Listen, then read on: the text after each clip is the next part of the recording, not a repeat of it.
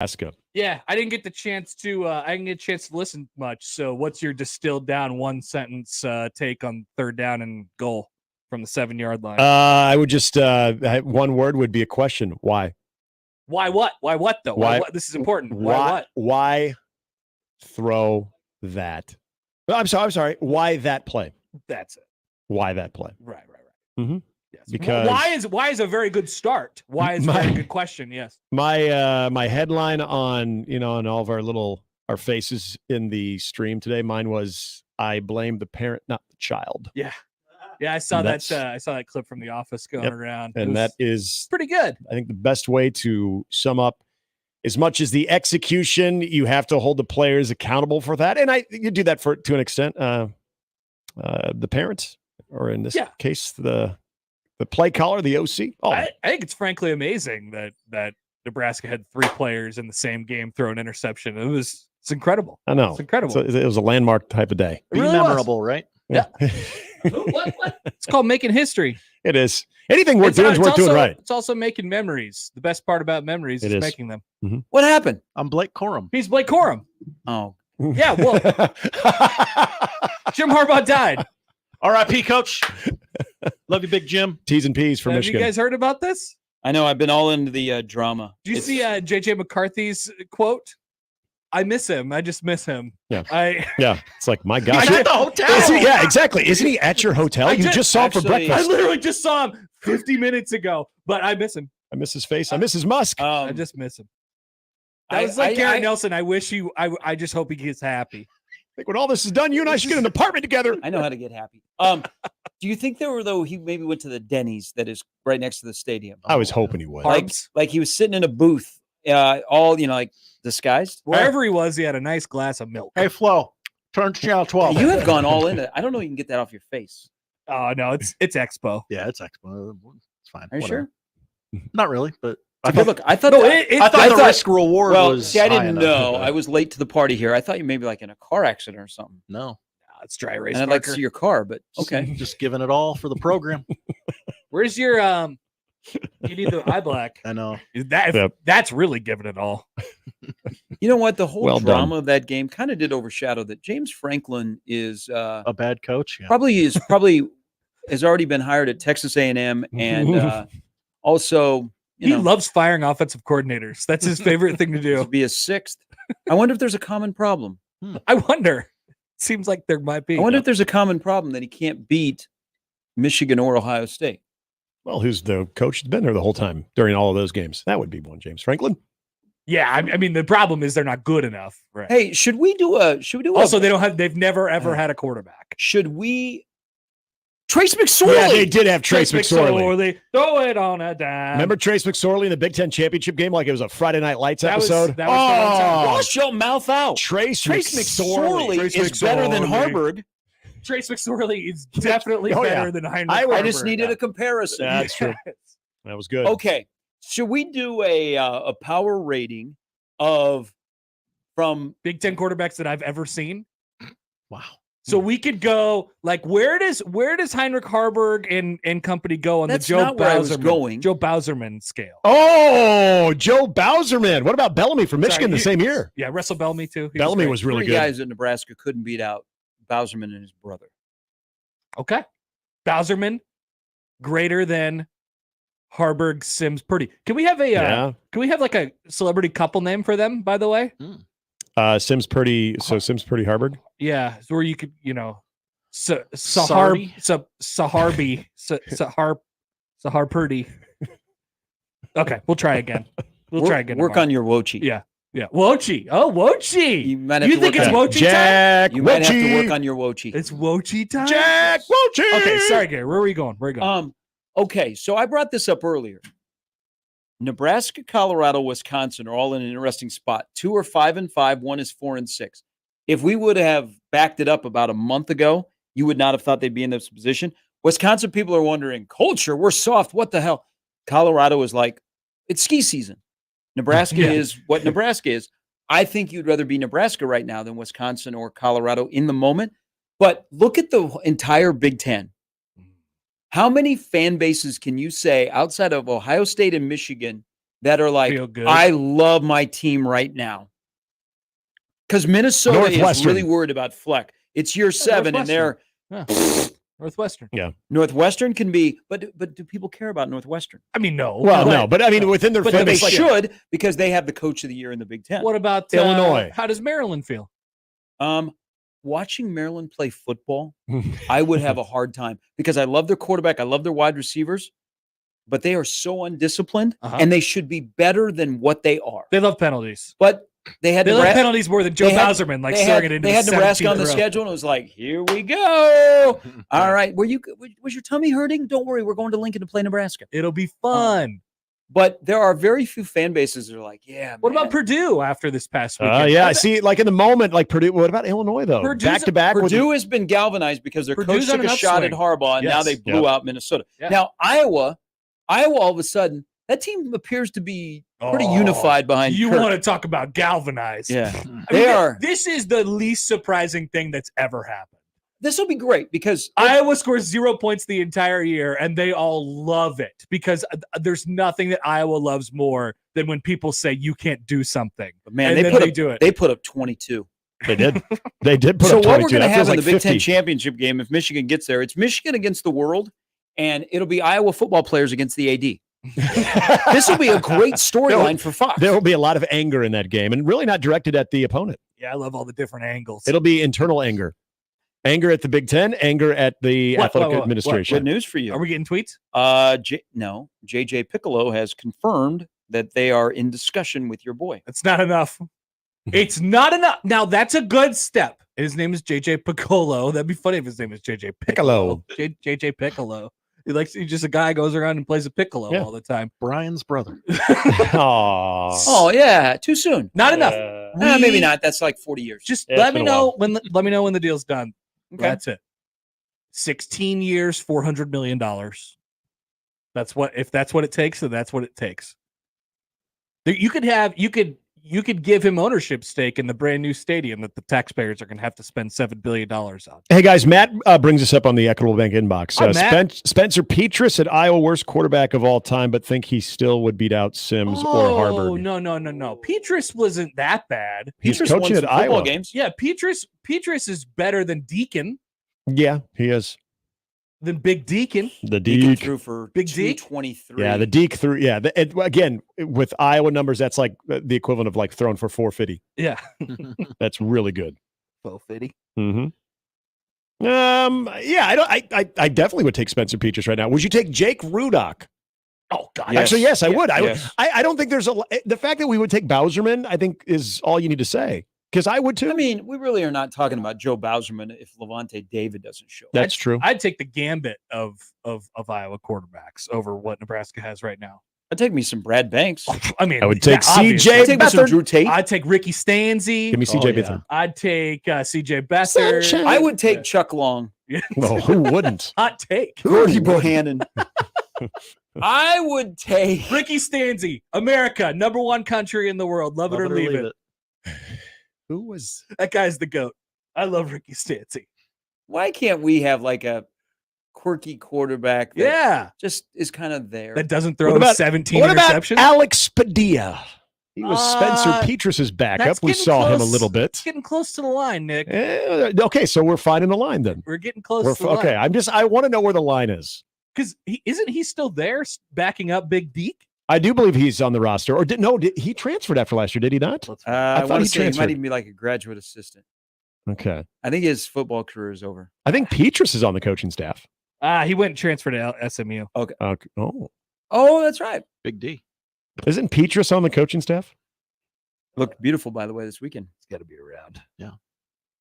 What about those other Iowa? Is there any more Iowa quarterbacks that exist? How come when you become a quarterback in Detroit, you start looking like Dan Orlovsky? I'm looking at Jared Goff right now. Yeah, he's got the stash. He's starting to look like Dan because you have Orlovsky. to mimic the community. It's a very blue collar community. True. That is true. So you got to wear a trucker hat. When I think of Dan Orlovsky, I do think of blue collar people. So yeah, that makes sense. Hey, they finally got a coach that has some cojones and an offense to go with it. Yeah. That's a pretty good combination. Yeah.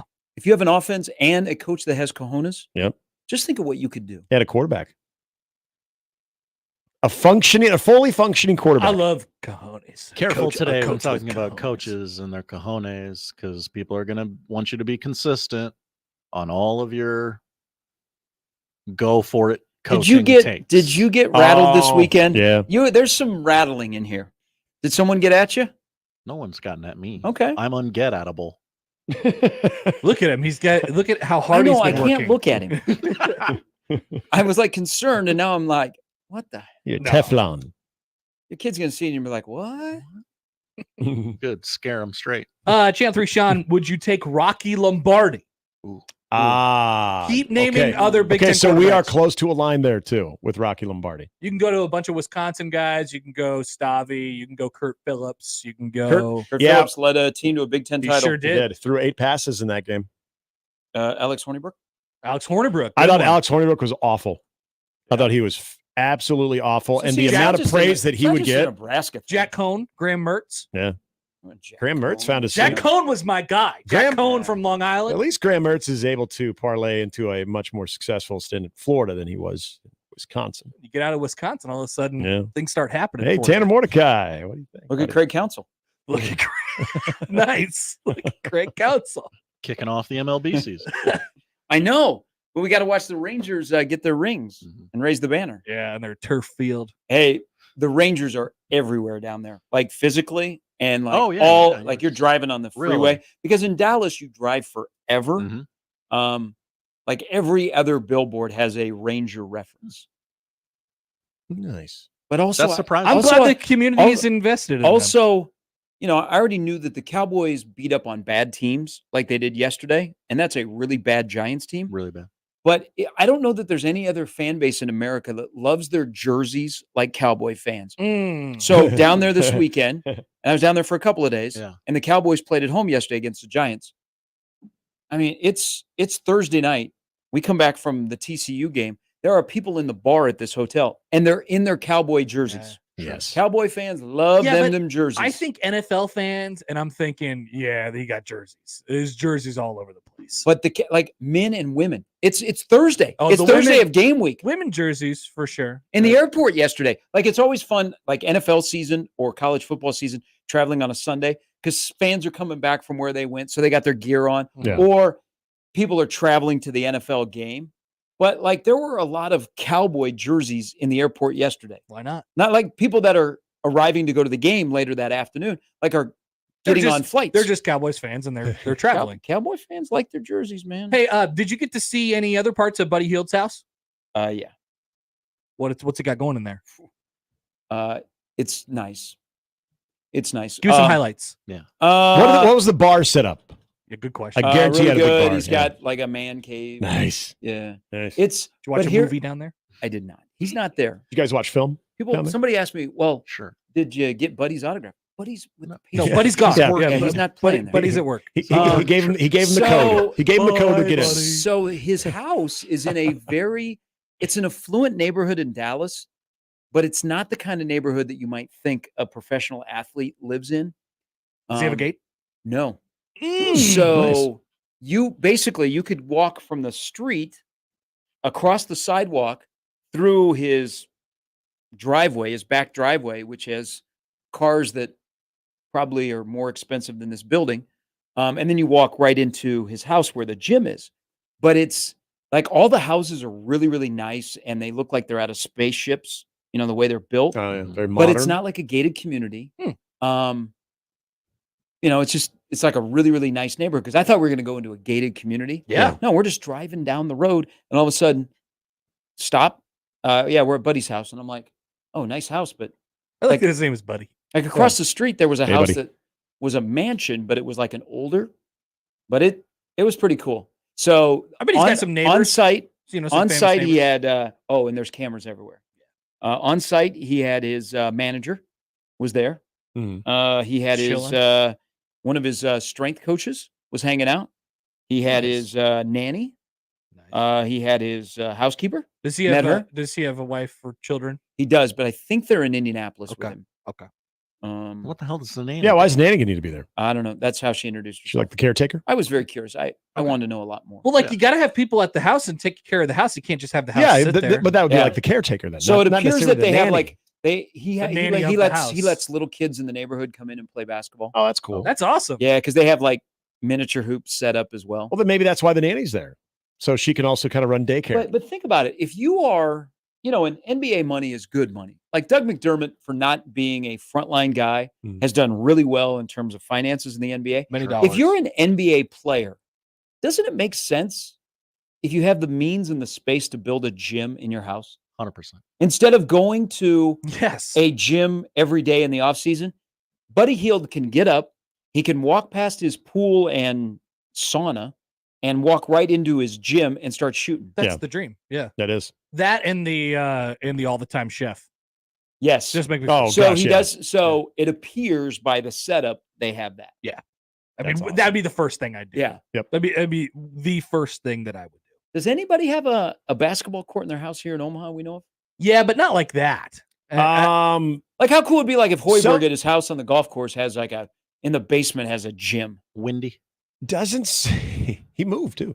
Doesn't somebody is it Linden Estates? I know someone there's does. some stuff going on in there. No, Barrington Park. Someone has one in Barrington Park. I don't know who they are, but someone does have one in Barrington Park. Wow. So his manager was saying there's a couple of guys on the Mavericks because there's no state income tax in Texas.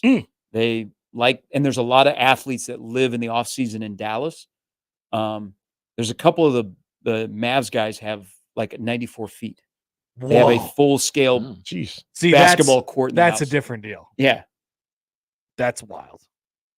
I would think about that if I had a mansion. They've got a scores table. I mean, I don't need cars. It wouldn't be probably like top 3 for me. Like I get a gigantic sum of money. It probably is not my top 3. But I would want to go the Mahomes route. I would want a par 3 on my property. I think that'd be really cool. Get some full swings in. Yeah. That would be I think that'd be pretty fun. Because Nance has, is it just, it's a par 3, right? Yeah, he's got par 3. Nance has a whole golf hole. Mm-hmm. Now that would be pretty cool. Hello, friends. In a wine cellar. Welcome to my par 3. Yeah. They should. They should. Like the Nance par 3 challenge. Having a full par 3 hole in your backyard would be pretty sweet. It's quite the flex. Yeah. It's quite the flex. And then you get like your own caddy. And good to walk you out there to the hole. Yeah. He can do games in LA and not know who any of the players are and do games with Tony Romo the entire time. It's great. I love Jim Nance, but I mean, what happened to Yo MTV Cribs?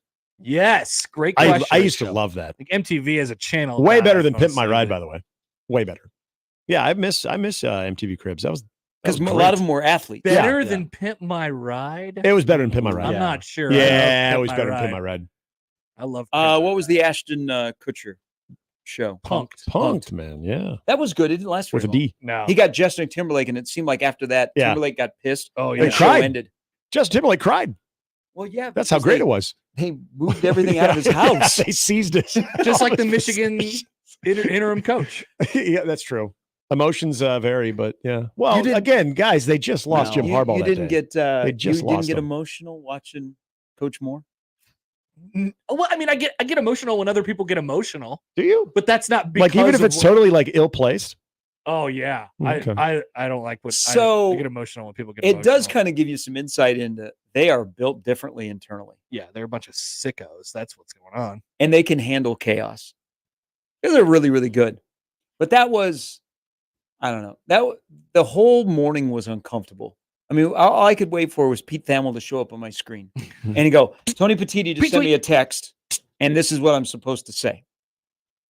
Our guy Pete has had a rough week. What was up with like the 65% of the national media who was like, this like Brett McMurphy coming out and being like, this is a disgrace, and this is like this is a horrible look for the conference, and there was so much of that. Well, I think came out right when that happened. There's an LA writer that was talking about how UCLA and USC is going into a very weak conference after what happened on Friday. Because I think it was really sloppy, and then it became petty because, like in the release, they never mentioned Harbaugh.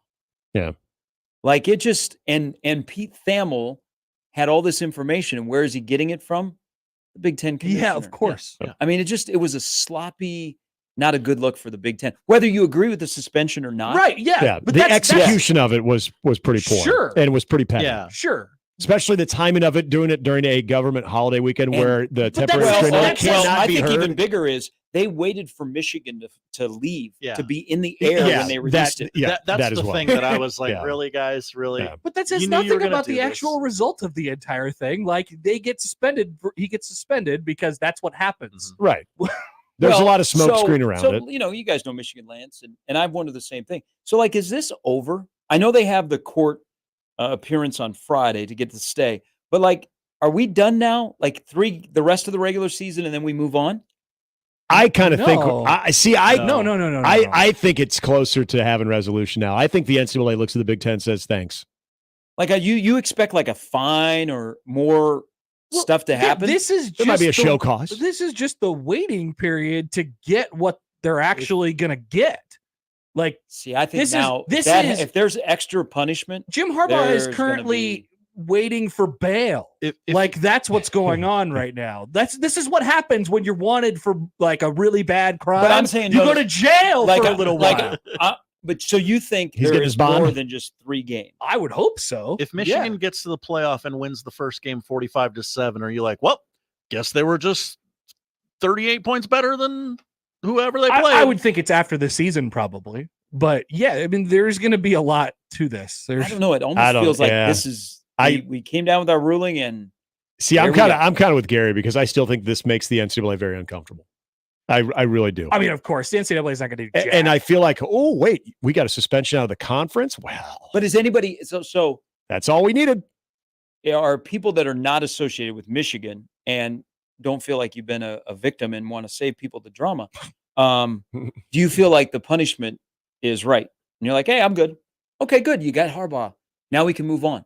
Or are you out for, okay, where is the $500,000 fine? Where is Connor Stallions talking to Rinaldi, bawling his head out and giving up, all of the information? Naming names. Michigan is given a, penalty. My read into it is they ruled and okay, we'll just fight it in court, but we're done. They ruled, but they ruled preliminarily. Like, they haven't even conducted an investigation yet. They still have to do that part of it. And once they get done with it, then there will be something else that comes out of it. This was the preliminary ruling based on the preliminary findings, and you can't have him out there while all this stuff is going on. So then when they do the actual investigation, they will find, like, we still need more facts. You're talking about the NCAA or the Big Ten? I'm talking about the Big Ten, NCAA, whoever's ruling. I think the Big Ten feels like, based on what they already have, this is justified. If anything further came from the Big Ten, I think it would be in the fines. I don't think there'd be further suspensions. The biggest question I have is we don't have enough information. Well, the biggest question I have is what the NCAA is now going to do with this, with a punishment already handed out by the Big Ten, where the NCAA would love to see this thing go away, in my opinion, because again, they actually have to enforce something that is a little bit bigger than just a sandwich. So I feel like, again, I think the Big Ten did them a favor to where they can have a lot of strong language, a lot of, you know what, maybe they'd go the show cause route, but I tend to think that even with what they find, I think there's going to be enough gray area for them to say, well, the Big Ten already punishment. We feel very strongly with what the Big Ten did, and our investigation supports that. But yes, this is a lesson to everyone else if you're thinking about doing. Like, I feel the NCAA is going to make it more about the situation itself in college sports as opposed to just Michigan, because the Big Ten already did that. Because I think they want this off of their desk. He gets off for time served. Absolutely. It'll get ready. They'll play against each other a lot, but you get Washington State, Oregon State, and Michigan. It'll be a good conference. They're going to save the Pac-12. Yeah, but here's also the other thing that's going to happen. Jim Harbaugh's not going to coach at Michigan next year because he's going to go to the NFL. He's going to leave. The Michigan leaving the Big Ten. That was one of the funniest things. Them bored. We need to get out of the Big Ten. So think about the Big Ten next year. Like, let's say you follow rumors and stuff happens. So USC needs a new coach. UCLA needs a new coach. Oregon needs a new coach. Michigan needs a new coach. Indiana needs a new coach. Northwestern has to make a decision on their interim. Am I missing anybody else? Why would Oregon need a new coach? Because Dan Lanning's connected to the A&M job for Texas A&M. I'm just saying, if you follow rumors, I just hadn't seen that one yet. I don't think he should. I think he's got a good gig at Oregon. Or if he doesn't, You don't think James Franklin has already put his name in? Right. Or if USC opens up? Hey, Yeah. if you guys love mediocrity, Well, just wanna remember when introduce USC was myself. open My name's originally? James Franklin. Even though, well, no, I guess it's the LSU job that got Mel Tucker paid at Michigan State. But yeah, remember James Franklin was mentioned for the USC job before Lincoln Riley got it. James Franklin, I mean, yeah, he could definitely parlay those like 2 years at Vanderbilt into. I mean, he's already done it for what, 10 years at Penn State? Oh yeah. Hey, Danny Get Nee once told me, don't stay longer than 8 years at a job. Only bad things happen after 8 years. Yeah, I mean, he would get a nice large chunk of money if he went to Texas A&M. They have endless money. Yeah. it turns Iowa JD, maybe he knows something. He Hello, said Iowa Iowa. needs a new coach. He's already ready to kick Kirk out. Did you not see they're 8-2 and they got a share of the Big Ten West? Got really emotional after that 22 Mm. points that was scored by that Iowa offense. Very emotional. So that picture of him in it, not on the field with the Big Ten reporter, but in the press conference where he got emotional. You know, Kirk, like when he starts to cry, he has apparently Michigan Twitter took that and made I it. bet. That was his response to Michigan winning. Well, you know what? Or just how I like that you were upset by Michigan. how I truly am devastating. upset by Michigan. How are we not What did upset it- by Michigan? What did the Fab Five ever do to you? They are a jerk school. They are a jerk You know what? university. Okay, Connor, and I don't know if this is where you're going, but I do want Why to do throw we this feel in bad on. for them? I don't. No one They should. had a casualty, and people are laughing at Oh, their I know. expense. My gosh, that is the best. T's and P's. The whole idea that Michigan kind of has that holier than thou. They hold all of their standards so high. They are always by the book. That they've never once denied that this happened. They haven't denied it. No, they're trying. They're out. They're now proof. that and everyone else is doing this. And so the way that they've responded has made it very easy to kind of revel in what has happened. Oh, I think this is the greatest college football scandal of all time. I think this is honestly, we're going to do this as a segment later, but like this is perfect because it's Michigan. What you just said about them is absolutely true. It's the rest of college football and sort of the environment that we live in where we all like to be mad at stuff. Yeah. Right now, we already have this tension with Jim Harbaugh and will he Yes. or won't he go to the NFL in the first place. And then you throw on top of it Michigan's response to all this, which is classic. Yeah. It's just perfect Michigan. The scandal itself, nobody got hurt. Nobody got sexually assaulted. This is the greatest Big Ten scandal of all time. It's very funny, and we should all dig in our heels and just whatever you think right now, keep thinking it forever and ever, regardless of whatever information comes out later. Is Central Michigan going to get punished? They should. Yeah. They should. Yeah, they should. Fire Central Michigan into the sun. Hey, No one will miss them. On a side note, are you in the Schaefer 33 pool? Yes, I am. Did somebody hit this week? Yeah, because Cleveland got 33. I didn't have Cleveland this week. I think I had Baltimore. The person right behind me has Cleveland. Oh, $800. Yeah. Nice. We're in a 33 pool, so a weird number. Somebody lands on 33, you win the pool. Hold on. Who did I have this You week? get like a different team every Hopkins week. kicked the field goal to make it 33-31. Nice. So it's $800. Yes, it is. Let's see. You and Emil take your $800 and get Jim out of jail. Do you think Yeah. it'll be? He's dead. He's Do you not think in it'll be jail. televised on Friday? It should The be. injunction I would hearing? pay for it to be Gosh, televised because the no. Big Ten has to be there. I had the Bengals. That'd be amazing. No. It should be. Yeah. BTN should have it. Yeah, I want TMZ. I want the whole thing. BTN should at least have I it. want- Look, what else are they going to show? I want as much nonsense as we can get out. Big Red or Big Ten Overdrive. By the way, Let's we hear got what a Dave couple. Wanstead thinks. We got a couple more Big Ten West quarterbacks that people are throwing at us. If you guys are interested, All right. Yeah. Very. Trevor Simeon. Yeah, I'd easily take him. Still, is he now? Yeah, he's back on a roster. I think he's still on the roster. Is he on a roster or Yeah. is he a coach? I'm Oh pretty no, I'm sure. thinking of Mike Kafka. Yeah, I think of Mike Kafka, Kafka, yeah, up yeah. and coming coach. No, Simeon easily. That's a no doubter. Would yeah, take him. Kane Coulter, absolutely. Yep. They're just naming. all Don't Big Ten. throw Northwestern Peyton Ramsey? quarterbacks. Yep. Peyton Ramsey, definitely. Would take Peyton Ramsey. Peyton Ramsey, definitely. How about some Minnesota guys? Give me some. Mitch Leidner, absolutely. Oh. What about what was it? Phillips. Wait, it was one when they had Leidner, and who was the other guy? Green. Okay, I'm They had trying. a Wildcat guy they brought in that. Yeah. Who was the disappeared. guy who ran all over Nebraska in 17? Demery Croft. Oh Would yeah, you- Croft. would you want Croft, Demery- and then remember there was. you want Demery Croft? I would, yes. I think he transferred to a lower level school and ended up playing tight end. after that. remember how he got kicked off the team? There was like a door came off the hinge of like one of the dorms, and they accused him of it. And he said, "Well, if that's how it's going to be, I'm out of here." Like, they were getting close to a line there again. Yeah, Demery Croft maybe because I think we've seen those days out of Heinrich Harburg that he had against Nebraska.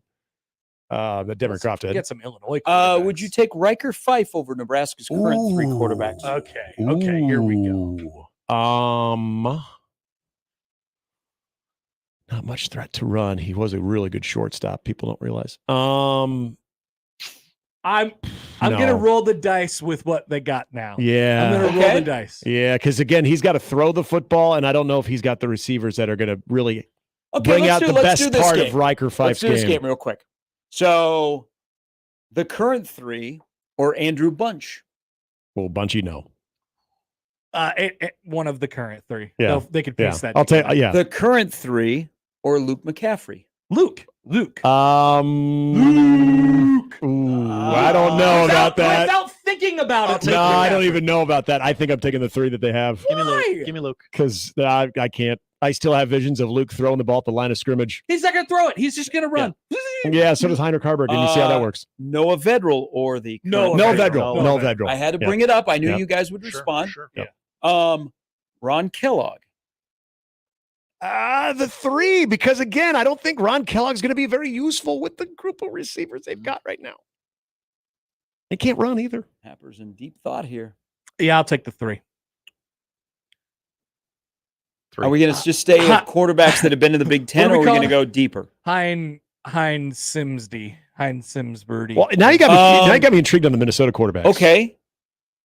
Zach Lee or the current 3? Exactly. I think I would take Zach Lee, actually. Yeah, I think I would too. Cody Green or the current 3? The current 3. That one's closer. I'm taking the current 3 on that one.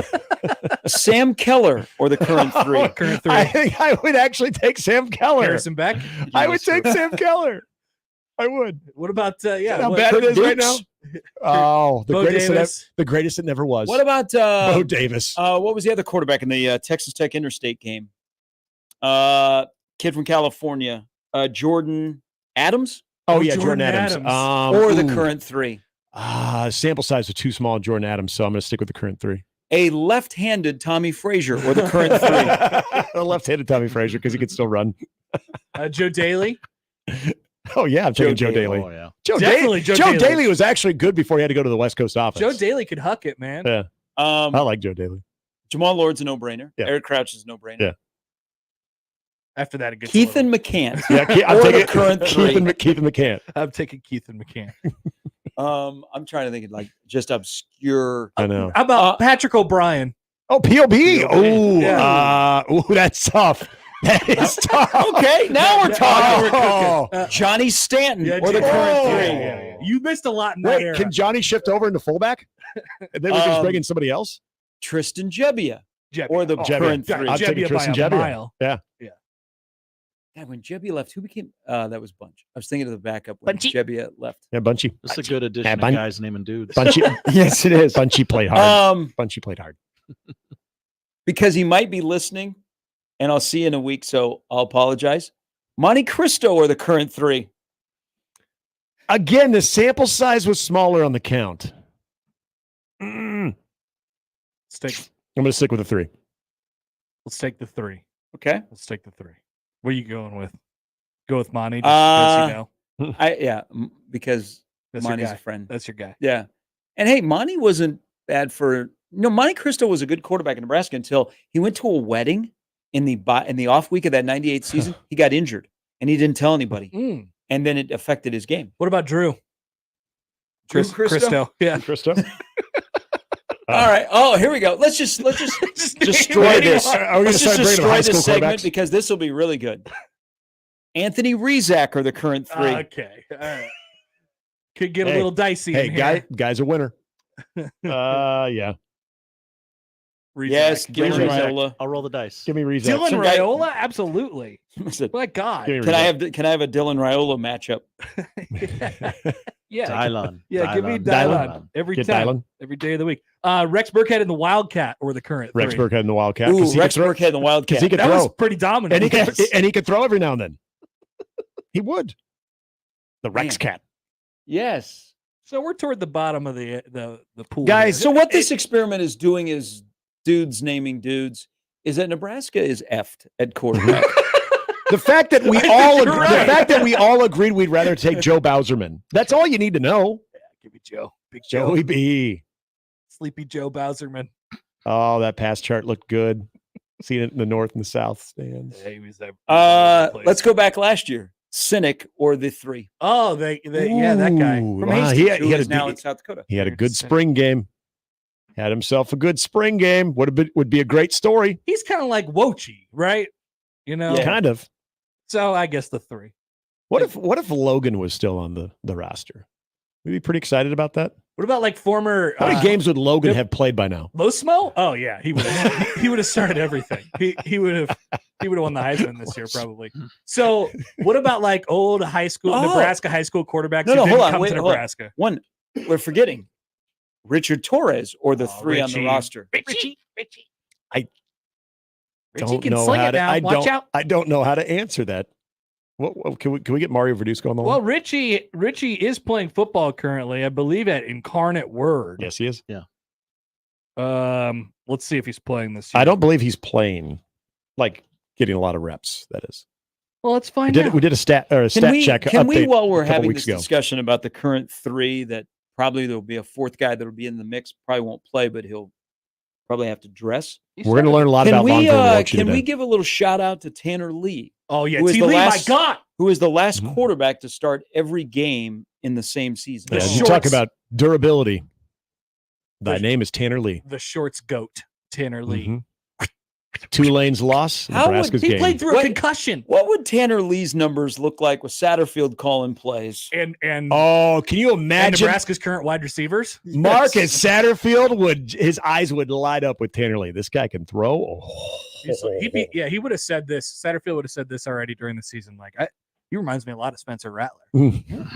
Just big plays. You know, it'd be tragic though, because Big we would plays. not even have one glimpse of the option if Tanner Lee was still at this Who offense. cares about the option? The option's stupid. We just wouldn't have it.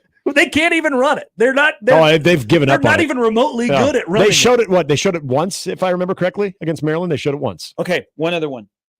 Cam Taylor Britt at quarterback from high school That was compared to the always- next yeah. the current 3. That was always a thought. He was projecting well. Yeah, I think he could have given you something there. What about this? Alante Brown at quarterback. What about Gage current Stenger 3. from Millard South, who's on the defensive side of the ball? There you go. Yeah. Then the 3. There you go. That's what I'm talking about. Go to old high Again, school quarterbacks. Winner, multi-sport dude. I'll roll with you. They got to have at least probably 5 or 6 more on there. Carter Nelson, when he comes in next Oh year, yeah. He's got to chuck it every now and then. he's playing quarterback. Mhm.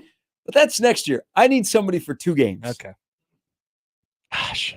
Well, you bring back Richard Torres. He did start a couple games at Incarnate Word this Oh, he year. did. Okay. How'd it go? Against Lamar, he was 24 of 37 for 307, 2 touchdowns, no picks. Nice. He has not thrown a pick this year All right, bring him back. in over 500 attempts. That's Can we my guy. Can we trade? Him? Whoa. Yeah. Can we trade him? Whoa, 500 attempts? I'm sorry, 500 attempts, 500 yards. He's got over 500 yards. That's not bad. Let's see, about 60 looks like attempts. I would take that. Not bad. not 500 Uh, attempts. That's a lot of attempts. Ed says, keep playing this game. Current day Jerry Taggy. Current day. Current day. Again, this is why I look at pre-snap anticipation. Jerry Taggy. Cleat Blakeman. Yeah, there you go. He knows what he's doing. What about Steve Taylor? Steve Taylor, current day. He's still Current good shape. day. Yes, he is still in good shape. Mhm. What about Garth Glissman? I I don't know if Garth has thrown a football in a That's long fine. time. He's a basketball boy. bring in now. G Unit. Yep, Garth Glissman. What about Josh Dobbs if he shows up on Saturday in Madison again versus the current 3? He doesn't know anything, but he just shows up. Oh yeah, I mean, that's Josh yeah, Dobbs. That's yeah. what he does. He just wins games. He doesn't. What need to know about you. Josh Dobbs if he showed up in an actual full astronaut suit and tried to play quarterback? I'd still take It's Josh close. I Dobbs. think I might take Josh Dobbs. This is look. Mhm. If Wouldn't you're that, if you're wouldn't that Nebraska, hurt your movement? if you're a Nebraska, Oh football yeah, I mean he quarterback- would be restricted a little bit with his mobility. I Sure. would think so. Yeah. If you're a Nebraska football quarterback and you're listening to this show today, you might want to find something else to listen to. This is not going to be a good day for you. I'm sorry. Boy, this quarterback picture is pretty bleak, boys. It's I got a lot of things to say about it. Jamie says, your who would you take as a Nebraska quarterback depends on if you take them on the day they played Nebraska. Seems like lately backup and bad quarterbacks have amazing days. That's true. Yeah. But no. I'm going to disagree here. Thank God Paddock didn't play against So Nebraska. the three best quarterbacks that Nebraska's played were clearly the three best quarterbacks. Yeah, Nebraska defensively eats up bad quarterbacks. that's also true. Yeah, traditionally they have. Yeah. as So well. this isn't a 23 issue. Now, in the past, Jamie is absolutely right. Mhm. Nebraska's the get-right game. And if you are a backup quarterback that needs some confidence, Yep. you ask, hey, can we go to Lincoln? Especially if you're a dual threat guy. Yeah, it's very true. Remember when Clayton Thorson was just hucking it around the yard? Mhm. He was a pretty good call. Yeah. Remember when Kane Coulter and Trevor You remember Siemian? when Clayton Thorson, they ran a zone read for some reason with him, and there was nobody around, and he ran for like 40 yards in the middle of the field, and it was only Josh Banderas chasing after him. Untouched. That was the vaunted 2015 defense. I Yeah. believe. 15. They were legit. All right, I will eagerly anticipate your reaction to what happened on Saturday and what will happen and be said today. Oh, I got a lot to say. And we got to say it before Rhule comes on too, because He might just he might crush everything. Yeah, he might just. might Well, I break the internet. disagree with what he said, how that play was run. It was not. He might have said it was supposed to go to Kemp, but I'm telling you, it was supposed to go to Coleman. Is Rhule gonna finally say whose fault it was that Yep. that monstrosity? He's finally had it. How did he get out of that room without saying anything? Who's gonna It's get true. Saturday. Yeah, that was we came back from it, and Josh asked, he goes, any big takeaways from what you heard from Rhule? Not really this time. No. Like really, no, nothing. He might have been in shock. Yeah. Who's gonna get thrown? So under the today, bus for this? today, somebody he- has to die for this. No, he won't. We die, we He will- die. He will position it as we are all at fault. We have to take ownership in this, players and coaches. I think that's the route to go. But you know how transparent he has always been on Mondays? It's usually his best Like stuff. this is the day where he'll be tested. All right. Let's So see. let's hope he does it. Yep. Oh yeah. I Bring hope it he on. does. Boys, Josh, what if you can't get that off? it's Expo. It's Expo marker. It'll come right It's off. dry erase. Like you guys say that like I'm supposed to know what Expo marker It's a dry is. erase. Dry marker, erase, like yeah, the dry erase. board The one's right there. behind Yeah. So I can just write on my body and it'll come off. Oh, yeah, sure. Yeah. Yeah, It'll rub you- right off. Why didn't they tell me that when I was the S fact- and Devils? In fact, like Connor could probably like actually be close enough and breathe on Josh, and it'll just come right off. Yeah, you know what Oh, people okay. are doing now? They're like writing stuff with Expo markers on like windows and mirrors. Yeah. just Oh. as reminders. Now, did you do it yourself or did Connor do it? Connor did. I drew it on him. Oh, Aw. Yeah, it was gosh. pretty cute. Aw. That's teamwork. I Makes wouldn't the let dream him work. near my eyes. Yeah, he's not good with the eyes. Those are my bugaboo. That's crossover powered by Everlevel Concrete Repair in Omaha at everlevelconcrete.com. We will start things off next. That's the crossover. The Connor Happer Show is next on 1620 The Zone. Mornings with Sharp and Handley. Hyannis? Thank God you had Terry Keneally, or we would not like you in Omaha. Just telling you. I feel like Nebraska City's one of us. I mean, Hemingford? You should have just gone to Wyoming. Why did you insist on staying in Nebraska? Same with you people in Whitney. Just go to Wyoming. Go consolidate your schools. Yeah. You know what, Crawford? You're not good enough for Wyoming. Just go to South Dakota. Mornings with Sharp and Handley. Weekdays 6 to 10 on 1620 The Zone. Your Omaha area forecast from Canoyer Garden Center and KETV Newswatch 7 on 1620 The Zone. Mild weather sticks around to start the week. Monday, expect sunny skies throughout the day with the southeast breeze 5 to 15 miles per hour. After a cool start, we'll see highs top out in the mid to upper 60s. I'm meteorologist Sean Everson from KETV Newswatch 7. Host is roasting every morning. Host is roasting every day. Put your coffee department in good hands with Host Coffee Service, providing direct delivery and loaned coffee equipment with service programs. If you're ready to change to a better coffee provider, it's time for Host Coffee. Omaha's best coffee since 1972. Host Coffee is always roasting something good for you. Kevin Harlan here from Monday Night Football on Westwood One. This week, Josh Allen and the Bills meet the Broncos. Buffalo needs a win following last week's loss at the Bengals. Quarterback Russell Wilson and Denver are coming off a bye and a 2-game winning streak. Ross Tucker now have all the action of the Broncos at the Bills on Monday Night Football. If it's the NFL, it's on 1620 The Zone. Hi, Hi, this is Kathy Canoyer. 'Tis the season at Glasshouse Market within Canoyer Garden Center. We'd like to be a part of your family's holiday tradition. Whether you're looking for a gift for that special someone or a wreath for your front door, we'd like to invite you to come shop our stunning holiday market full of Christmas decor, novelty items, and fresh greens. Shop Glasshouse Market, located within Canoyer Garden Center on 66th Street between Cornhusker and Highway 370 in Papillion. Open daily 10 to 6. At Canoyer Garden Center, everybody's got a green thumb.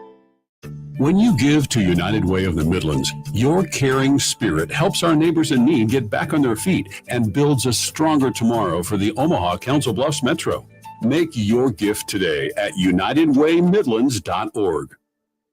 Some days, my active psoriatic arthritis makes it hard to get in the game. Now, the ball is in my court, thanks to treating my skin and joints with Skyrizi, Risankizumab Riza, a prescription-only 150 milligram injection for adults. Nothing is everything. Skyrizi helps with less joint pain, stiffness, swelling, and fatigue. For those who also have plaque psoriasis, 90% clearer skin is possible with just 4 doses a year after 2 starter doses. Don't use if allergic to Skyrizi. Serious allergic reactions and an increased risk of infections or a lower ability to fight them may occur. Before treatment, your doctor should check for infection and tuberculosis. Tell your doctor if you have an infection or symptoms such as fever, sweats, chills, muscle aches, or cough, or if you plan to or recently received a vaccine. With Skyrizi, there's nothing like clearer skin and better movement, and that means everything.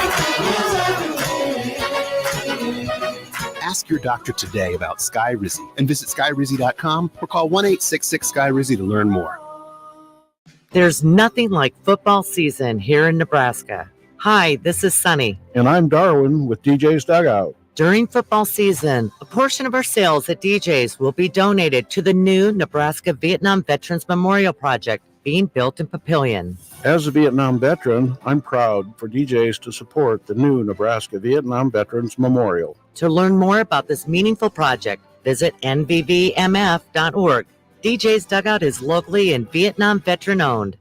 Tell us how you feel on the J-Tech Construction and Solar Zone Twitter feed. Reach Gary, Nick, Connor, Josh, and John anytime on the J-Tech Construction and Solar Zone Twitter feed. Contact the official exterior and solar experts of the Huskers. J-Tech Construction at yourexteriorexperts.com.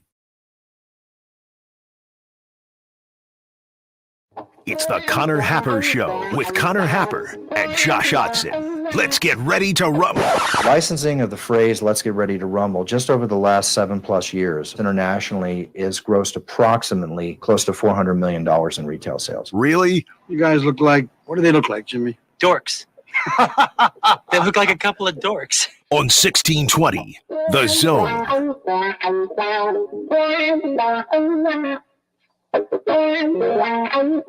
Good morning. Welcome in. Happy Monday. It is the Connor Happer Show. You're on 1620 The Zone and on 1620thezone.com. Connor Happer and Josh Odson with you. Oh, man. Do we have some things to talk about today? CJ Stroud, MVP. Hey, that guy's really good. That's what we're talking about today, right? You didn't need me to tell you that, but I have been telling you that multiple times over the last few weeks. Hey, I think I'd take this. So we were playing the quarterback game before of like, which would you take over Nebraska's current quarterback situation? Obviously, you'd take CJ Stroud. I would take CJ Stroud over about 3/4 of the rest of the league, potentially more at this point of starting quarterbacks. Definitely take him over Trevor Lawrence at this point. That was kind of our line last week. Yeah, so he may have cracked the top 10 already. So congratulations to him. And they just went on the road and beat the Bengals over the weekend. That's not something that you could just do, you know? That's pretty impressive. The Bengals have been playing well. But we have other things to talk about. No, not CJ Stroud, Josh. Oh, sorry. There was actually other things that happened over the weekend. Nebraska football lost in extraordinarily dumb fashion. Can't wait to talk about it. Can't wait to talk about your guys' experience watching a streaming source. Peacock? I have a few takes. Do you? I do. I didn't get to watch a game live. I like you, Josh. Actually, most of us I don't think get to watch the game live. It seemed like this weekend. But watching it back, it took about 2.5 hours. You still had to watch like 1 minute ads in between, when they would normally take breaks. But I felt like it was a fine experience. The broadcasters didn't get any of the names right, but no, they haven't work on that. Yeah. I mean, I'll give them some grace. We already know that Fox's best broadcast crew can't get the names right, so Why would I expect this broadcast crew to get the names right? Why would I expect Kyle Rudolph to have any modicum of personality? He does not. Oh yeah, you're not putting the weird eccentric broadcaster on Peacock. No. He's putting two regular old guys.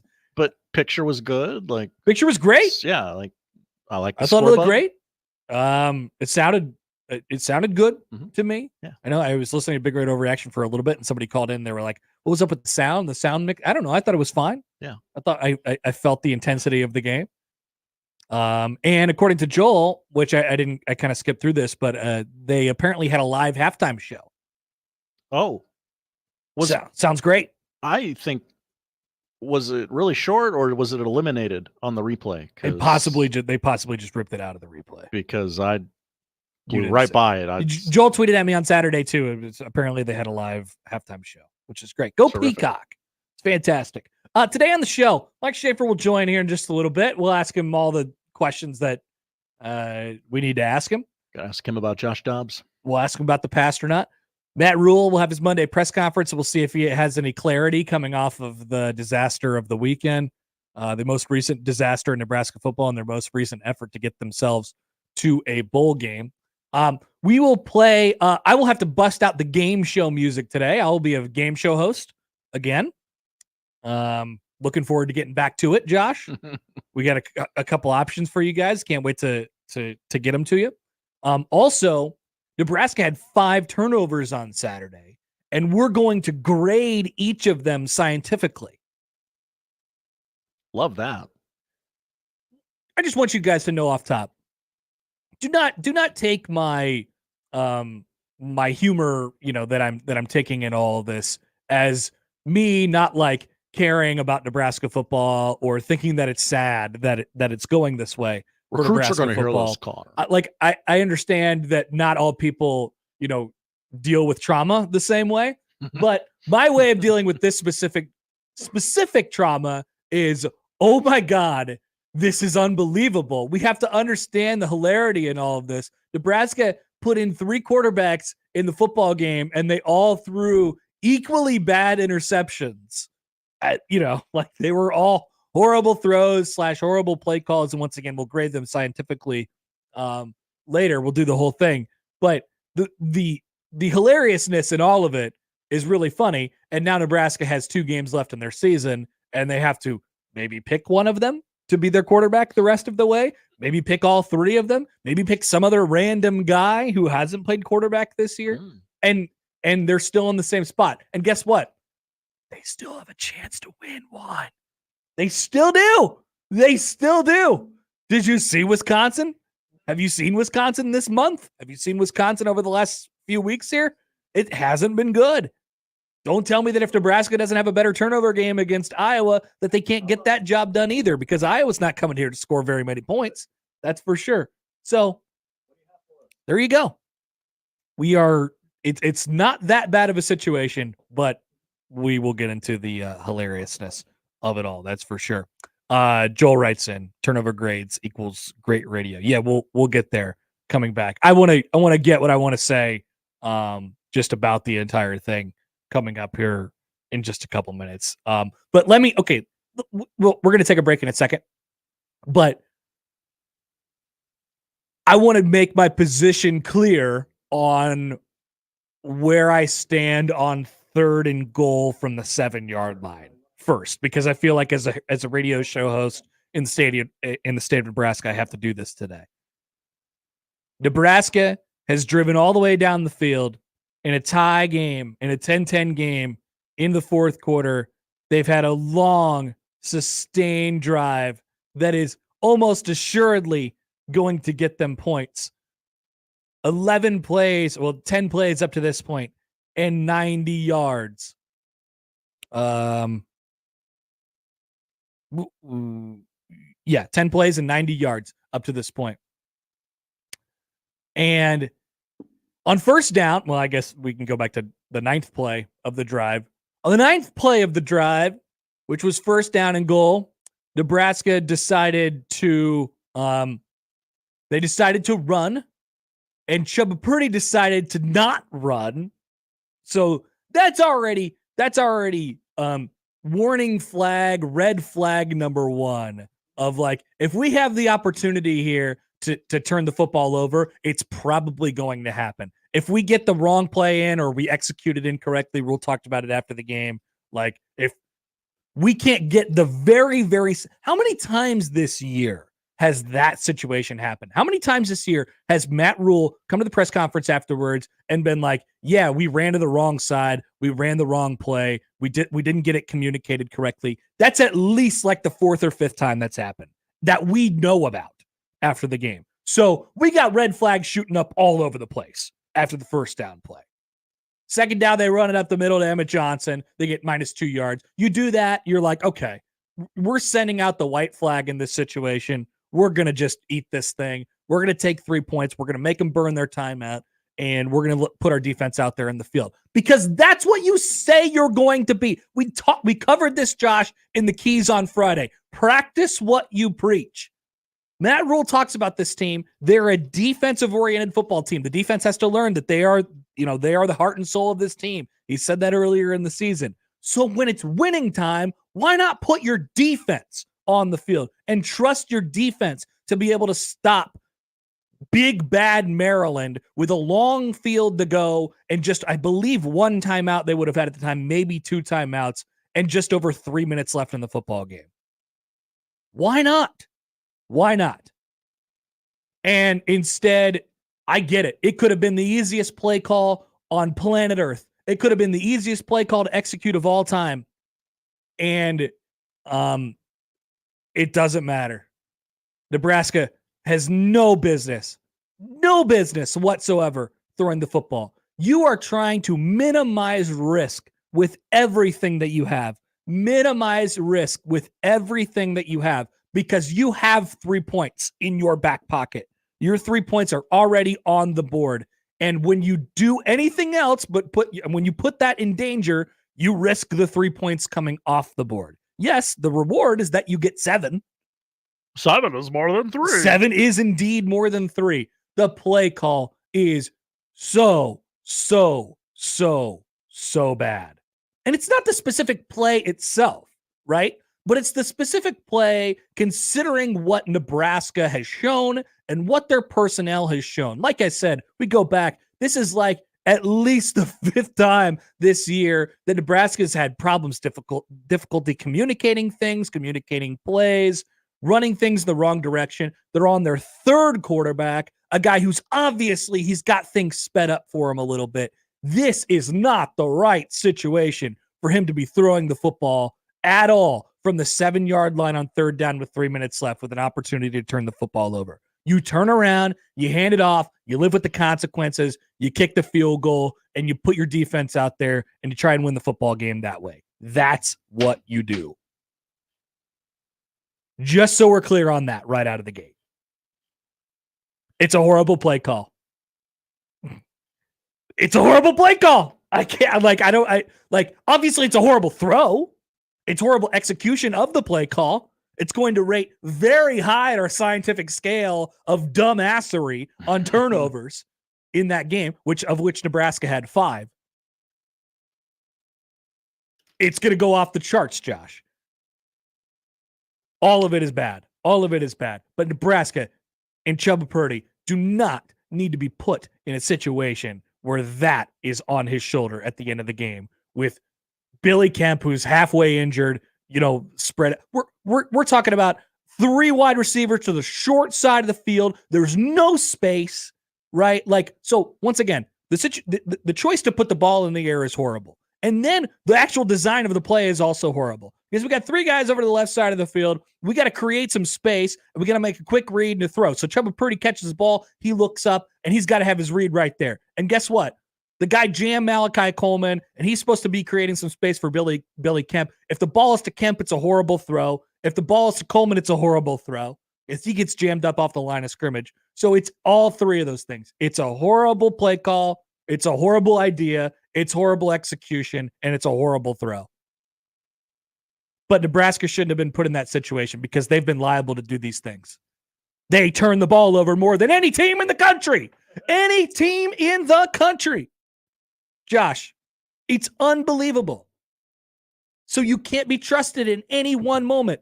Looking at Nebraska's drive chart, Nebraska has turned the football over on 23% of all of their offensive possessions this year. 23% is astronomical. They turn the football over every 4.35 drives that they have in a football game. They've only had 113 drives on the entire season. They turn the ball over a quarter of the time that they have it.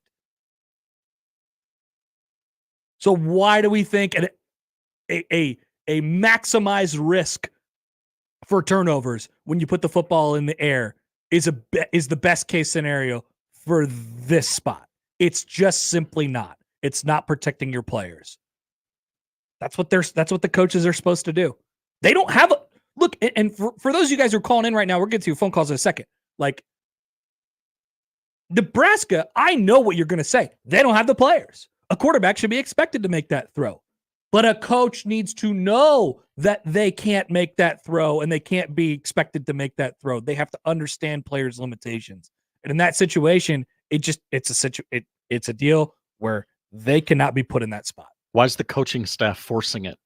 Like I can kind of understand a player being like, okay, I'm gonna cape up for my squad. I think I'm great. I can make that throw, even though I can't. But why is the coaching staff forcing it with their players that they don't have? I'm not, and there hasn't been that many. Like this isn't like me like turning on Rhule or turning on I don't know. We'll talk about the Satterfield thing later. But like this isn't me turning on Rhule, and this isn't me thinking that this is going to go poorly because of this. But we do have to recognize that each of the last 2 weeks they have made some coaching choices that I deem to be horrible. Horrible. We're putting Billy Kemp back there to fair catch the ball inside the 10-yard line, and we're throwing it with our third-string quarterback on 3rd and goal from the 7-yard line with a chance to take the lead with free points in your back pocket. That's horrible. Horrible, right? 2 games in a row. So let's not just like ignore it either. Yes, they don't have good players. They do not. But situationally, it's been a tough hang for Nebraska this year. There's no doubt about that. Your phone calls, your texts on the other side on 1620 The Zone. The Connor Happer Show. Who's pitching tonight? Yu Darvish having a great year. The Connor Happer Show. I know about that guy. On 1620 The Zone. What a mess. Omaha's most listened to all sports radio station. Again and again and again. 1620 The Zone.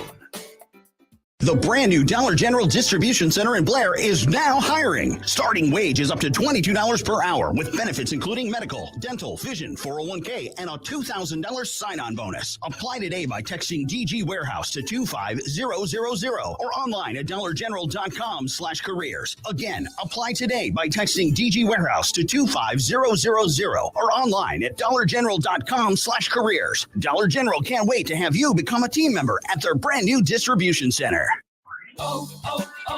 O'Reilly Auto Parts' new Brake Best Select Pro brand raises the bar for the best aftermarket domestic brake pads and rotors available. For vehicle-specific friction formulations, Quiet Tech noise-canceling shims, and stainless steel hardware, choose Brake Best Select Pro. Professional-grade brakes from the professional parts people at O'Reilly Auto Parts.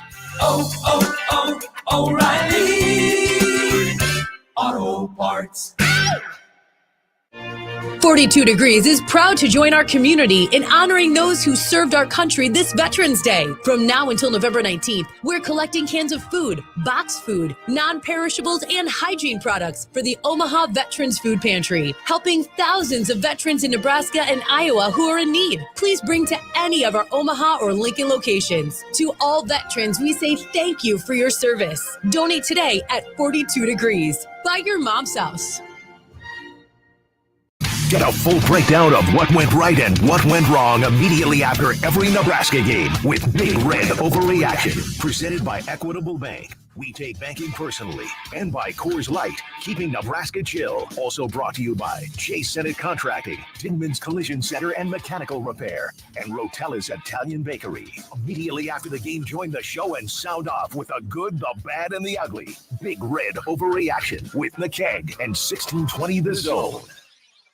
Hey everyone, Josh Peterson here from my friends at Kugler Vision. If you have money sitting in your flex plan or in your health savings account, it is time for an early holiday gift for yourself. Enjoy the holiday season and beyond with crisp, clear vision that you deserve from Kugler Vision. Schedule an eye analysis today by giving them a call at 402-558-2211 or visiting their website, kuglervision.com. Book that appointment now at kuglervision.com. What's holding you back from learning the language you've always wanted to know? Too hard. Takes too long. Not with Babbel. Babbel's lessons take just 15 minutes a day. 15 minutes isn't long. Nope.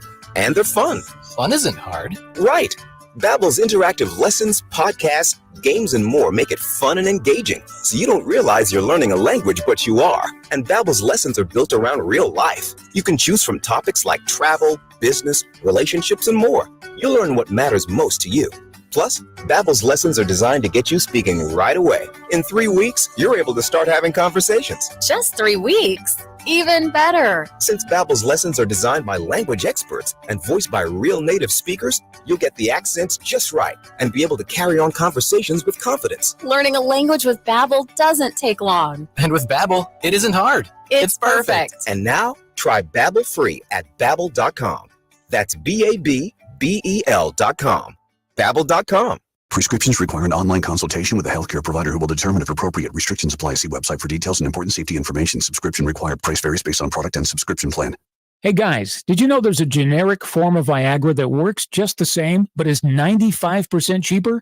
And you can get it online? Just go to hims.com/radio. Through Hims, you'll get a free medical consultation, discreet shipping if prescribed, a 100% online process, and trusted generic alternatives to the name brands at up to 95% off. That's right. Get generic for Viagra, the same active ingredient as brand name Viagra, but for 95% less. It's the same medication, still prescribed by a licensed medical provider, but with zero copay, no expensive appointments, and no awkward face-to-face conversations. To start your free online visit, you need to go to this exclusive address, hims.com/radio. That's hims.com/radio for your free online visit. HIMS.com/RADIO. Let it fly. Your elevated sports bar experience. KOZN Bellevue, Omaha, Council Bluffs. This is 1620, The Zone. Mike Schaefer will join us at the bottom of the hour. The lineup powered by the referees at John Higgins Weather Guard. Also, Matt Rhule, his Monday press conference coming right up. I want to get to your phone calls on the 42 Degrees Source hotline, 402-951-1620. The JTech Construction Zone Twitter feed at Happer Show, at Connor Happer there. And, of course, the Equitable Bank inbox as well. Connor at 1620thezone.com. Already have a lot of correspondence today. We say good morning to all of our YouTube watchers as well. Even the haters. I love you, haters. You got to say I love you, haters, Josh. Love you, haters. There you go. Thank you. Blake Corum. Josh is dressed up as Blake Corum for Halloween. Keep motivating me. He's got blood all over his face. We did It's this totally for normal. you, Coach. But we head to the phones, the 42 Degrees of Source hotline. Get your guys' reaction on things. Let's see. Rock is up. Rock, what's going on, my friend? Hey, how's it going? Hey, good. Hey, I agree with your analysis of the play calling, except for the thing when you said we had 3 points in our hip pocket. Our kicking game, particularly early in the season, had some issues, if you remember. I don't think you can 100% count on anything. But my question was, wouldn't you think that we as Husker Nation and everybody would be 100% better if he would just own it and say, listen, I really didn't account for the lack of reps he had going in. I was anticipating he'd throw it away if this happened, and he didn't. He didn't make the play. I didn't put him in the best position. Both of us need to be taking accountability for this. And then no one could keep throwing this out there. And he could say, look, we were in a dream position with 2 minutes to go. We're getting better. We are getting better. We were in a position to win. We're getting freaking better this season. I made a mistake. I got to learn. I got to adapt. It's on me, not my players. What do you think of that? Yeah, I mean, thanks for the call, Rock. I appreciate it. No doubt. I mean, now you walk a very thin line when you talk about taking responsibility for stuff. I don't think we're at the point, that's a conversation that probably gets had a little bit more when things are a little hotter. You know what I mean? Like as far as job security and things like that. Yeah. I don't think we're at the point where we're necessarily like really parsing through every single word and trying to pick it apart yet. I don't know. Once again, because all that happened, it's not like I think anything less of them. It all goes in the file, right? It all goes in the file. We're trying to get an accurate representation of what this coaching staff does well. And this season is all going to be in the file at the end of it. And maybe at the end of the season, they make some changes that reflect what is in that file, right? So I don't know. Would it help him to, to take responsibility for it? I mean, I guess, he kind of said as much after the game, right? You have to walk that line. You got to be really careful about it. You don't want to throw any of your players under the bus. You don't want to say, yeah, well, we're just not in a place right now where we can do these things. He's gotten very close to saying a lot of those things this year, right? A lot of times you can hear some of that stuff, but he kind of softens the blow with what he says up front. But as far as like me caring specifically who's taking responsibility for these things right now, it doesn't matter to me. We can all see it. You guys are all going to have your opinions on whose fault you think it is, right? Doesn't matter who takes responsibility for it at this stage in the game. As long as he's not completely throwing everybody else onto the bus, then I don't think it's, and I don't think this coaching staff will, and this specific coach will. Then I don't know. I don't know. I don't think it makes that much of a difference.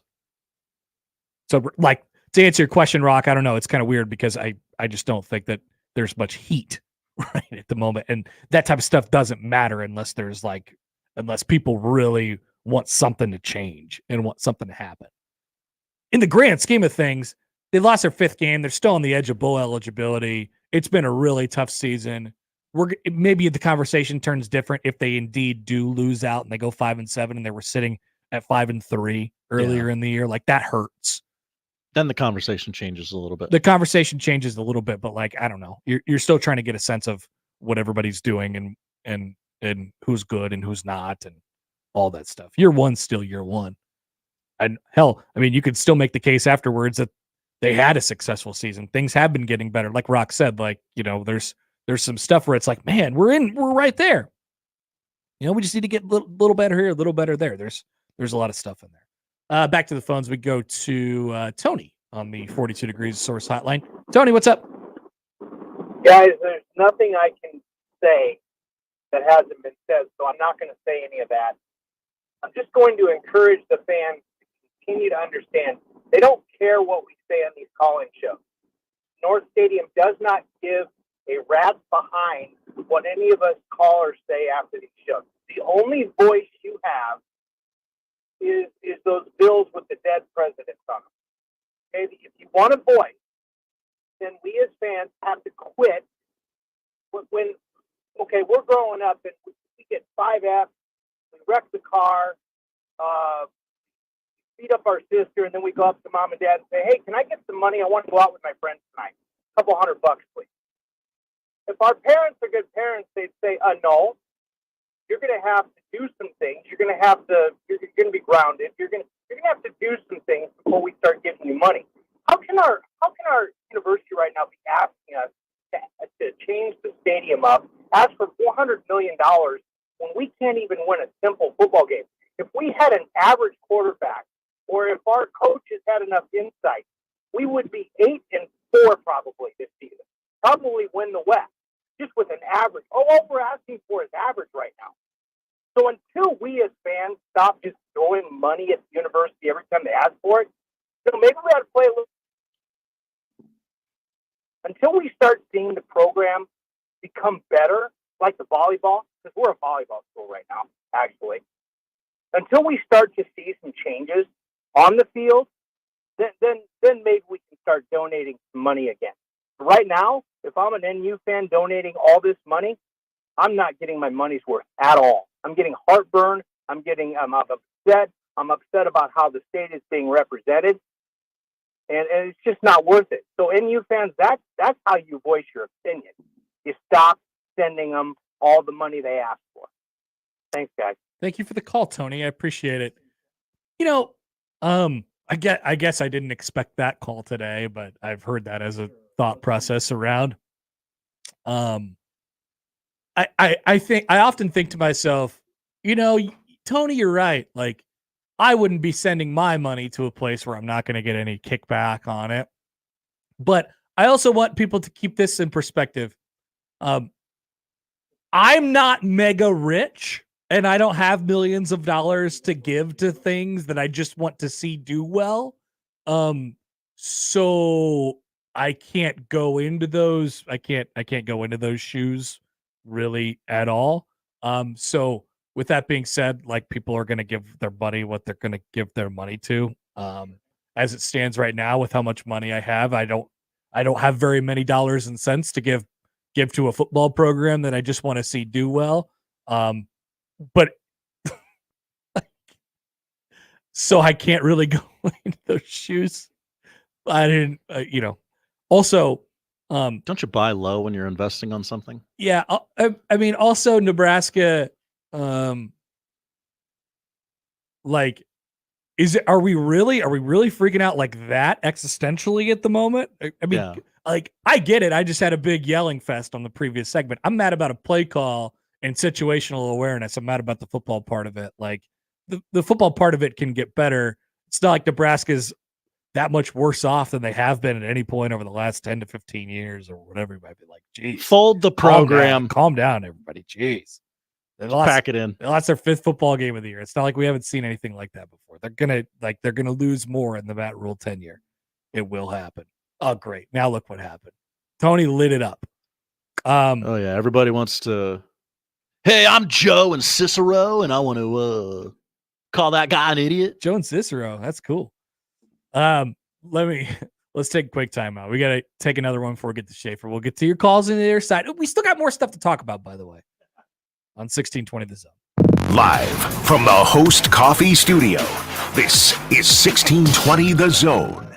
Did you know that radon is the #1 cause of lung cancer for non-smokers and that our region has some of the highest levels in the country? Radon Defense Midwest can test and fix your home. Visit radonradio.com for an exclusive offer for 1620 The Zone listeners. That's radonradio.com. Since 05, Mo Fish in Council Bluffs has satisfied folks' taste for a good piece of fish. Fried farm-raised boneless catfish, whole catfish, carp ribs, Alaskan walleye, even frog legs. You can even try the new Hush Puppies and Caramel Apple Churros. And just because there's always that one member of the family, they also serve non-fish related selections. Mo Fish in Council Bluffs, just minutes from downtown Omaha. Take the 25th Street exit off I-29 and head east to 2403 Nash Boulevard, or find them at MoFishCafe.com. Get ready for holiday feast season with Pepto-Bismol. Uncle Derek's here with his famous fried turkey. Hey, Aunt Mary brought the mac and cheese. Donna's here with the potato salad. Pepto-Bismol provides fast 5-symptom relief for unexpected stomach upsets. So enjoy the holidays. Pepto has you covered, no matter who made the potato salad. When you have nausea, heartburn, indigestion, upset stomach, diarrhea. Pepto-Bismol. Use as directed. Keep out of reach of children. Experience Omaha's first Indian restaurant and brewery. Jaipur has created delicious Indian food and brews, from the tandoori salmon to the chicken tikka makhani. Jaipur has something for every palate. 2 locations, Rockbrook and Dundee. Come see why Jaipur has been voted first place best of Omaha 18 years in a row. This holiday, the Home Depot is helping you get gifts that keep on giving by making sure they keep on going. Right now, when you buy a select battery kit from Ryobi, Milwaukee, Rigid, DeWalt, or Makita, you get an eligible tool for free. Just pick a brand, pick a battery kit, and get a tool free. Give the gift of more doing this holiday with the Home Depot. How doers get more done. Valid at participating stores and online. 1 per transaction. Discount taken at checkout. Full eligible tool list in store and online. Valid October 23rd, 2023 through January 28th, 2024. Hey everyone, Josh Peterson here with Dr. Lance Kugler of Kugler Vision. You know, it's been 5.5 years since I had my procedure done at Kugler Vision. I remember going in for the eye analysis and finding out, hey, there's something other than LASIK. That seems to be such a misnomer with so many people, but that's not always the case because there are actually 7 forms of modern vision correction. Sure, yeah, and obviously LASIK is a huge part of what we do, but as technology improves over the years, over the decades, we continue to add different technologies that become better options for people depending on what they need. Yeah, and one of the things that I found absolutely incredible was the eye analysis process. You want to know as much about anyone's eyes as you can because that's how you figure out which of those procedures are going to qualify for. Yeah, our eye analysis process is the most thorough evaluation of your eye that you can possibly have. We all have the same goal. We want you to see as well as you possibly can. Schedule an eye analysis today. You can visit their website, kuglervision.com. Let's get back to the Connor Happer Show on 1620 The Zone.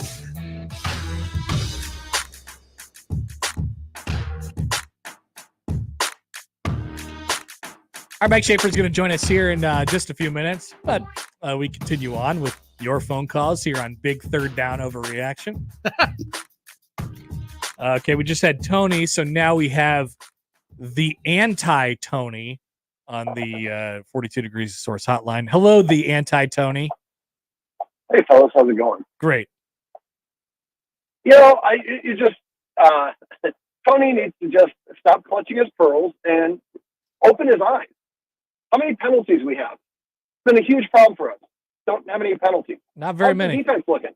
How's defense looking? Looks pretty darn good. Defense looking Wasn't good. looking that good before. You know, I mean, it's just, you know, we're basically down to our second and third string offense. I understand. I'm not happy with it. I know the coaches aren't happy with it. But this, don't boycott, don't give your money to them. It's an improvement over last year, dummy. Stop clutching your pearls. Sit down, shut up, and let people who know what they're doing coach the damn team. You know, I mean, I'd love to be Tony's supervisor and come slap him around every time he makes a little mistake. Jesus Christ, dude, learn a little bit of patience and perspective. Careful, You know, Tony we beats have up been his a sister. dumpster fire. What's that? Yeah, that's all right. That's a good. Keep going, anti-Tony. Keep going. Well, it's been. I mean, we've had a lot of problems, and I mean, are we Georgia? No, but we're doing a darn good job on recruiting. We're doing a good. The team is responding better. They're getting better. Yes, the quarterbacks have been a dumpster fire, and yeah, we all make mistakes. But you know, it's a better record than last year. Rhule wasn't expected to have a great record this year. We might go bowling. So sit down, shut up, and enjoy watching the Huskers during bowling season, and stop telling people to stop going. What kind of a fan are you? Jesus. Thank you, anti-Tony. Oh, he really was the anti-Tony. Yeah. Rack him. He lived up to his name. I like that good note in there by Josh. People forget that's what Tony said. There were a lot of things. Hey, you slap around your sister a little bit. A lot of things Whoa, okay, hang on. swallowed up in Tony's phone call. That is the biggest.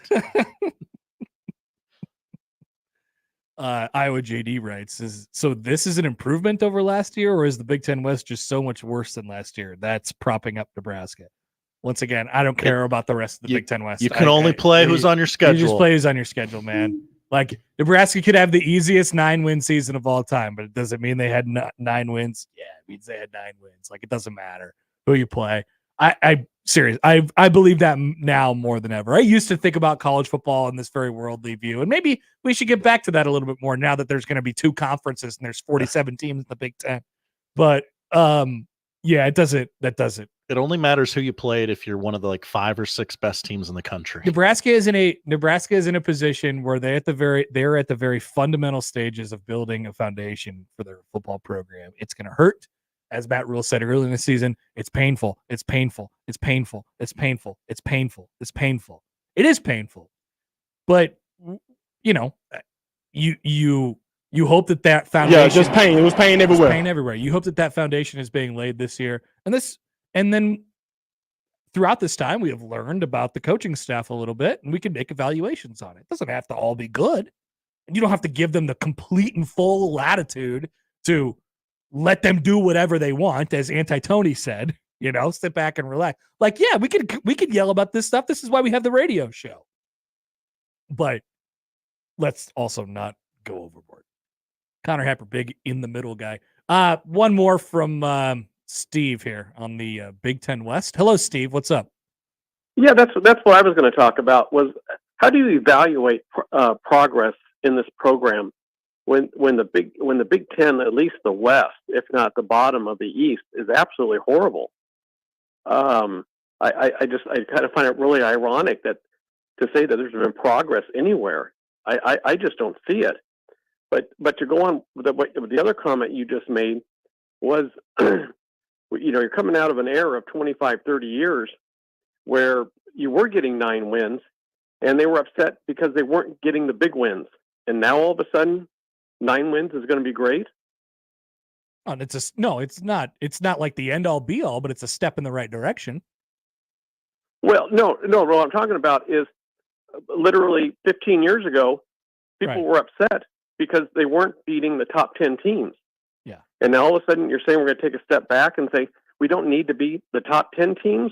We just need to get wins. Not right now. Not right now. One step at a time. Well, then going back to one step at a time, how do we evaluate this team at the end of the season when they really were even tested because of their competition?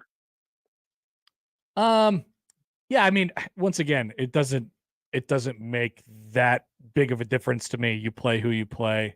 Well, okay, just use an example here. Nebraska plays many of the same teams next year. Okay, but fine. Talking about the defense, how do you measure Nebraska's defense against Iowa's offense? That's not going to happen every year. No. Wait, Iowa's been pretty bad at offense for like the last right. several so to years. say that the defense has made progress, but when they're playing teams like Iowa, or they played Northwestern, didn't have their quarterback and somebody else, it's really unfair to say to the fans that there's been progress. Why? But okay, and thanks for the call, Steve. I appreciate it. Why do we care so much about what everybody else is doing? Why do we care so much about what the good teams are doing? And I get it. That's to Steve's point there. Is like, well, it used to be not good enough. We were looking at all that, we're worried about winning big games. This is exactly what the coach has been telling you guys all year long. It is about the game in front of us. It is about winning by one singular point. We all have to get back to this, somehow. Somewhere along the way, we got lost, and nobody understands where Nebraska stands in the college football landscape anymore, and, where do they belong, and what's good enough and what's not good enough. The expectations are freaking like way lost in the wind at this point. Like, it's year one. So yeah, I mean, like, Nebraska does not need to be worried about beating. I'm sorry, like, this is just where they're at. The coaching staff don't want to tell you. They don't want to talk to you about this because it's weird for them to talk about where they stand in college football. For us, we can talk about it. Clearly, watch the games. Nebraska is not as good as Nebraska does not deserve to be talked about in the same realm or sphere of Ohio State and Michigan and even Penn State, whatever in the Big Ten Conference right now. It's just they're not in that world. So I'm not judging them on that world. They don't need to. They don't need to be able to win those games at this point. One step at a time. Nebraska needs to be able to do what it takes to win these games. And I know, forgive me for this, but they have been awfully close to them. They got to figure out how to do it. What's Nebraska's next step next year? Well, what have you found after this year? We've laid the base. What do we need to improve on? Do we need a new offensive coordinator? Do we need to change things up there? Do we need to get 7 quarterbacks in the transfer portal? Probably. Yes. That'd be great. Do we need to find more consistency at various positions that, this happens year over year over year, roster construction. It doesn't necessarily happen overnight. Like, yeah. So, yeah, okay. What do we got here, Josh? Speaking of quarterbacks, Iowa quarterback Spencer Petras has entered the transfer portal. Let's go get him. No, thank you. Could try a different one. All right. Try a different one. Just a brainstorming session right here. Yeah.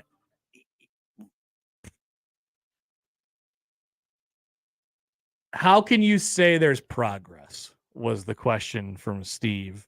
And And maybe it's just stuff that you can't see, but it's what they do when they practice, and it's what the coaches sort of teach. And more than anything, I think is we've needed an adjustment this year.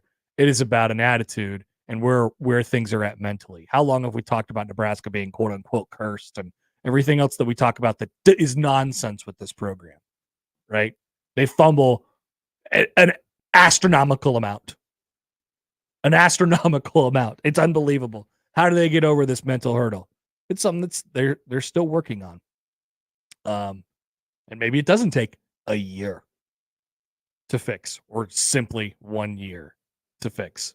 Or maybe a lot of it does get better when the personnel is just better. That's for the coaching staff to figure it out. And guess what? Same thing as they'll say with every other coaching staff that's ever happened. If they don't figure it out, if they're incapable of figuring it out, then you try again. You move on to the next one. That's it. It's as simple as that. But there's still a lot of time before that conversation happens. We will take a break. Mike Schaefer will join the show next on 1620 The Zone. Previously on Unsportsmanlike Conduct. Time for your Grum Down. The Trev Troubles, the story that broke yesterday from the Flatwater Free Press. Freaking bugs. What? You just murdered it in cold blood. Anywho. They're crawling everywhere, John. There's another one. The bugs. Anyway, back to the Grum Down. Yeah, the Grum Down. Sorry, I didn't mean to. Unsportsmanlike Conduct with John Bishop and Josh Peterson. Weekdays 2 to 6 on 1620 The Zone. Your Omaha area forecast from Knoyer Garden Center and KETV Newswatch 7 on 1620 The Zone. Abundant sunshine and warm temperatures here for your Monday, with a high this afternoon in Omaha of 67 degrees. Winds will stay out of the south-southeast up to 15 miles an hour. Clear skies continue tonight, becoming breezy late. A low of 42, with southerly wind gusts possible up to 20 miles an hour. Mostly sunny skies stick around for your Tuesday, a high of 68 and even breezier, with a burn ban Douglas County-wide beginning tomorrow. I'm meteorologist Caitlin Harvey with KETV Newswatch 7. The Connor Happer Show returns in minutes on 1620 The Zone. It's easy to see the common signs of transmission trouble. If your engine revs before it falls into gear. If it seems to switch gears for no reason. So watch for the signs. Certified transmission, the job done right at the right price. Hi, this is Kathy Knoyer. 'Tis the season at Glasshouse Market within Knoyer Garden Center. We'd like to be a part of your family's holiday tradition. Whether you're looking for a gift for that special someone or a wreath for your front door, we'd like to invite you to come shop our stunning holiday market full of Christmas decor, novelty items, and fresh greens. Shop Glasshouse Market, located within Knoyer Garden Center on 66th Street between Cornhusker and Highway 370 in Papillion. Open daily 10 to 6. Knoyer Garden Center, everybody's got a green thumb. Did you know that radon is the #1 cause of lung cancer for non-smokers, and that our region has some of the highest levels in the country? Radon Defense Midwest can test and fix your home. Visit radonradio.com for an exclusive offer for 1620 The Zone listeners. That's radonradio.com. This holiday, the Home Depot is helping you get gifts that keep on giving by making sure they keep on going. Right now, when you buy a select battery kit from Ryobi, Milwaukee, Rigid, DeWalt, or Makita, you get an eligible tool for free. Just pick a brand, pick a battery kit, and get a tool free. Give the gift of more doing this holiday with the Home Depot. How doers get more done. Valid at participating stores and online. 1 per transaction. Discount taken at checkout. Full eligible tool list in store and online. Valid October 23rd, 2023 through January 28th, 2024. What's holding you back from learning the language you've always wanted to know? Too hard. Takes too long. Not with Babbel. Babbel's lessons take just 15 minutes a day. 15 minutes isn't long. Nope. And they're fun. Fun isn't hard. Right. Babbel's interactive lessons, podcasts, games, and more make it fun and engaging, so you don't realize you're learning a language, but you are. And Babbel's lessons are built around real life. You can choose from topics like travel, business, relationships, and more. You'll learn what matters most to you. Plus, Babbel's lessons are designed to get you speaking right away. In 3 weeks, you're able to start having conversations. Just 3 weeks? Even better. Since Babbel's lessons are designed by language experts and voiced by real native speakers, you'll get the accents just right and be able to carry on conversations with confidence. Learning a language with Babbel doesn't take long. And with Babbel, it isn't hard. It's perfect. And now, try Babbel free at Babbel.com. That's BABBEL.com. Babbel.com.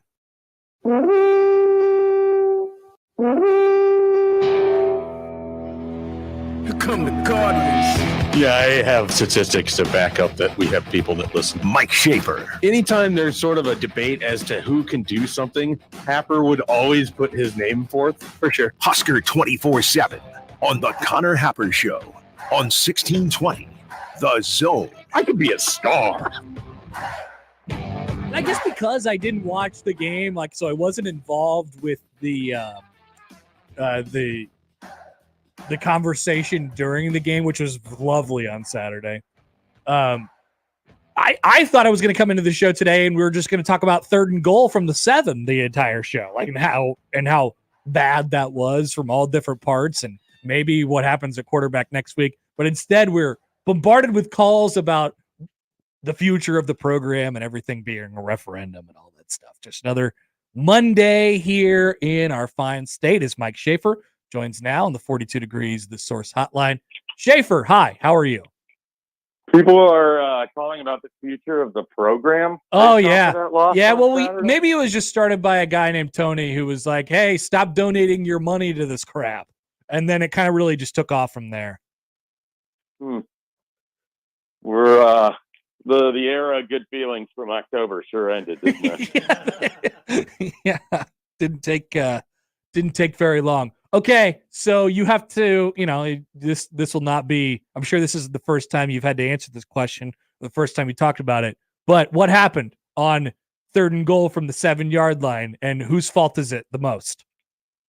Well, okay, so let's identify several of the things that happened here. It sure looked to me that the route combination from the wide receivers was off. Someone didn't get far enough upfield. I don't know that the slant was tight enough to where it needed to be, where the throw would be. I'm not even sure which of the 2 receivers Chubba Purdy was even really throwing to on that one. So I texted you and I asked. I think it's Kemp. I think it's Kemp. Right. But he throws it so flat that it could possibly have been the slant, just incredibly wide of the mark of where it needed to be. So it's hard to know, but I'm with you. I think it was Billy Kemp to the corner, but that ball was too low, too flat. So obviously not a great throw. The blame goes on Matt Rhule because ultimately he is the head coach. He is on the headset. He determines whether they're going to try to go for a touchdown, try to run it, take the 3 points, whatever. It's his decision. And, Marcus Satterfield is his chief lieutenant for the offense. He made the call for the pass. Matt Rhule could easily have overstepped it and said, now we need a run. He didn't. And so, again, it's ultimately Matt Rhule's call. Chubba Purdy needs to throw a better pass. The receivers need to run better routes. Nebraska's offense needs better everything. Yeah. But ultimately, that singular play is on Matt Rhule. Yeah, I tend to agree with that. It's a failure definitely from a lot of different areas, but one where they probably shouldn't have been put in that situation in the first place. Okay, and then the other main question of the week is who's the quarterback this week? Yeah, I mean this one significantly less easy to give you a clear answer on, I think. So we don't know the status of Heinrich Haarberg health-wise. If you can't run, you can't play him. It's not like you're putting him in to be immobile and to throw the ball around the yard. You're not going to do that. So if he can't run, then you're looking at Jeff Sims or Chubba Purdy. Obviously, there's been discussion about Chubba Purdy's own health status. There's been talk of him needing, surgery at some point. So I don't know how healthy he is. So he didn't look unhealthy on Saturday. No, he was running around. He was looking like Crazy Legs Chubba. Yeah, I mean, he had his 19-yard scramble and, whatever that was on 1st and goal, where he avoided getting tackled and avoided the illegal man downfield and intentional grounding on what was a designed run call, which remains one of the more odd. I'm curious if Rhule will talk about that, if that sequence comes up here again on Monday. Like, should Chubba Purdy be allowed to change the play? Right. Right. So that's that's another conversation that might be worth having. And then you go ahead and put it in his arms for the third down throw after that's already happened. So I don't understand. So, last week for me, I didn't understand the Billy Kemp thing. I thought it was poor strategy, blah, blah, blah. Dude. This past Saturday, I legitimately am not sure if they were caught between feeling like we need the touchdown to just finish this game entirely, or if they legitimately thought, we're comfortable putting the game in the hands of Chubba Purdy and then you just wave your arms wildly as you just gesticulate towards the field. Yeah. So it's very, I would like Matt Rhule to walk through that sequence again. I'm guessing he's going to be asked about it here shortly. So I think it's just him.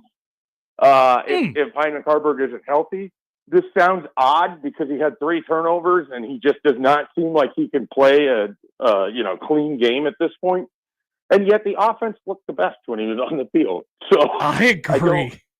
I don't understand it. I can't believe I'm saying it, but it does sort of seem like we could be headed to just him starting these last 2 games with Nebraska's bowl eligibility on the line, and needing, a body to take the snap and give it to the running backs or to throw it to the receivers. And I think he's got to be the one that you go with. And I can't believe I'm the one saying that at this point. We talked about this way back in the first 2 games of the season and how like kind of frantic at times the offense was. And that was with Sims. And I guess we had seen a little bit of Harburg in the back, end of the Colorado game. I don't feel like it's really settled down regardless of who the quarterback is or how long they have played this year. It's very odd to me that there doesn't seem to be some sort of like calm within that, even though we saw a stretch of 5-6 straight games with Heinrich Harburg before he goes out in this Maryland game. Like what do we attest that to, and why haven't they been able to get that part of it fixed? They don't have any rhythm. They don't have rhythm from the play calling perspective. They don't have rhythm from the production perspective. Like, they have very few drives this year that you look at and you're like, that was a well-called, well-put-together drive. They had a really nice one against Purdue, I think. They had a nice one against Northwestern, I believe. And Illinois, they had a solid one. So they had like one in the 3 games that they won, and then they hit on big plays or the defense came through or what have you. They didn't really have one of those against Michigan State. Nope. I'm trying to remember how everything came together. And then they didn't really have like a full drive against Maryland. So a lot of it is, it just doesn't look particularly clean. Now, at times, individual pieces of it does, but they're not able to sustain it for over like 5 plays. So that makes it really difficult. There's such a boom or bust offense that if they don't get those big plays, like they haven't gotten the big pass play in the last 2 games in the offense. Like, they don't have an over a 35-yard pass, I think, in the last 2 weeks. And it's evident in how that affects their ability to call things, because teams can just sit on top of them like Maryland did, like Michigan State did. So they're just disjointed. The pieces are disjointed. I don't think that anybody's playing with any confidence whatsoever. Heinrich Harburg looked like he had 0 confidence before the game started, let alone that first drive where he just threw a super shaky interception that gets taken back because of penalty and then forces it into double coverage. Every single one of Nebraska's interceptions on Saturday was a abhorrent read by the quarterback. Like, not one of them was a throw that made any sense in the moment, nor in the direction of which it was intended. So it's just an odd, it's just an oddity. Like, there's just nothing consistent, nothing smooth about this offense. They have to work so hard, and it looks like they're working so hard. And it's just it is very weird to watch this style of football in 2023 when you turn on college games and you see offenses that are able to just sort of move the ball effortlessly with, C-plus parts. And Nebraska can't do it. They just can't. Like, I've watched bad offenses at Nebraska before, but this one is just a certain sort of bizarre. Like, it is so dependent on their ability to hit 1 or 2 big plays, because they just cannot chain things together long enough to stay out of their own way. I'll give you one guy who I think is playing with confidence and I trust right now, Emmett Johnson. Yeah, he had a great run. that should have set up a go-ahead field goal or potentially a touchdown on Saturday. He continues to sort of emerge. I wrote about somebody else who doesn't have that many touches. I think he only has 7 touches so far this year. But I'm really excited about the future of a guy like Jalen Lloyd and what he's getting out of this. I mean, he had a nice 25-yard catch on Saturday. He continues to be someone that I think had big play potential and is going to be a better player than what I would have guessed sort of going into the start of his career at Nebraska. So there's good things that are happening, but they're not resulting in wins. And everyone is just sitting there biting their nails, waiting for the other shoe to drop and Nebraska to finish 5-7. And I just think it's going to be hard to sell anybody that there was progress made. But there are things happening inside this offense that are good long term, but none of it is happening with the quarterback spot. And that is where there's so much angst right now with this program, both short term, long term, any sort of term. Are there other terms besides short term or long term? Middle term? Medium term, maybe? Yeah, medium term. Something like that. I had somebody ask me over the weekend about Satterfield and sort of the turnover problems that they ran into at South Carolina over the last couple of years as well. And sort of my write-off for that was, well, their tempo was vastly different. They had Spencer Rattler who could push the ball down the field. And in fact, that's how you get the best out of Spencer Rattler, right? He pushes the ball down the field sort of recklessly, I think, because he can make awesome throws, but also, some mind-numbing ones at times as well. For an offense to want to limit possessions the way that Nebraska does and still find a way to turn it over as much as they do. 23% of their drives end in turnovers this year, Schaefer. Like, what do we even do with that and how it makes it and how it could be projectable upon the future of whatever this coaching staff does here? I don't think there's anything you can do with it. I mean, I think you look at it as this is sort of what they are. Like, there's times where you have a team that turns the ball over a lot, but it comes with that sort of like thin margin of high success and high variance. Nebraska doesn't have that. Like, they're just turning the ball. Like, there's not, it's not like they're getting a bunch of huge plays. But they occasionally hit on like 1 or 2 a game, but they're not hitting on 4 or 5. And so that's how these turnovers kind of cancel out. Like, that's the problem. Like, they're a high wire act as an offense, even though they're playing conservatively. Like, they're doing everything they can to limit the turnovers, and they're still turning them over on simple things. Like, it's hard to see where that's sustainable, both in terms of what's happening. Like, this feels like a very outlier year. Like, I know Nebraska has turned the ball over a ton since they last won a conference title. I've seen that stat out there a lot. I understand that. They turned the ball over a lot at various points in the last decade. This particular year is so far beyond just like what you would call a statistical outlier. It's like an outlier to an outlier. So I don't know what to do with a lot of this information. I look at it where I anticipate your primary piece of your offense isn't there for next year. So it's hard to think that this is just going to carry over. Emmett Johnson's one fumble came on a weird exchange. Yep. So you don't feel like there's a lot of ball security issues with what you're presuming to be a piece for next year. But you also don't have a lot of these wide receivers. Like, they don't have a ton of touches, so we don't know what their situation is going to be. And quite frankly, Happer, we don't even really know what this offense is supposed to be for the future. But that's probably the part of the season that bothers me the most, is they can't build towards what the future is supposed to look like because they're trying to win with what they have now. But Schaefer, and they can't even really run anything with what they have now. But like, wasn't that the goal? Like, they went out and got Jeff Sims, a stopgap quarterback who had a high wire act at the previous stop he was at. And they, then they lost all their wide receivers. Like, that was kind of always going to be the thing this year. I didn't expect it to result in as many turnovers as they've had, but like, it was always going to be sort of this stopgap year with the stopgap offense that probably isn't particularly projectable for the future. I think so, but I think when you lost sort of the veteran nature of your wide receivers and you lost Gabe Ervin and Ramir Johnson, it's just so many pieces. Yeah. Like, I do wonder, like, if you were like, Mike, if you could just change one of these injuries and this player would have been available all year. I don't know that I would have said this at the moment that he went out, but I would certainly say it now. I think Gabe Ervin has been such a loss for them because they get into these situations where you would like to sort of lean on somebody, and they are clearly not comfortable leaning on Emmett Johnson. I don't know why. Yeah. I don't know if it's his build. I don't know what it is. If they think that he, at a certain point, the return diminishes, though, I think that was carry number 15 for him, where he ran for 29 yards or whatever it was. So that certainly wouldn't have held up. But I just think that they don't have that sort of piece where you can just kind of hammer away late in the game. And that really seems to leave them at odds to figure out how to close games out, or to try to go down and move the ball if you're in a same score situation, or if you need one score. Like, it's just, they clearly don't have a lot of threats in the passing game.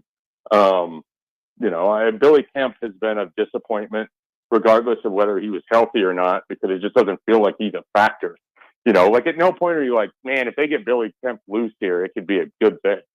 You just don't even feel like that's a possibility.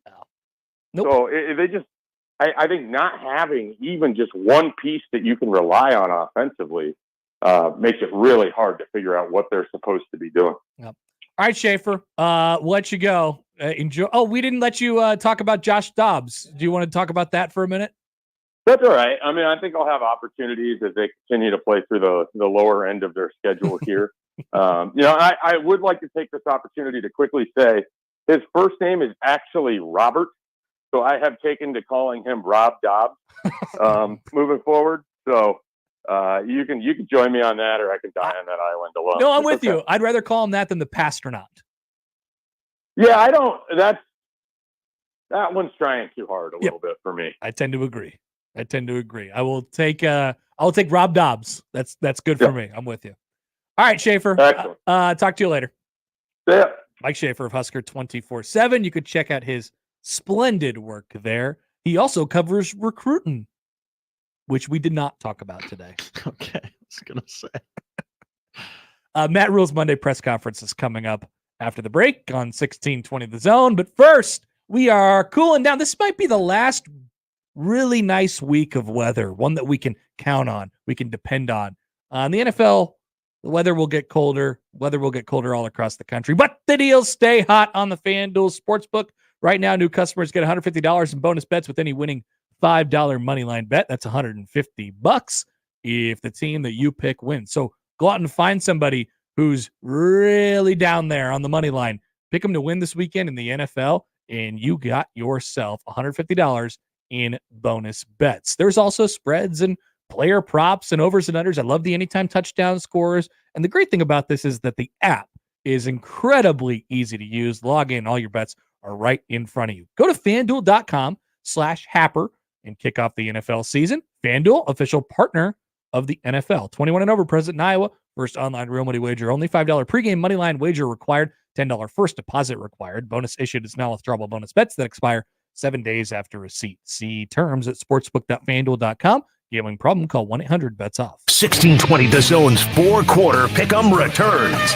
It's your chance to win $1,620. All you have to do is correctly pick 4 college or NFL games against the spread. Listen to qualify every weekday or enter online at 1620thezone.com. One lucky listener will be selected each week to make their picks live on air. Awesome. Go to 1620thezone.com for complete rules and contest details. It's four-quarter pick'em with 1620 The Zone. If you drive through your neighborhood and think, pretty house, ew, my house. Time to call Great Plains Home Exteriors. They transform homes like yours all over Nebraska. Great Plains Home Exteriors offers so many different window brands and styles to fit every home and budget. They also install gutters and gutter guards so you never have to clean your gutters again. Great Plains Home Exteriors will make your home feel like a part of the neighborhood. Free estimate at gphomeomaha.com. The Zone Hotline is powered by 42 Degrees, The Source, by your mom's house. Equitable Bank. We take banking personally. EquitableOnline.com.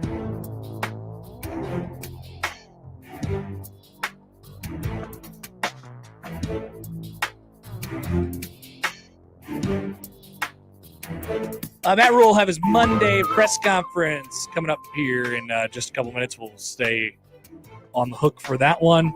So this could we'll have to pull the plug on this at any moment in time. Well, we get to a couple of texts here. John writes in on the text line. Hi, John. Maybe they don't trust Emmett Johnson because they're poor decision makers. Isn't that kind of what they've proven to us this year? I can't really figure out the Emmett Johnson thing either. I think, they want they know that they have to get some splash plays out of their quarterback. I disagree with the notion that they have seemingly employed this year, which is regardless of quarterback situation. And Rhule said this out loud, of course, kind of what they want to do. Instead of, and we talked about this about mid-year, right? What usually happens when you lose all of the good players on your offense, when your wide receivers go away, when you're on your second string quarterback and when you're on your fourth string running back, and like what usually happens? Teams go into a shell of themselves, right? They get smaller, they get more simple, they score less points, they go slower. And I thought, yeah, that could be okay for this team. They could grind it out, not turn the ball over on offense. But they're minimizing possessions still, but because of the time that they're taking off, because they're pretty slow and they're pretty methodical and they huddle. They love the huddle. But then in their play calling and decision making and how they go about moving the football down the field, they think they have to chunk it off, right? They think they have to get a 35-yard play on a drive. And maybe they're right. Maybe they can't sustain enough drives in a football game to score enough points to win. And that's probably true, given what the offense is this year. But the flip side of that, Josh, is if they are slow and if they are methodical and if they just kind of run it, and regardless of the situation, and then they just punt it and they probably score 1, 2, 3 touchdowns a game, tops. Maybe they get a chunk play out of that. The conservative version of this, you know what doesn't happen? You don't turn the football over nearly as much. Oh. So I'm struggling with that piece. I'm struggling with their seemingly need, their apparent need to push the ball the way that they push the ball. I don't get it with the cast of players that you have. I certainly don't get it with the cast of quarterbacks that you have.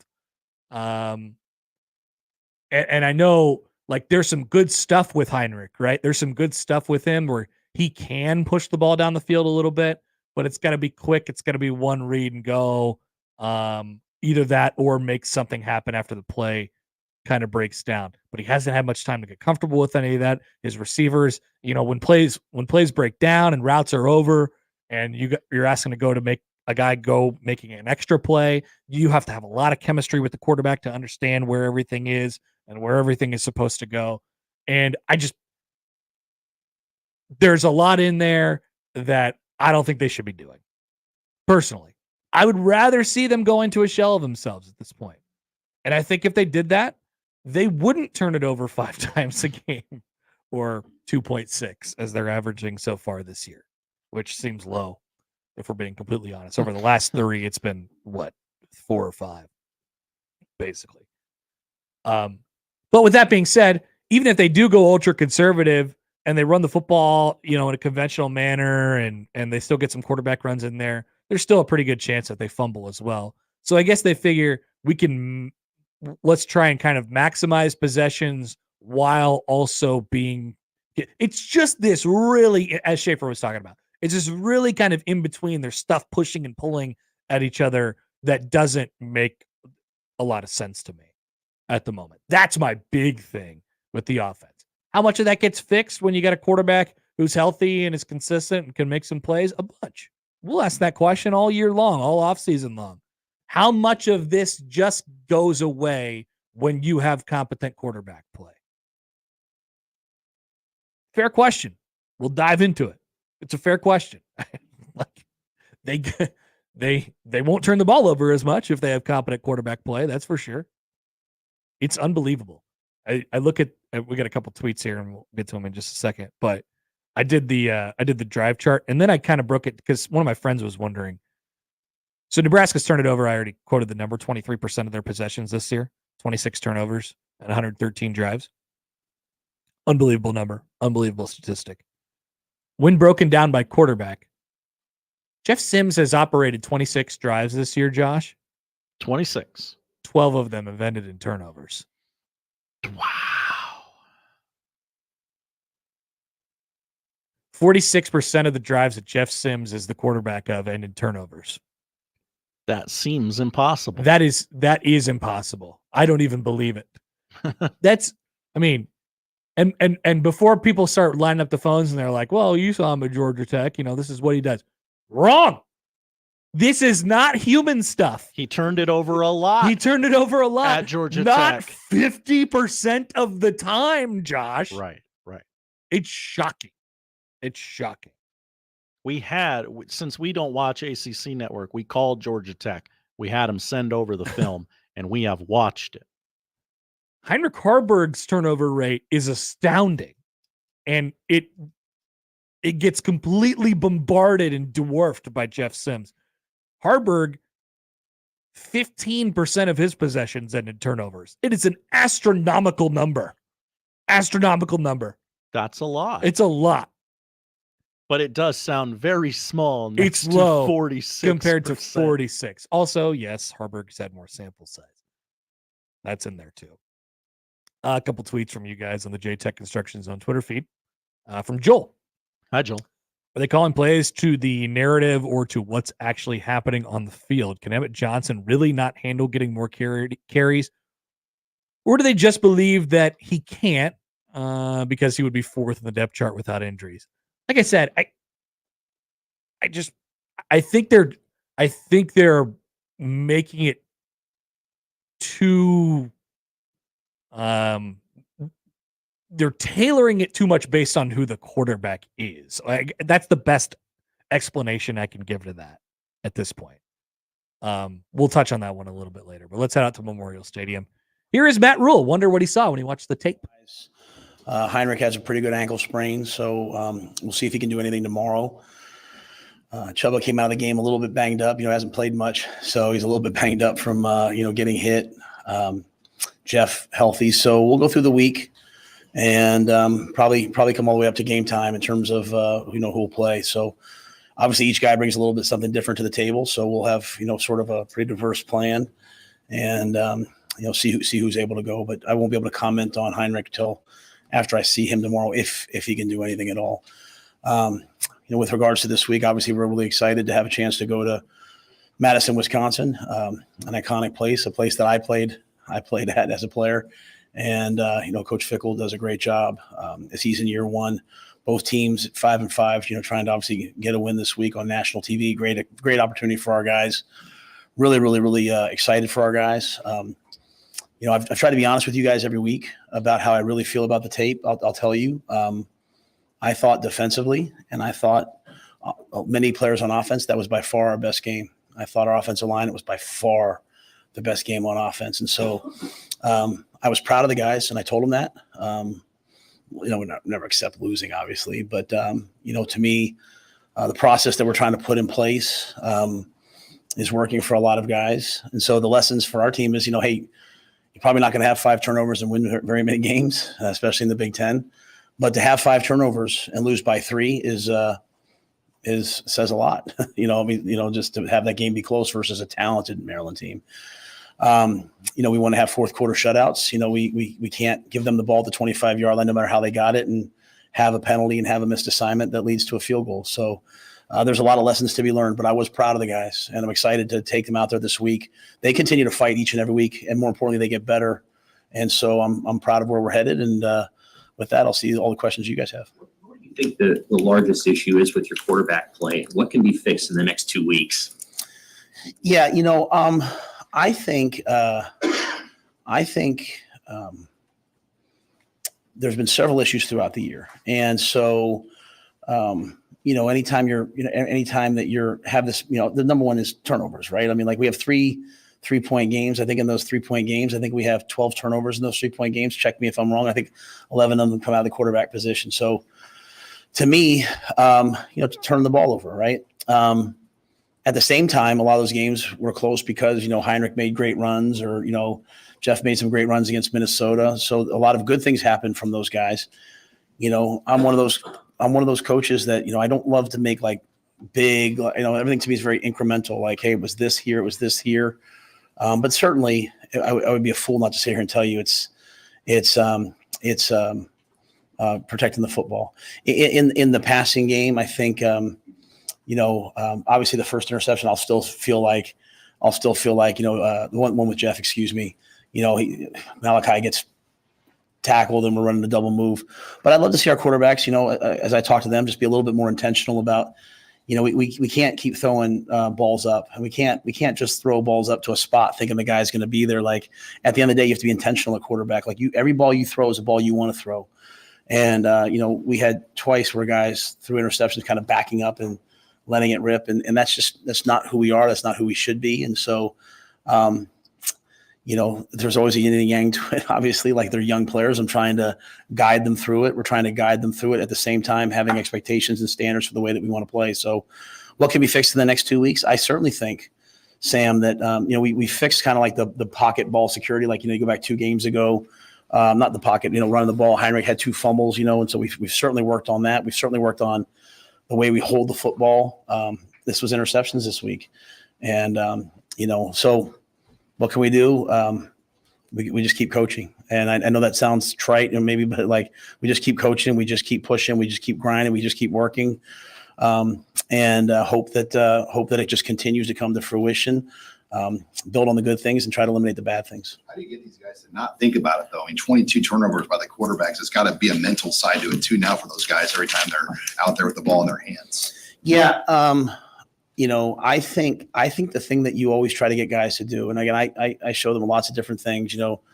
I talk a lot about basketball, and I talk a lot about like last week we showed them Kobe talking about as a rookie, shooting 5 air balls in the finals game 7, and then coming back the next year and making those shots. And I think the biggest thing is, when you're a basketball player, when you're Michael Jordan, when you're LeBron James, that's about the end of my extent of who's a great basketball player nowadays, but you don't go to take the last shot and think about how you're going to shoot. Like you just shoot the way you shot 1,000 times. And to me, that's trusting your training. And that's really our process. Our process is practicing so much and working so much that we can trust our training. And so, as you get late in the Big Ten year and you go through the Big Ten for the first time and, you start to experience these teams and things that they're doing, trusting the training that we're going to have, whether it's a read, whether it's a decision. So you look at 2 of the interceptions, 2 of them are backing up and just kind of throwing it. Another one's just, throwing it, to a spot, hoping that it's going to be completed. And those things just can't happen.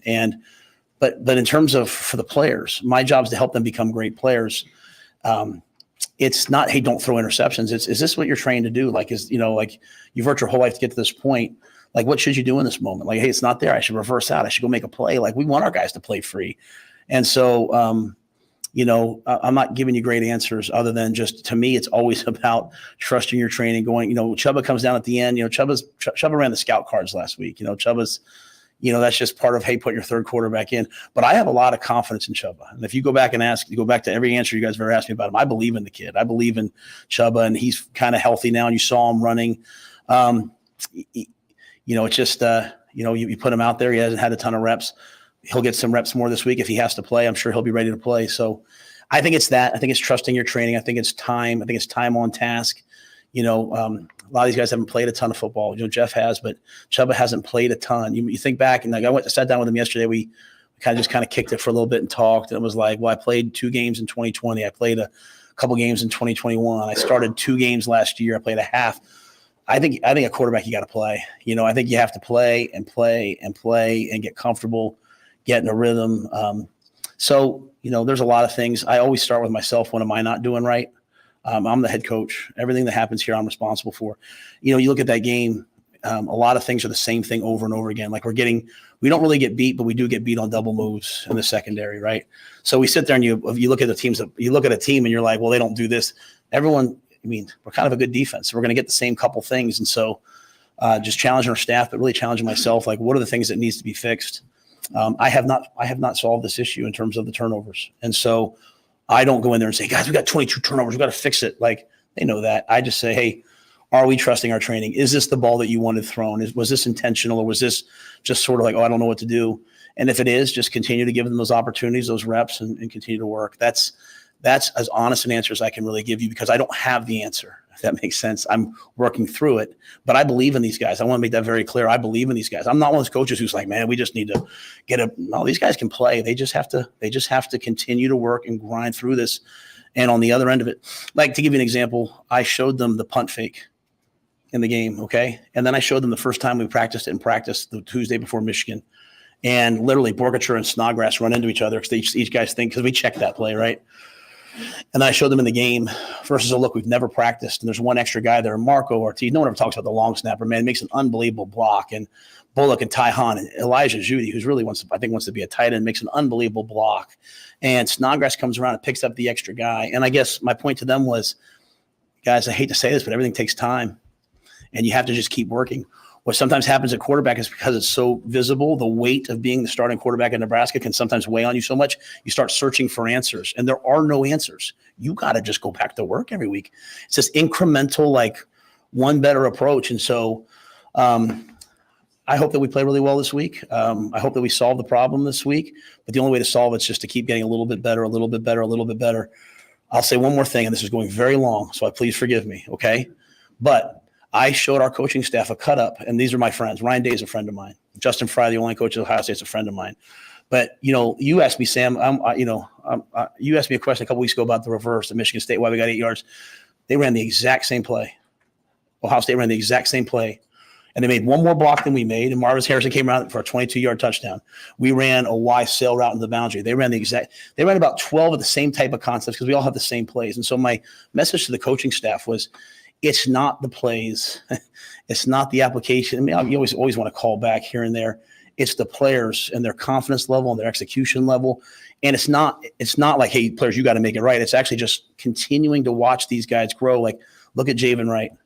Look at what Reps is doing for him. This is a guy that was like, hey, should I even come back this year? Am I a corner? Am I a safety? What am I now? He's out there ripping balls out. So it'll all come together for the quarterbacks. We just love for it to happen right now. You mentioned throwing to the spot and hoping the guys are there. On Chubba's interception, what needs to happen there? Yeah. What did happen and what needs to happen? Yeah. So first of all, let me say this. I take responsibility for that. Okay. I take responsibility for that. It's a good play call. So the play is very simply, it's a play that every team in the world runs. It's 3-man routes. It's double under with a corner route, right? And so basically versus man, the two guys run the under routes.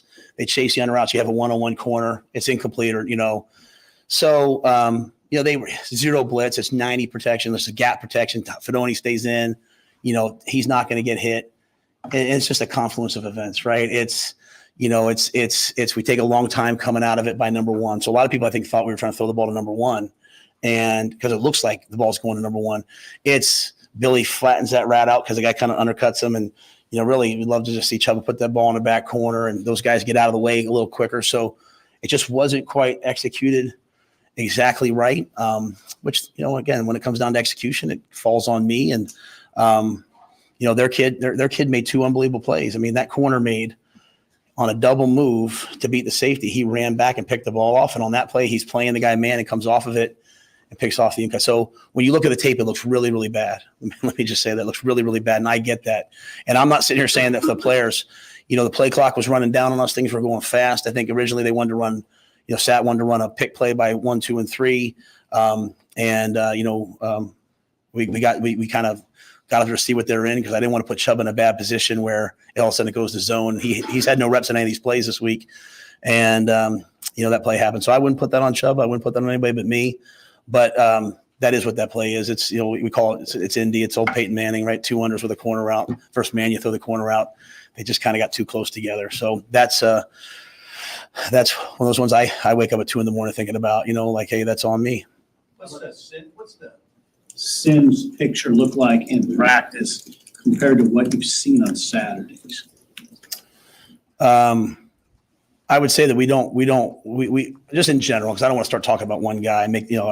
I would just say we don't throw these interceptions like this in practice the way we do in games, and again, sometimes I think when you run the ball a lot, when you finally have a chance to throw, you're maybe a little, you're not kind of maybe as in rhythm. And so, we certainly came out wanting to throw the ball a little bit more last game because we knew how they would play. And unfortunately, you throw the early, we hit him with a man beater, and we overthrow Emmett. That's going to be a big play. The one they threw the penalty on Billy, then pulled it off, and then we have Fedoni on the over route. If you see that play, Billy's running down the middle of the field wide open. So there's just a lot of things, a lot of different pictures for the guys. It's not a super complex offense. It's just, a lot of different pictures that guys are not maybe seeing. But yeah, we certainly don't have those interceptions in practice the way we do in the games. I think sometimes in the games, it's just a little bit of, like I said, like there's a little bit of pressure in our face. We're not sure where to go, and we kind of back up and throw it. And I just don't ever want a quarterback to not throw the ball intentionally. I'd rather our quarterbacks reverse out and go scramble and make a play. We got dynamic quarterbacks who can run. And if you're playing man coverage against us, man, our quarterback should be running for 200 yards against them. So, but again, those things aren't happening. You always go back, you look at practice. What can we do better? And we'll continue to do that this week. Just one more on that last offensive sequence. How much of a say do you like to have in those moments as a head coach about what you're going to do? Yeah, I'm not going to – everything falls on me. Like, we're not going to start being like, who's this, who's that. Like, no one's going to become divisive with us. Like, everything falls on me. It's just, to be on a headset, the ball's at the 5-yard line to try to run guys into the game. The clock was winding really fast that game. You're up against it. You have a new quarterback. You got to get in the huddle, get out. The last thing, all these things are kind of talked about ahead of time. So if it's wrong, it's on me. Let's just leave it at that. Like, it's just way easier that way. I have a say on everything. We don't run the fake punt without me doing it. We don't, I don't sit there and want to micromanage every play, but if it's a big play, we're going to do it. I also can I be honest with you guys? I just kind of want our guys to play. How are we going to build a championship team if everything's to not make a mistake? So yeah, if I could go back, would I have run the ball there? Yeah, then we kick a field goal, then they have the ball, they go down the field. We're also trying to play, and I want these guys to learn how to win. And so when I talk about process and all those things, I really mean it. You turn a game on Saturdays, right? And after we get home, and those teams are scoring 45, they play, and they have some interceptions here, and they play. I want our guys to play. I want it to be smart. Did we practice it? Did we rep it? We just didn't quite execute it 100% at the level we want. We put our third quarterback in, and I say third quarterback only out of risk because of the reps, put him in a tough position. All that falls on me. It doesn't fall on anybody else but me. So I take all that on with a grain of salt. But if I also just, and I believe this, if we just sit here and we just keep everything really simple and just, we're never going to win at a high level. We're just going to learn to just be. So we're trying to be competitive, man. On defense, Tony's at his best when he's bringing heat and we're going zero blitzes, and every once in a while we get beat, and we just got to play. You know how I feel in my chest when we call the fake punt. I'm like, oh my gosh, is this going to work? But we got to go play and give the guys a chance. So, but everything falls on me. And I mean that with the greatest. But sometimes I walk up there hey, they're going to ask you this. Everything falls on me, 100%. And I would just say that I believe that our guys are going to get better and better. And I wish we would have won that game on Saturday. Have you ever been around a program where the players are kind of tentative about making mistakes to maybe disappoint the fan base? I think all players until they kill the bear, they're all nervous about playing well. They're a young player, and eventually they kill that thing in their mind and they go play. I read them if you ever read the book Hagakure, it says if the samurai, if you want to live, you have to die. You have to be dead to all those things to live. And so, again, we don't want to be. There's a big difference between making mistakes and doing things outside of your training. Does that make sense? I tell our players, after the game, I had one of our really good players who no one's noticing right now made a play that hurt us. He texted me. He's like, "I'm so sorry." I said, "Don't ever send me that stuff. As long as you prepare and you get to the game and you're not selfish and you make it about your team and you go play hard, man, this is a game of mistakes. Things happen. So we don't want to play in fear. And it's really hard at first for players to play for me because they hear me saying all the time, do things right, don't beat ourselves, execute. And at the same time, they also hear me be free, go play, and they can't get it. But when you become a good player, you get it, right? You want to take the last shot. You want the ball in your hands. You want it. Chubba, the shame of that thing was Chubba took us 90 some yards, right, to go win that game. And we're about that far away. So, yeah, I think it's just kind of in general, our players care greatly. They desperately want to win. They desperately want to win for our fan base, for themselves, for the state. And, that's all I can ask for. When people are, critical of Marcus Saturday, the offensive coordinator, what do you want them, fans or us or anyone, to consider when they put it on him specifically? Both as a quarterback coach and as a coordinator. Yeah, I think that's part of the fans should do that. I have no problem with that. Fans should be critical of me.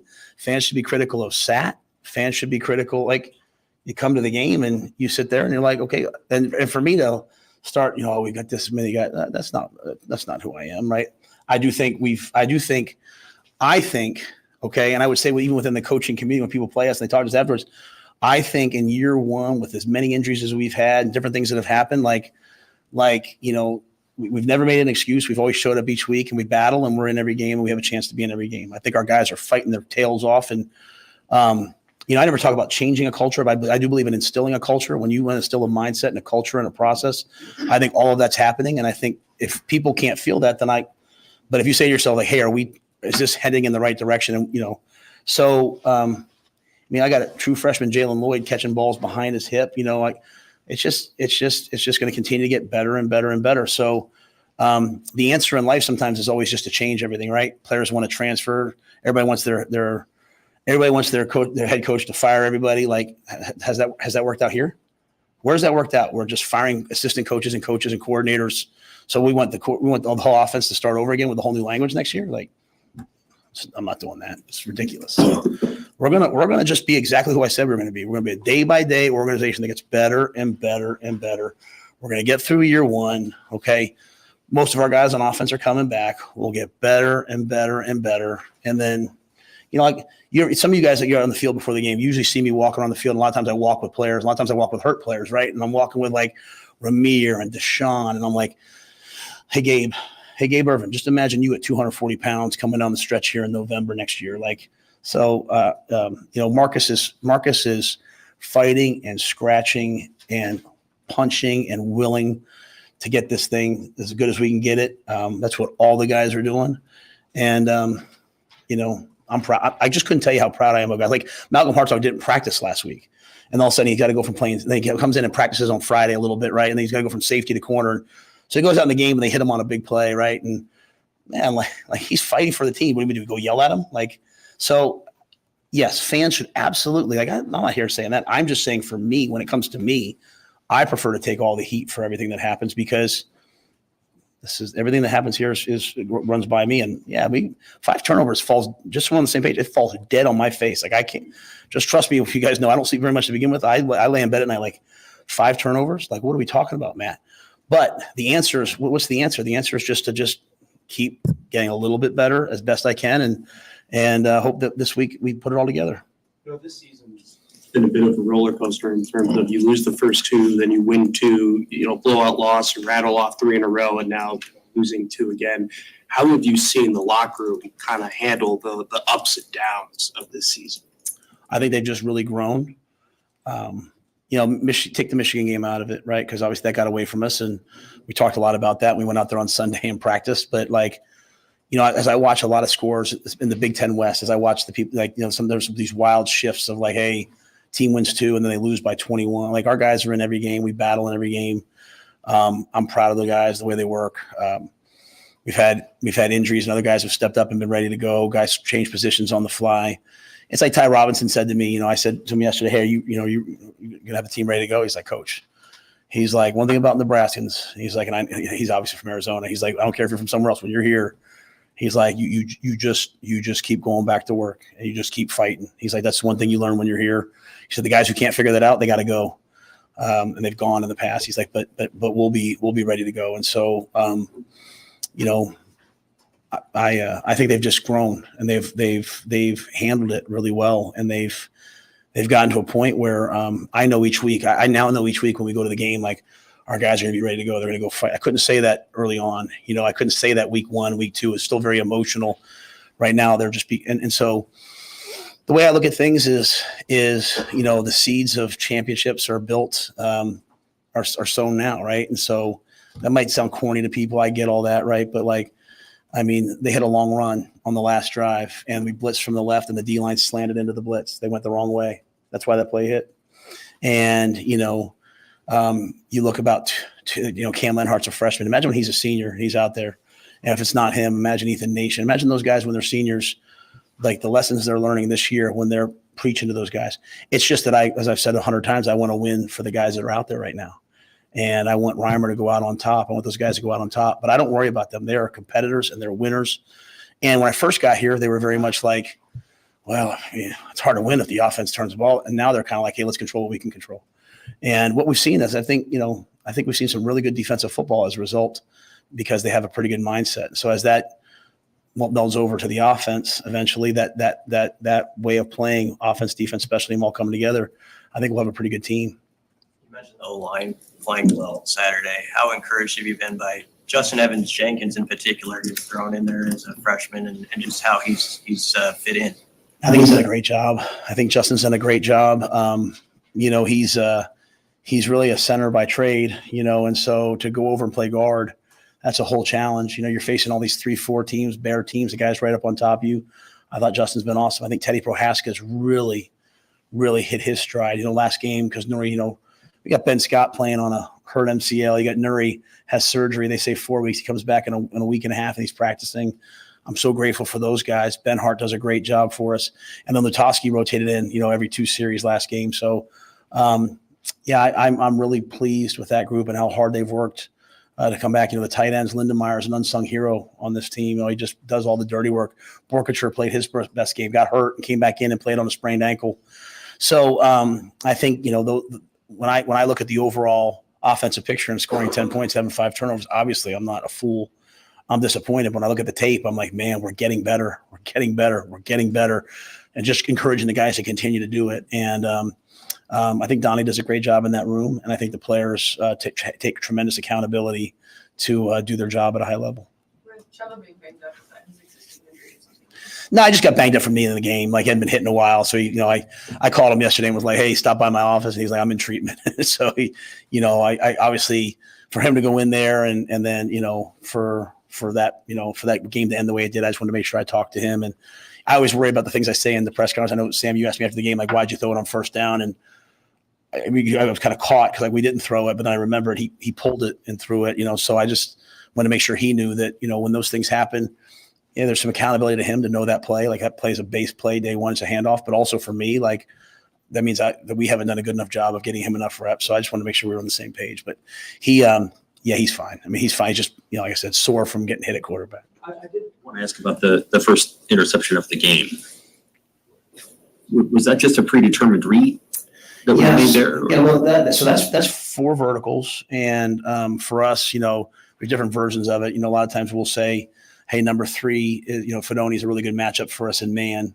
So if it's man, hey, we're going to work Fedoni as kind of like the man beater, right? Kind of the way we did it in the NFL. Like, hey, number 3 is a good man beater for us. It played out like man, though it really kind of wasn't. It was free. It was kind of like a zone quarters that looked like man. So if we would have recognized that the ball would have gone to Billy and he ran through. Also, if it's man, the post player should be in the middle. Post player jumped it. But at the end of the day, if you go to the end zone copy, Fedoni's still open. And again, just kind of pressure in his face. Heinrich kind of steps backwards. The thing I talk about Heinrich all the time is because people talk a lot about Heinrich's slow release, but really all it is the fact that the ball goes below his elbow as he brings it back. And there's a lot of quarterbacks in the NFL who do that, and they always struggle. A lot of them struggle in the NFL with the ability to be accurate because, you kind of have this whipping motion. I've talked to you guys about it before. So his feet always have to be right. So on that play, he doesn't step and throw because he has some pressure, kind of wings it, and the ball is overthrown and intercepted. So obviously you have a big play possibility down the field to number 2. You have the man beater, which is open, and we got to throw and catch it. So when you talk about, like, hey, Coach Satterfield or any of the coaches, I look at it like it's going to be really hard to run the ball into free safety pressures the entire game. We're going to have to be able to throw the football. And, we called a play where guys were open. I expect our guys to go make the plays. When they don't, I don't sit there and say, hey, you guys aren't good enough. I say, hey, we're not doing enough. We got to keep practicing. So that's kind of the yin and the yang of the way my brain works, taking accountability, but also giving the players a chance to make a play. But that Matt, I think when I said, hey, number 2 is running down the field, you nodded your head. I think so. I think you saw. So I think you guys, there's some things that are there. So. Was that Nate Harmon? Autoplay on the iPhone. Yeah. I guess. So that's why I just would say, like, I hope over the years, what you guys will see from me is that, like, I don't ever want to just take like a short, quick, easy answer. Like I was, like there's always all these different layers to everything. And I try to unpack them for myself and for everybody so that, like, hey, if all of a sudden that ball is 2 inches to the right because we stepped and thrown, it's a completion. If the ball's red down the middle of the field, it's a touch. But, at the end of the day, it just takes reps because you practice against one thing, you get to the game, they have coaches too, they do different things. And you want players who are seasoned, who can in a running offense throw the ball versus all the looks they get. And it just takes time. But that was kind of the thought process with that play. 44 Harper gets and Satterfield went to the boxes. Is there a relationship to that? I don't think so. I really don't. Hey, Matt, one of your former guys, Elijah Robinson, is in a big spot at Texas A&M as the interim head coach now. What do you think of him, and what can you say about what he's got in front of him?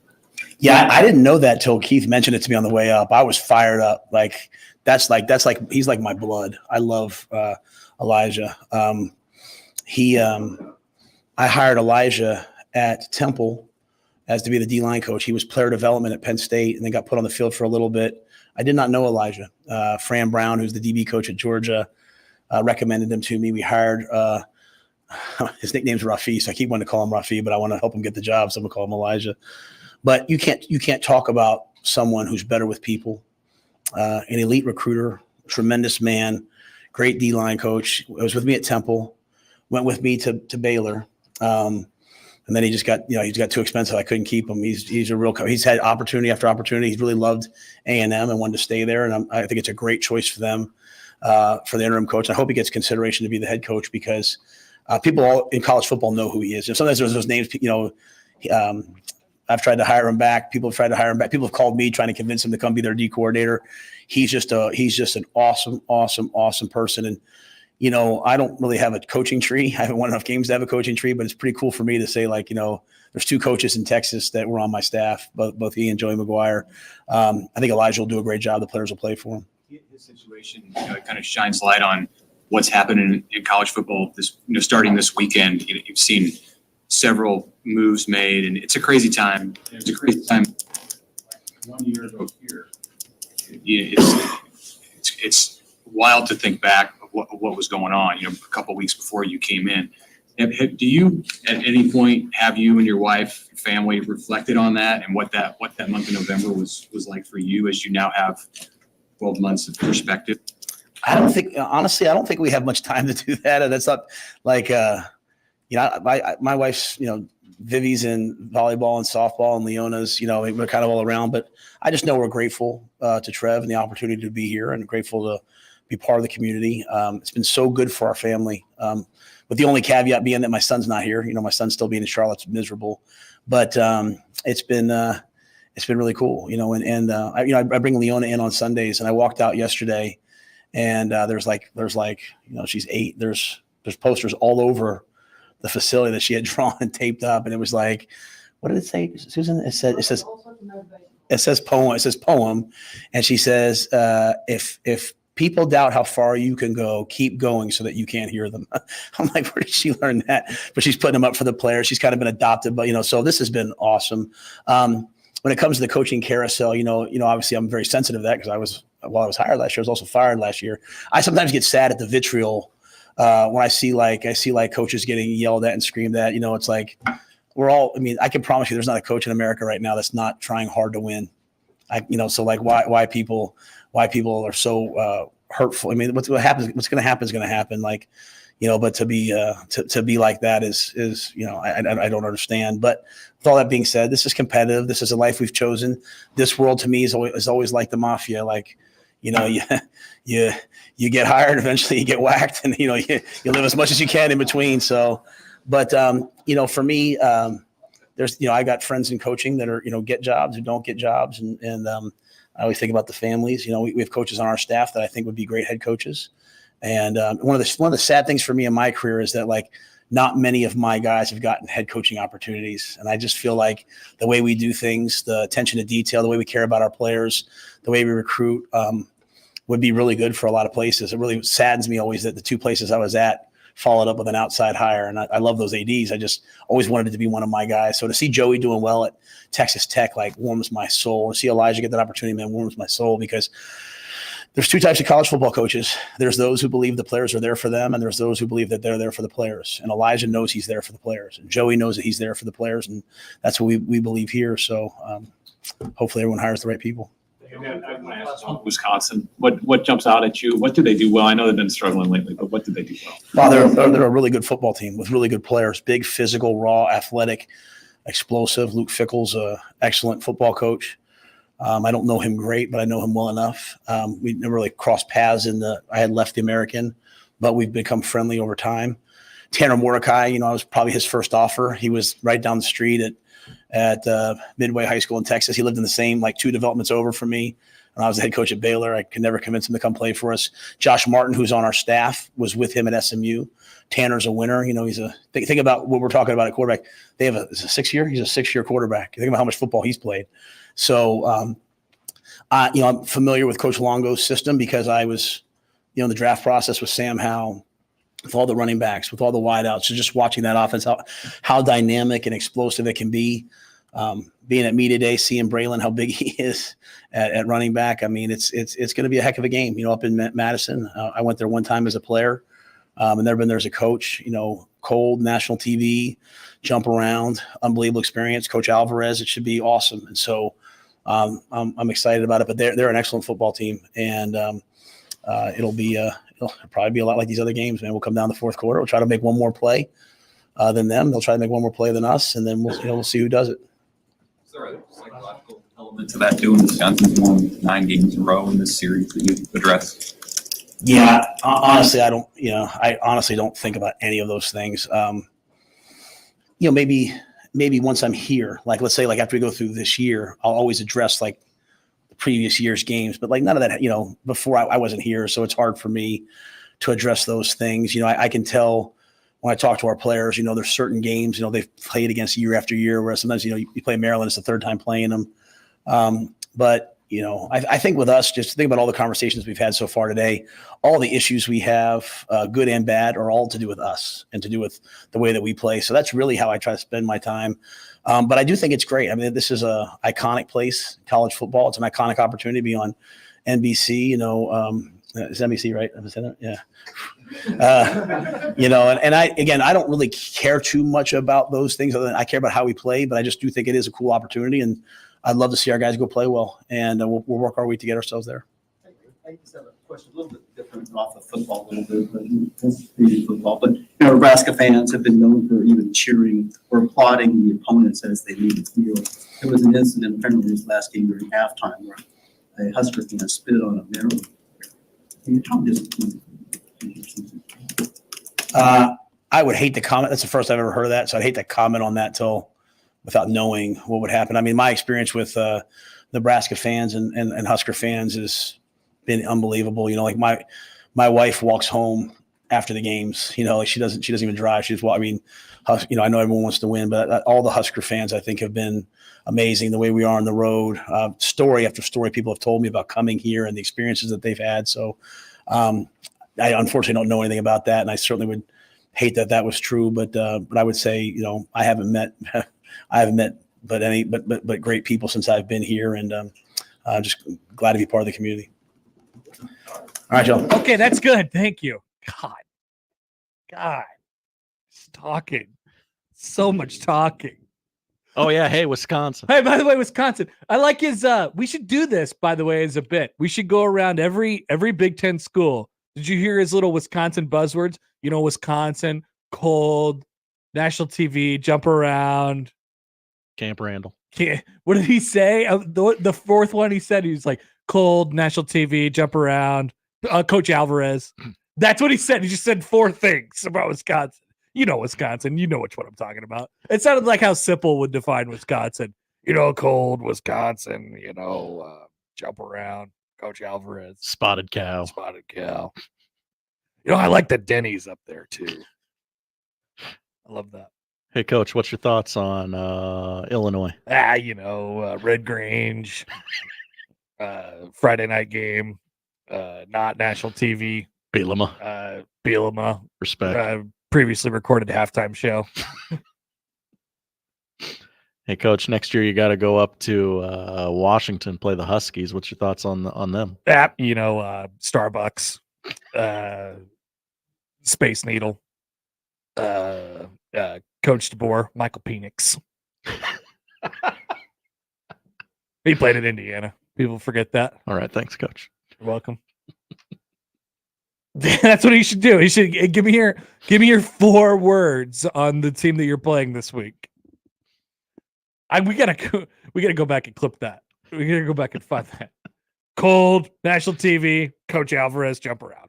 That's it's like when you're in school, like the little match game on the side. Yeah. Match this word with this thing.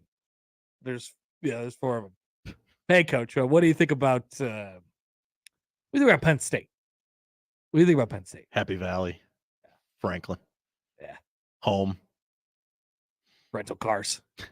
One way in, one way out. One way in, one way out. Mountains. Coach Paterno.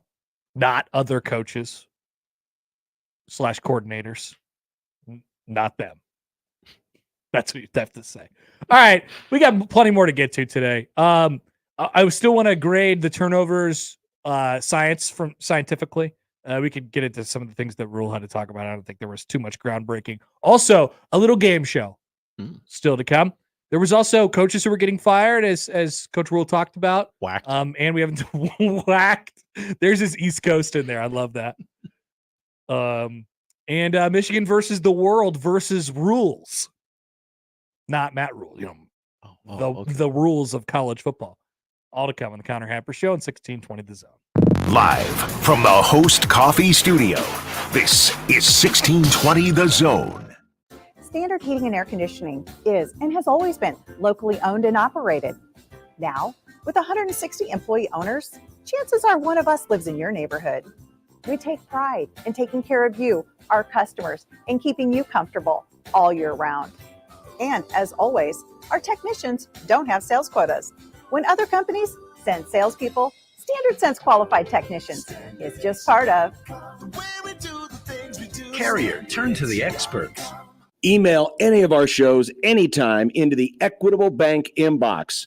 At Equitable, we take banking personally. For me, John at 1620thezone.com. The Equitable Bank inbox from 1620 The Zone. Let me get you up to speed on the service that you need. At Omaha Transmission, we don't have a warehouse full of transmissions waiting to be sold. We will diagnose and then repair or remanufacture your transmission. It's how we've always done it and how we'll always do it. Treating people the way that we want to be treated is how we do business at Omaha Transmission. Omaha Transmission, shifting to running smooth. The brand new Dollar General Distribution Center in Blair is now hiring. Starting wage is up to $22 per hour with benefits including medical, dental, vision, 401k, and a $2,000 sign-on bonus. Apply today by texting DG Warehouse to 25000 or online at dollargeneral.com/careers. Again, apply today by texting DG Warehouse to 25000 or online at dollargeneral.com/careers. Dollar General can't wait to have you become a team member at their brand new distribution center. Make the right call, fans. The Rooferees at John Higgins Weather Guard. When you give to United Way of the Midlands, your caring spirit helps our neighbors in need get back on their feet and builds a stronger tomorrow for the Omaha Council Bluffs Metro. Make your gift today at unitedwaymidlands.org. This holiday, the Home Depot is helping you get gifts that keep on giving by making sure they keep on going. Right now, when you buy a select battery kit from Ryobi, Milwaukee, Rigid, DeWalt, or Makita, you get an eligible tool for free. Just pick a brand, pick a battery kit, and get a tool free. Give the gift of more doing this holiday with the Home Depot. How doers get more done. Valid at participating stores and online. One per transaction. Discount taken at checkout. Full eligible tool list in store and online. Valid October 23rd, 2023 through January 28th, 2024. Let it fly. Your elevated sports bar experience. KOZN Bellevue, Omaha, Council Bluffs. This is 1620 The Zone.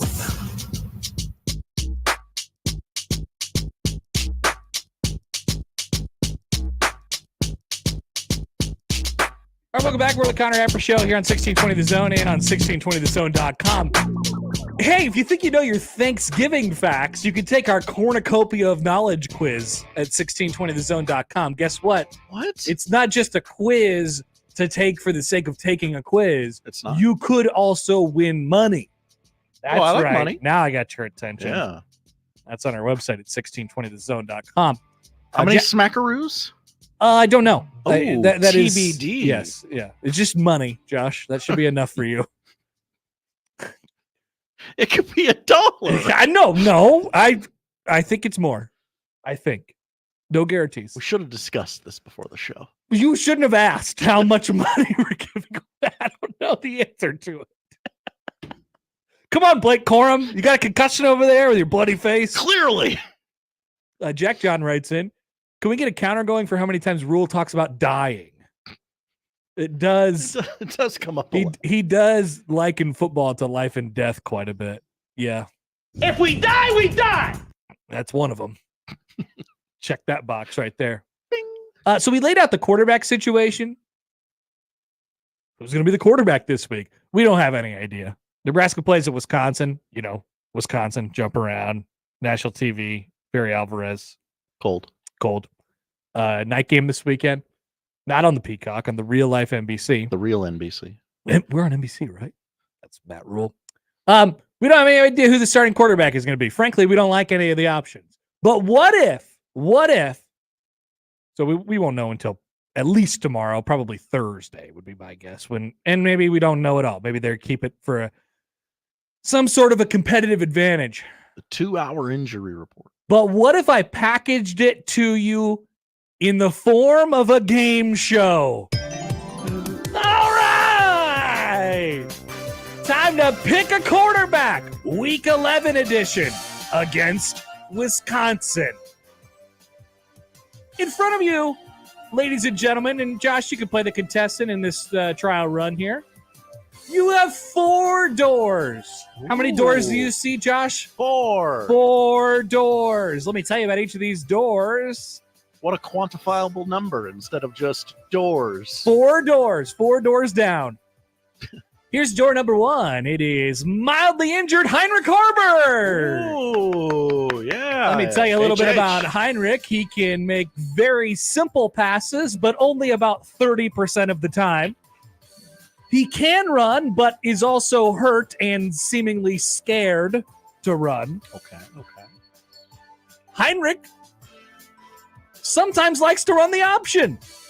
That sounds fun, but it's made even more fun when he never, ever pitches the ball. It's almost like there's no option at all. Heinrich's superpower is that if you put a guy on stilts wide open in the middle of the field, he'll somehow throw it over him too. Ladies and gentlemen, door number 1, Heinrich Harbor. All right. Yeah, Heine. Good nickname. Best nickname on the team. Let's just refire this back up. Okay. Door number 2, ladies and gentlemen, meet the lovely Jeff Sims. Oh, Jeff Sims. Jeff here has turned the football over 12 times in 26 possessions this year. He definitely can run, but will fumble about 50% of the time. 50? He can, all caps can, catch a shotgun snap. He does not seem particularly prepared or interested in playing football. Also, very capable of throwing it into quadruple coverage. If you've never watched the ACC network and enjoy teaching people who can't throw to learn how to throw, this could be the one for you. Door number 3. Oh, door 3. Okay, door 3. Let's meet Chubba Purdy. Chubba! I know his brother. Chubba here is probably the least known quality, which provides a leg up in this specific situation. Young Chubba is known best for his brother, who has absolutely nothing to do with the specific situation at hand. But I know him. He is second best known for having crazy legs. He can probably run too. He has a good arm. He throws a good ball. Zach Wilson watches Chubba Purdy play football and loves everything he sees. Chubba's superpower is that everything moves incredibly fast for him, probably 3 times the speed of normal football. That's very fast. There's a 4th door, Josh. Ooh. Fourth door. 4-door.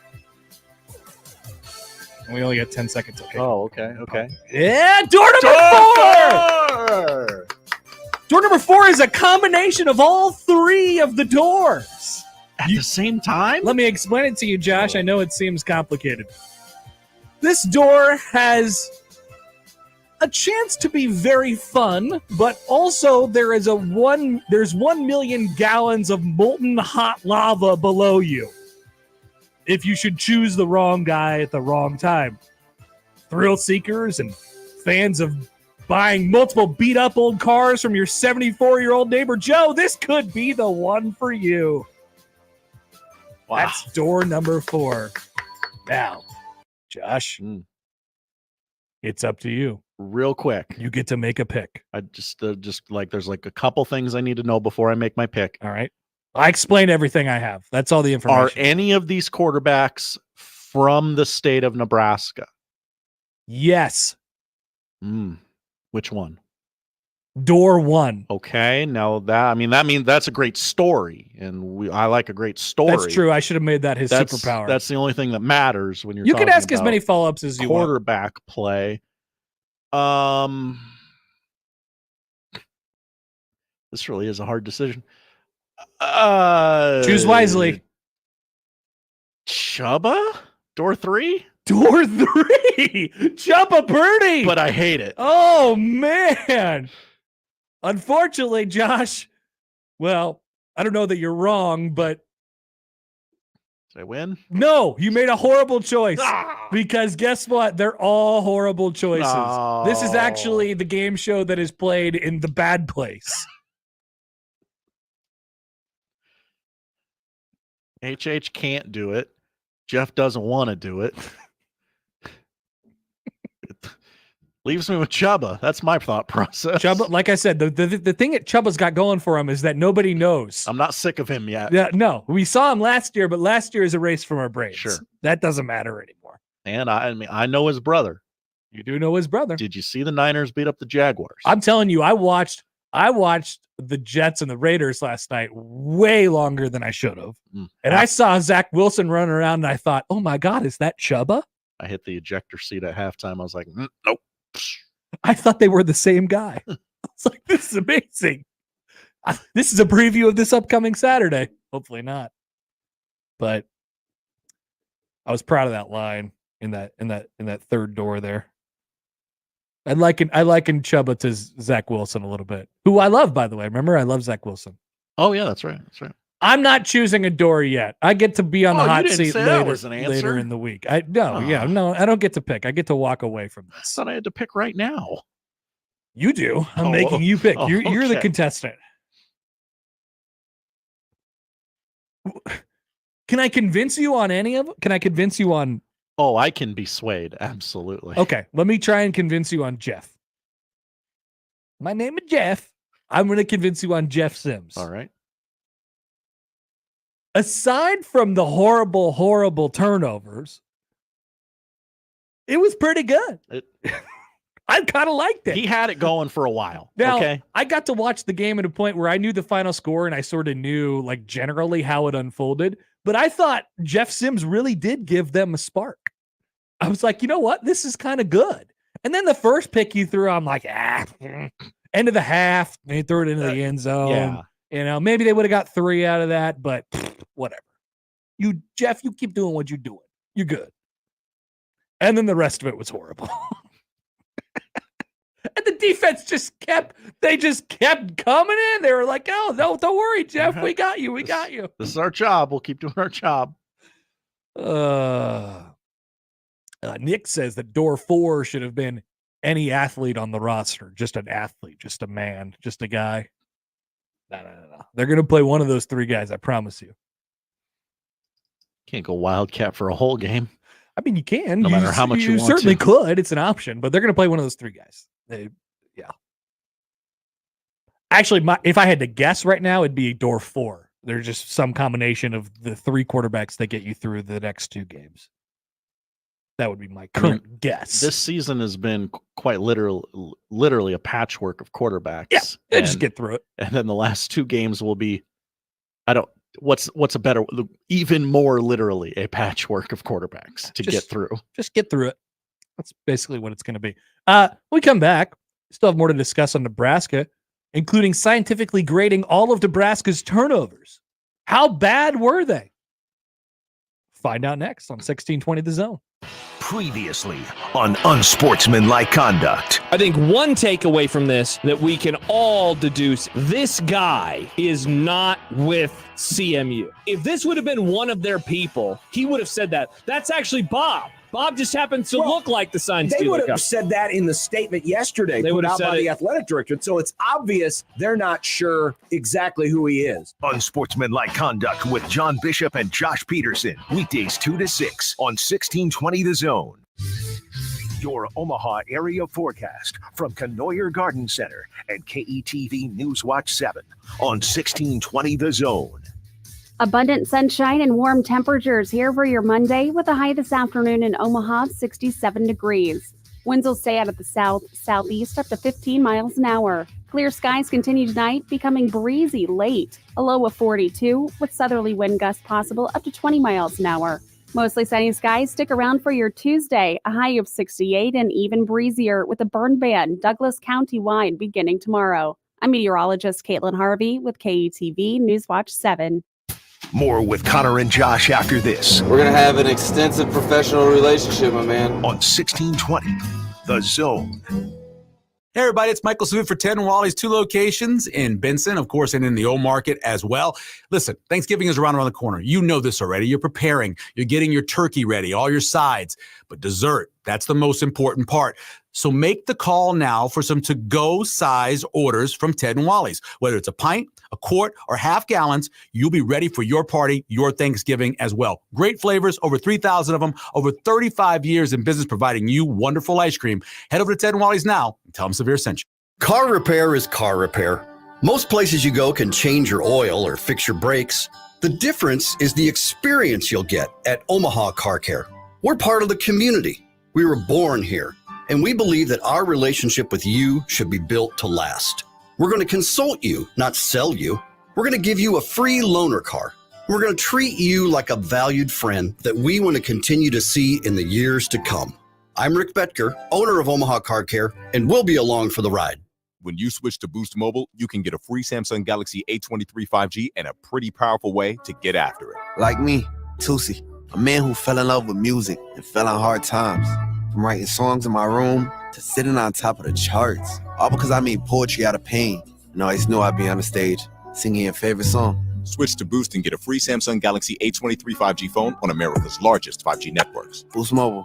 Get after it. New customers only. Taxes extra. 1 device per line. 5G not available everywhere. Other restrictions apply. The brand new Dollar General Distribution Center in Blair is now hiring. Starting wage is up to $22 per hour with benefits including medical, dental, vision, 401k, and a $2,000 sign-on bonus. Apply today by texting DG Warehouse to 25000 or online at dollargeneral.com/careers. Again, apply today by texting DG Warehouse to 25000 or online at dollargeneral.com/careers. Dollar General can't wait to have you become a team member at their brand new distribution center.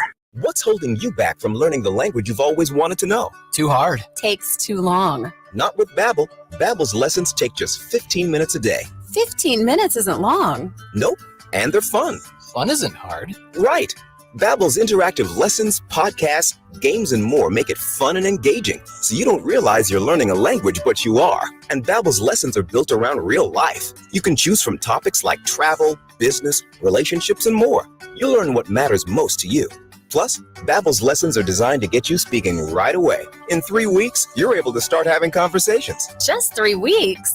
Even better. Since Babbel's lessons are designed by language experts and voiced by real native speakers, you'll get the accents just right and be able to carry on conversations with confidence. Learning a language with Babbel doesn't take long. And with Babbel, it isn't hard. It's perfect. And now, try Babbel free at Babbel.com.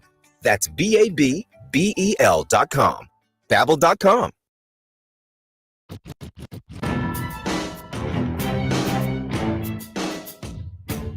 Back here at the Connor Happer Show on 1620 The Zone and on 1620thezone.com. Connor Happer, Josh Hodson with you.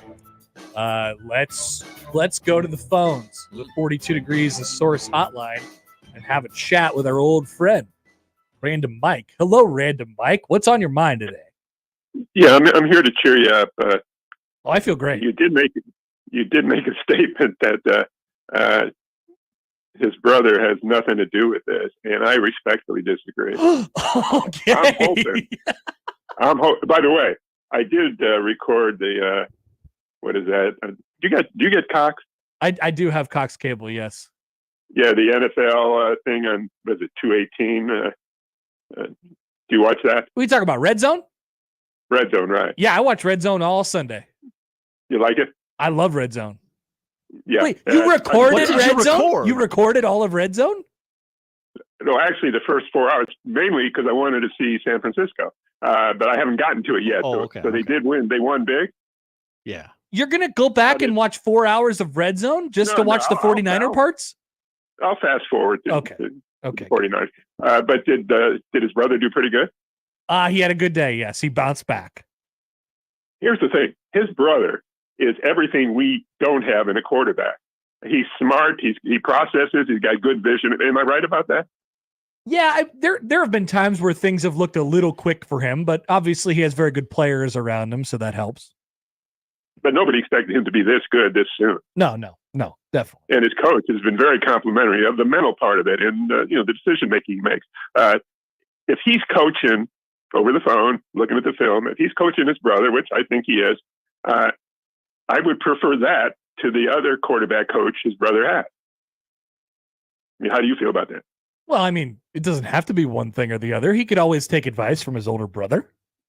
Yeah, and that would be a good thing. Yeah, I guess so. No, but I'm just saying he can say to his brother, and I'm sure they practice a lot in the off season. I thought his brother looked really good until that unfortunate play at the end. The crowd was going nuts, and he looked physically good. And his pass, wasn't a great pass, but I think it was against the wind. It was good enough. But he marched us down the field, and he looked like the game was slowing down for him, I thought. No, I mean, I think he is. He's probably the best, he's certainly the most consistent thrower of the football on the team. Yeah, and that's a big deal. Oh yeah, no doubt that helps. He looks more like a quarterback. He looks more like a quarterback than the other two. Yes. Yeah. So if he's healthy and listening to Rhule, apparently the groin that's been the problem. The groin, yes, the good old groin. Yeah, but he didn't mention the groin. He mentioned some bumps and some bruises from just getting hit. Yeah, he's been hurt basically all year. Yeah, but it made it sound, and he certainly looked like he's able to move well. And he's a real quarter. I'm hoping they have a practice during the week. And I said there was reference to see who does the best in practice. Cook says that all the time. You earn it. You earn it in practice. We grade everything. So you're obviously you're on the Chubba train this week. At this point, it was a horrible pass at the end. And granted, things were so close together, and maybe it shouldn't have been called. I don't know if you were listening to the radio. What Damon and Sharp said before that last play. No, I didn't. What'd they say? I believe they were saying. I think they were agreeing on this pretty aggressively that 3 points isn't enough. We got to try to score. Interesting. Yeah, and but I thought Chubba looked real good, and he is the best thrower. So let's be positive, and I think his brother is a factor here. Could be wrong, but his brother can say to him, "Look, just give him little tips." But the big thing is, you mentioned the game speeding up for him, and last year it did. He was horrible. Ironically, he got hurt in that Michigan game, but remember, it looked like he actually made some good plays, and he was getting a little better. But yeah, you heard the crowd noise during that last drive. It was incredible. Oh yeah, they really got it going after that. They had it kind of slowly came together, and it was like a crescendo in the end of the third, into the fourth there. Yeah. And what a play by Johnson. Which Johnson when? Whoa. A running back. Oh, Emmett. Yeah. What a fantastic run that was. He's for real. But here's the thing. He's just not that big either. What is he, maybe 190, 180? Yeah, he's small. Yeah, he's small. So if you say, well, we got to give it to him 25, 30 times, hey, that's how Ramir got hurt originally. That's how Wandale got it. You know what I'm saying? Yeah. When you got great guys, you're too young to remember Tony Dorsett when he was all-world going into the Cowboys drafted, and Tom Landry said, and Dorsett maybe weighed 180, but he was the best. And Tom Landry said, I wish I had a film of this, because he said, if I give it to him more than 20 times a game, shoot me. And they never did. And he was that good. So, yeah, it was. And Tom Landy was like Osborne, he just didn't emote very much. Sure. But and Josh mentioned he's pulling for Chubba to be the guy, right? Josh, I think, chose door number 3. That's who I picked, yes. Yeah. No, look, great. It's a bad choice. But I said all along, if any team should play more than one quarterback, it's this team, because even Chubba can run pretty good. But certainly the other two guys just have him run a lot and trade off the hits, Yeah, I think they'll use all of them for sure. All right. There's a light at the end of tunnel. Maybe. Thanks, Mike. Take care. Lot of ground to cover. Should we go back to recording Red Zone? Yes, please. Desperately want that. I love Mike, and I think it's amazing that he records 4 hours of NFL Red Zone to watch the 49ers parts. Just want to see them score. What? Just pull up the highlights. There's like extended highlights on YouTube. That's less work for your Imagine thumb. going back and watching 4 hours of Red Zone on Monday. Love that guy. Honestly, I guess you could, like, if you really wanted to trick your body into thinking that it was Sunday, you just go back and watch 4 hours of Red Zone. You got Scott Hansen, he comes on, he gets 7 hours of commercial-free football. Normally, you're like, wow, it's Sunday at noon again. This is awesome. Normally, by this point in the day, the NFL Network has released their schedule for the week when they will be replaying certain games. Yeah. They haven't yet. I was going to help Mike and say, hey, Niners Jags is on NFL Network at. Yeah, we had a couple bangers this weekend. They usually don't show blowouts, though, so I'll be curious if it is on. We had Texans Bengals. That was a banger. That'll be on. Banger. Also, that Browns Ravens game will probably be on there at some point this week. Banger for sure. There's a few of them. All right. We got to get a little cut up here. Excuse me, on breaks. Oh my. We will do that. We still have to grade the turnovers scientifically. I'll give you everything you need to know, and we're going to figure out which one was the worst once and for all. We're not playing the blame game. We're just saying, here are the numbers. Scientifically, we believe in science, Josh. Oh yeah, we've crunched the numbers. Yep, and we did our own research, and we believe in science both at the same time. Back with that on the other side on 1620 The Zone. Remember, no matter how you listen, it's still AM radio. 1620 The Zone. Standard Heating and Air Conditioning is and has always been locally owned and operated. Now, with 160 employee owners, chances are one of us lives in your neighborhood. We take pride in taking care of you, our customers, and keeping you comfortable all year round. And as always, our technicians don't have sales quotas. When other companies send salespeople, Standard sends qualified technicians. It's just part of.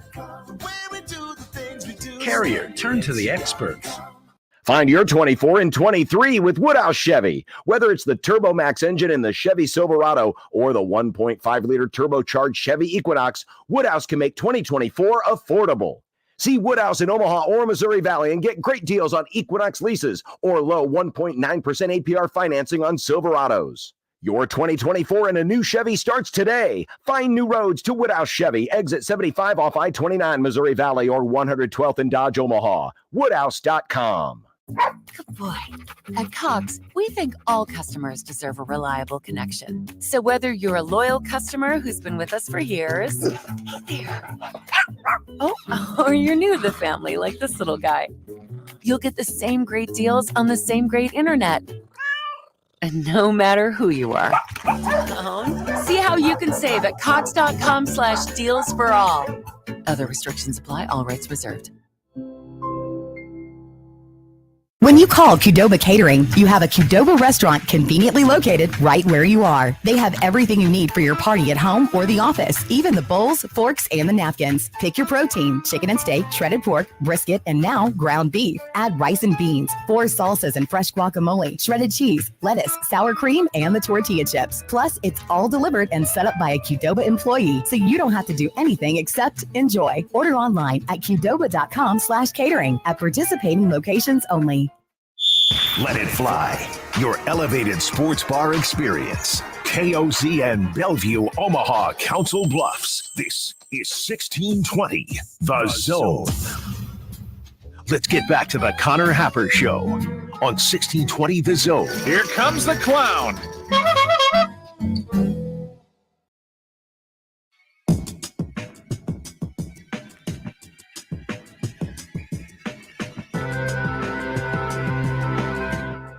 All right, Nebraska turned the ball over 5 times on Saturday. I don't know What? if you heard this. They did? I know, it's crazy. I can't believe it. And actually, I can believe it. Even after being put in a position to win by their coaching staff? Josh, think about this. Think about this. I tweeted out the numbers on Saturday. 113 drives. 26 have ended in a turnover. 23% of every single Nebraska drive ends in a turnover. 2.6 turnovers per game. If you divide the 113 drives by the amount of games they've had, which is 10. 2.6 turnovers a game, and I don't know, for the last 3, it's been elevated even more so. They average a turnover every 4.35 drives. Nebraska only averages about 11 drives a game. So whichever way you want to cut it, it's very crazy. It's insane that Nebraska's turned the football over as much as they had. 23% of all their drives this year have ended in a turnover. And I don't. It's just shocking. I don't know what I'm looking for Matt Rhule to say each and every week, but what do you want? He's just kind of up there, like, yeah, they got to stop turning the ball over. Like, okay. Could you elaborate? Like, I don't even know how he's supposed to elaborate, but like, I hear that and I'm just like, I think what he's trying to tell us is like, this is just a step in the process, It's not even like I'm mad at him. Yes, we turn the ball over a lot, Scribe. I'm aware. But it's obscene though. Like, it needs to be brought up so much because of how obscene it is. Absolutely. I guess I want him to say that. Like, hey, like, mathematically, it's impossible to turn the ball over this much. Yes. But we are. And once again, it gets even worse when you think about what they're kind of attempting to do on offense, which is minimize possessions. Therefore, if you minimize possessions, theoretically, you are minimizing your risk to turn the football over. But they're still turning it over as much as or more than anybody else in the country. I wonder what are their possessions like compared to everyone else in the country? Like, is that a number out there somewhere? When you say their possessions, just how many possessions they've had. Oh, okay. This year, not average time of possessions, but just possessions. Who's had the fewest possessions in the country? Yes, I would imagine Air Force, Army. I would imagine Nebraska is relatively high in time of possession. 40th in the country in time of possession. But I would imagine that their just possessions in general are pretty low compared to just about any. So when you think about that, think about some of the highest possession teams in the country that are throwing it all around the yard and they want to win a certain way and all that stuff like that. Like, Nebraska is the exact opposite of that, and they're still turning it over more than anybody else in the country. It's shocking. It's shocking stuff. I can tell you who has the fewest first downs in the country. The fewest first downs? Yeah. That doesn't really get us close to what we're looking for. It's Iowa, by the way, 129. You just wanted to say that. Nebraska at 168. Good enough for. This is. I'm gonna take a dive on this. This has got to be out there somewhere. 18th worst in the country. 18th worst in the country for Nebraska at getting first downs. Again, not what we were looking for, but per possession efficiency. I don't know. Maybe I could find that after the show. But I would imagine Nebraska is like pretty low in the country in terms of like just square number of possessions, just straight up raw number of possessions. And still they turn it over more than anyone in the country. It's amazing. So Nebraska turned it over 5 times on Saturday. I don't know if you heard that before. So I have each of the turnovers. I want to rank them. All right. There's 3 categories. Well, I guess there's really 4 categories, and we're gonna place a numerical value on each of them, Josh. You could play along if you'd like to as well. Situation, play call, and execution. Each of them goes 1 to 5. 5 is absolutely disgusting. 1 is passable. right? So what happened? What was the worst part of each of these plays? That's what we're talking about. Before we Go get ahead. into the 5 turnovers, Yes. I would like to give honorable mention to 2 drives. Drive number 3 that ended in a turnover on downs, 12 plays, 58 yards, 7.5 minutes off the clock. Impressive stuff. No points. Yep. It resulted in a Maryland touchdown 2 plays later. And then drive number 7, which was the field goal drive. Jeff Sims threw a screen pass, and I don't know how it didn't get returned for a touchdown by Maryland. Yeah. And then they kicked the field goal on the next Yeah, play. they maybe feel I've heard Severe talking about this. Their fumble luck is they're actually on the lucky side. Yeah. Which is astounding. Trust us.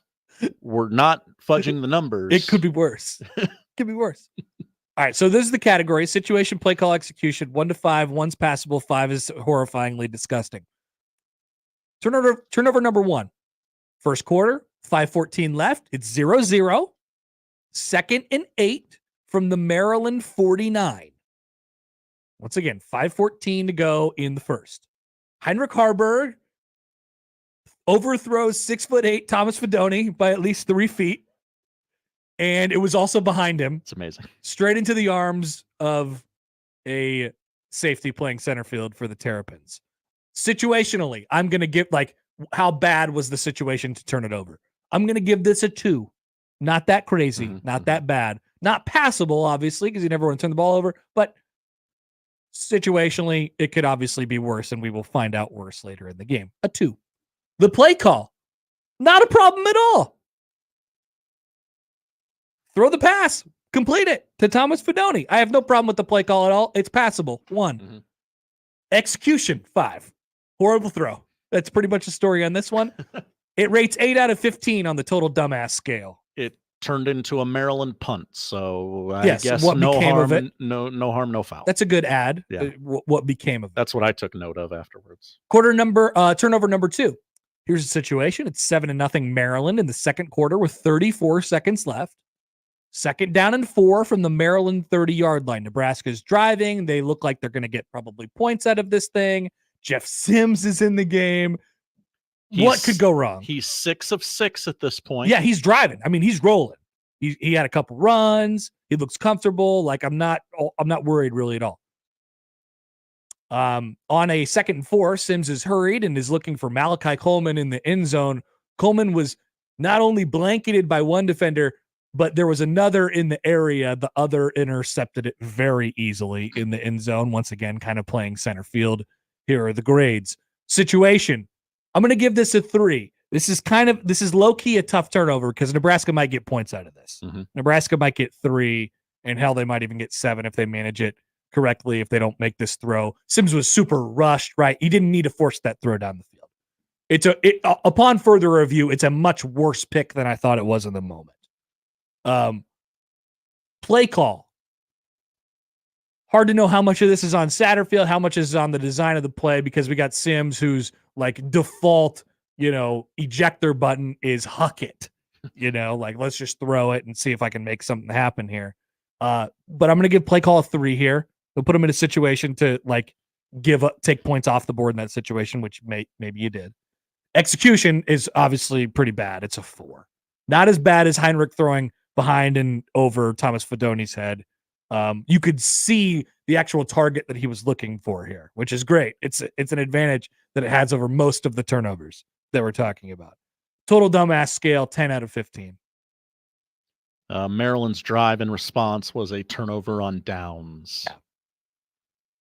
Well, no, that was the end of the. They didn't get anything out of that because they went for it and they could have got points, but they turned it over. Okay, yep, right. They ended up almost getting something before half. Nebraska's defense showed up again. Turnover number 3. Nebraska has a 10-7 lead. In the fourth quarter. This is the very first play of the fourth quarter. Jeff Sims is still in the game. It's 2nd and 7 from the Nebraska 21-yard line. It's a straight draw from Jeff Sims after they motioned Emmett Johnson out of the back. They flung him out of there. Sims is all by himself. He gets the shotgun snap, which he caught securely. Sims was trying to make something happen that really wasn't there. He was trying to get off right tackle. He was kind of breaking off a couple things. Got contacted. Guy swept across him. And then the second guy that swept across just popped it out. He fumbled. Shocking. Situation to turn it over. 10-7 lead. You got the ball. It's the fourth quarter. It's a pretty tough situation to turn it over. It's middle of the road. It's a 3, Josh. Okay. We're talking about on a horrible scale here, but like 3. Play call. You can get away with that. Sure. I get no problem with the play call. 1. Nothing wrong with it. Execution. 5. Horrible. Yeah. Just don't fumble the ball. Any Infuriating. fumble is going to look like that. Any fumble is play call 1, execution 5. You should be able to trust the guy with the ball carrying it that he should just hang on to it. This is 9 out of 15 on the total dumbass scale. There's still 2 more, Josh. Which of the final 2, if not both of them, will rank higher than anyone that we've seen? Turnover number 4, 10-10, fourth quarter, 12:42 left. 1st and 10 from Nebraska's own 25-yard line. Jeff Sims tries to throw a pass to the left sideline to Billy Kemp, who's guarded by 2 Maryland defenders. There is no chance that anyone could have completed a pass to him, even with a perfect throw. The throw then was not perfect. It sailed over the head of all 3 of the football players that were in the area and then landed safely into the arms of a 4th defender who was just playing center field. It was a can of corn. It was maybe the easiest pick that those guys will ever have. And it was horrible execution, which ranks 5 on that scale, by the way. This is a bad pick. Bad.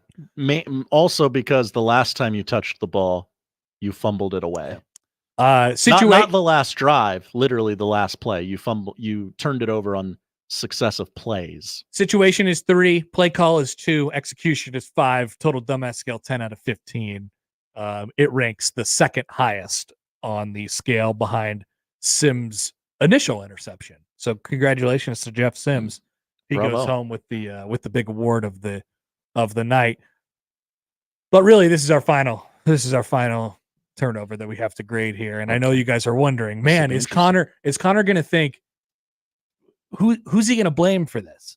Who is responsible for this horrible Chubba Purdy interception? It's going to shed a lot of light on the scenario. 10-10, fourth quarter, 3:46 left, 3rd and goal from the Maryland 7-yard line. Chubba Purdy's got 3 wide receivers out to his left. He's got Malachi Coleman, who's running a slant. He's got Billy Kemp, who's running an out. Those are the 2 kind of reads on the play. He throws it directly to Malachi Coleman's defender, who somehow managed to both jam Malachi Coleman and intercept the pass, which was probably not intended for Coleman. And we found out today that it wasn't intended for Coleman. It was intended for Kemp. And in which case, that throw needs to be about 15 yards further to the left and higher and deeper than it was. I mean, an abhorrent throw. Obviously, he didn't think that the defender was going to be there. He looked up and he threw it directly to him.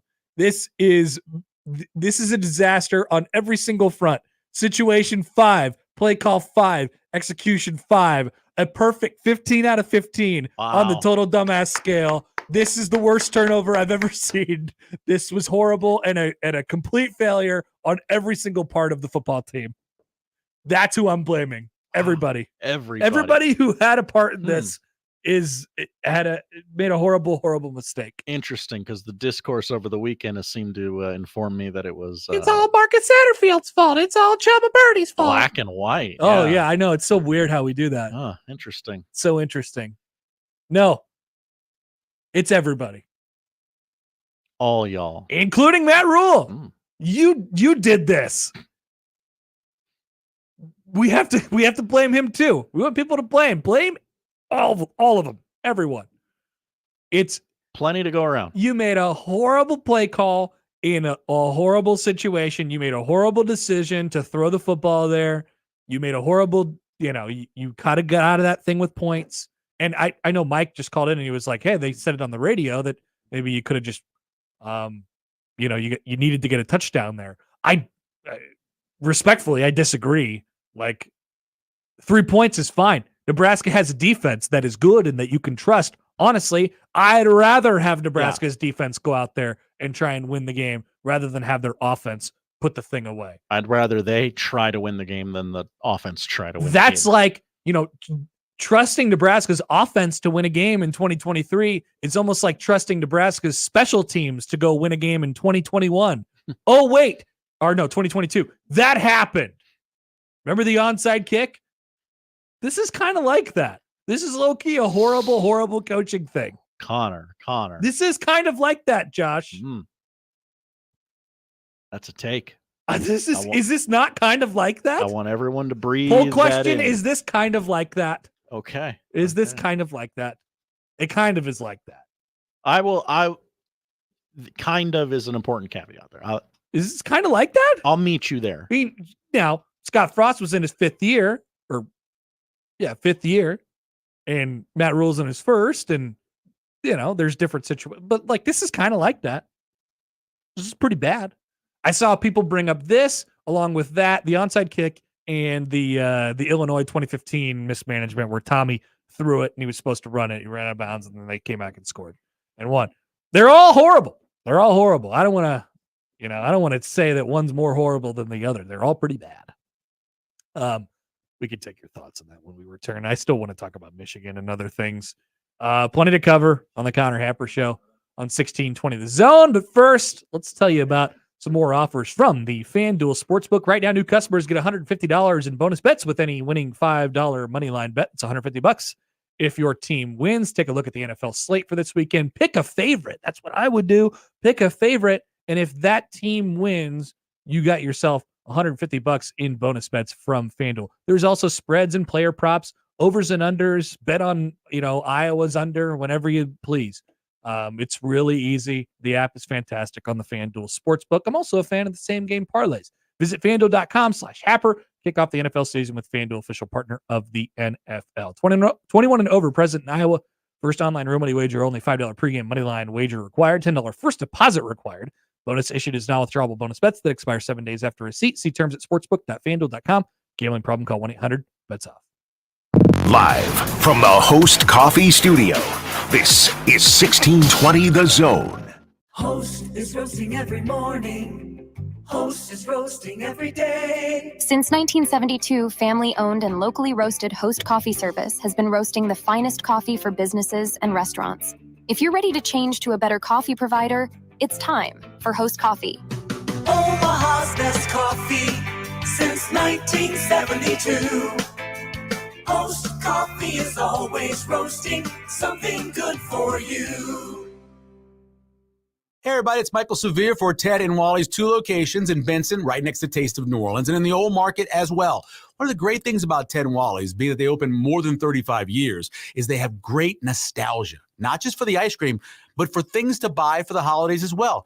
You want to grab something that someone will love? Get yourself a gift card from Ted and Wally's or from Taste of New Orleans. People will love you for it. You put it in a card, and it's the perfect gift. Get ready for Thanksgiving today with some to-go orders from Ted and Wally's, both locations, Benson and Old Market, and tell them Severe sent you. It's the most time-honored tradition to start the weekend, grabbing a cold one from a local Nebraska brewery. Let's be real here. It's hot outside, and you don't want to drink the same boring beer as those Hawkeye fans. Drink icy cold, Nebraska-brewed beers, cider, or seltzers instead. Each week, we're putting the spotlight on a unique Nebraska brewery with One Beer Friday. Share your brew on social media with the hashtag One Beer Friday, and you'll be entered to win a $25 gift card to a local Nebraska brewery. Nebraska is the good life with great beer. Click nebraska.beer to learn more.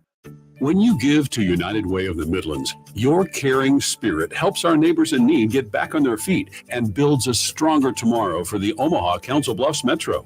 Make your gift today at UnitedWayMidlands.org. Creighton Sports Update.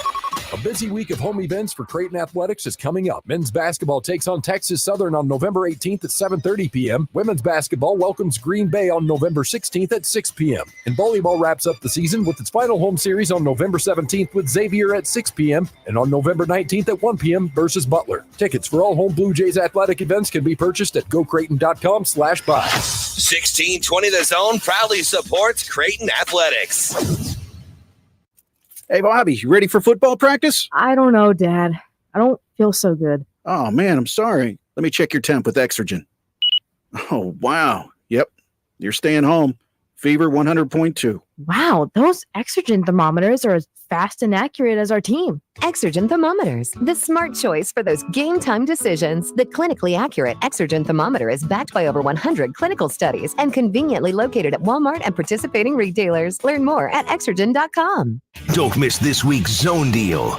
This week's half-off deal is $50 worth of vouchers to Le Voltaire French Restaurant for only $25. Le Voltaire Pepperwood Village is a locally owned, unpretentious French restaurant serving down-home cooking with an extensive wine list and great handcrafted cocktails for decades. Whether dining with friends, clients, or that special someone, Le Voltaire will make you feel right at home. Zone deals go fast. 9 a.m. Friday, 1620thezone.com.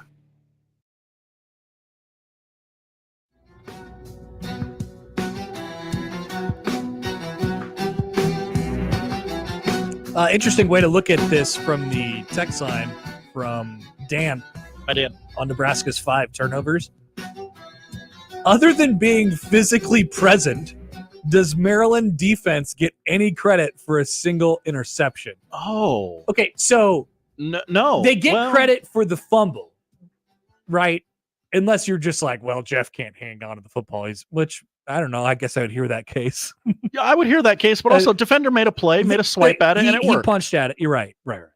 So, okay, let me think back. So the first one was Heinrich. Great question. Right into his arms. The second one was Sims in the end zone, right into the guy's arms. The third one was the fumble. The fourth one was Sims once again right into the defender's arms, just sitting back there playing center field. That may have been the worst throw. And then the last one, actually it's probably the last one because the corner jammed Coleman and then came off enough to make it's probably that one. Mm-hmm. If the corner doesn't do his job and jam up Coleman, then that play looks a little bit different.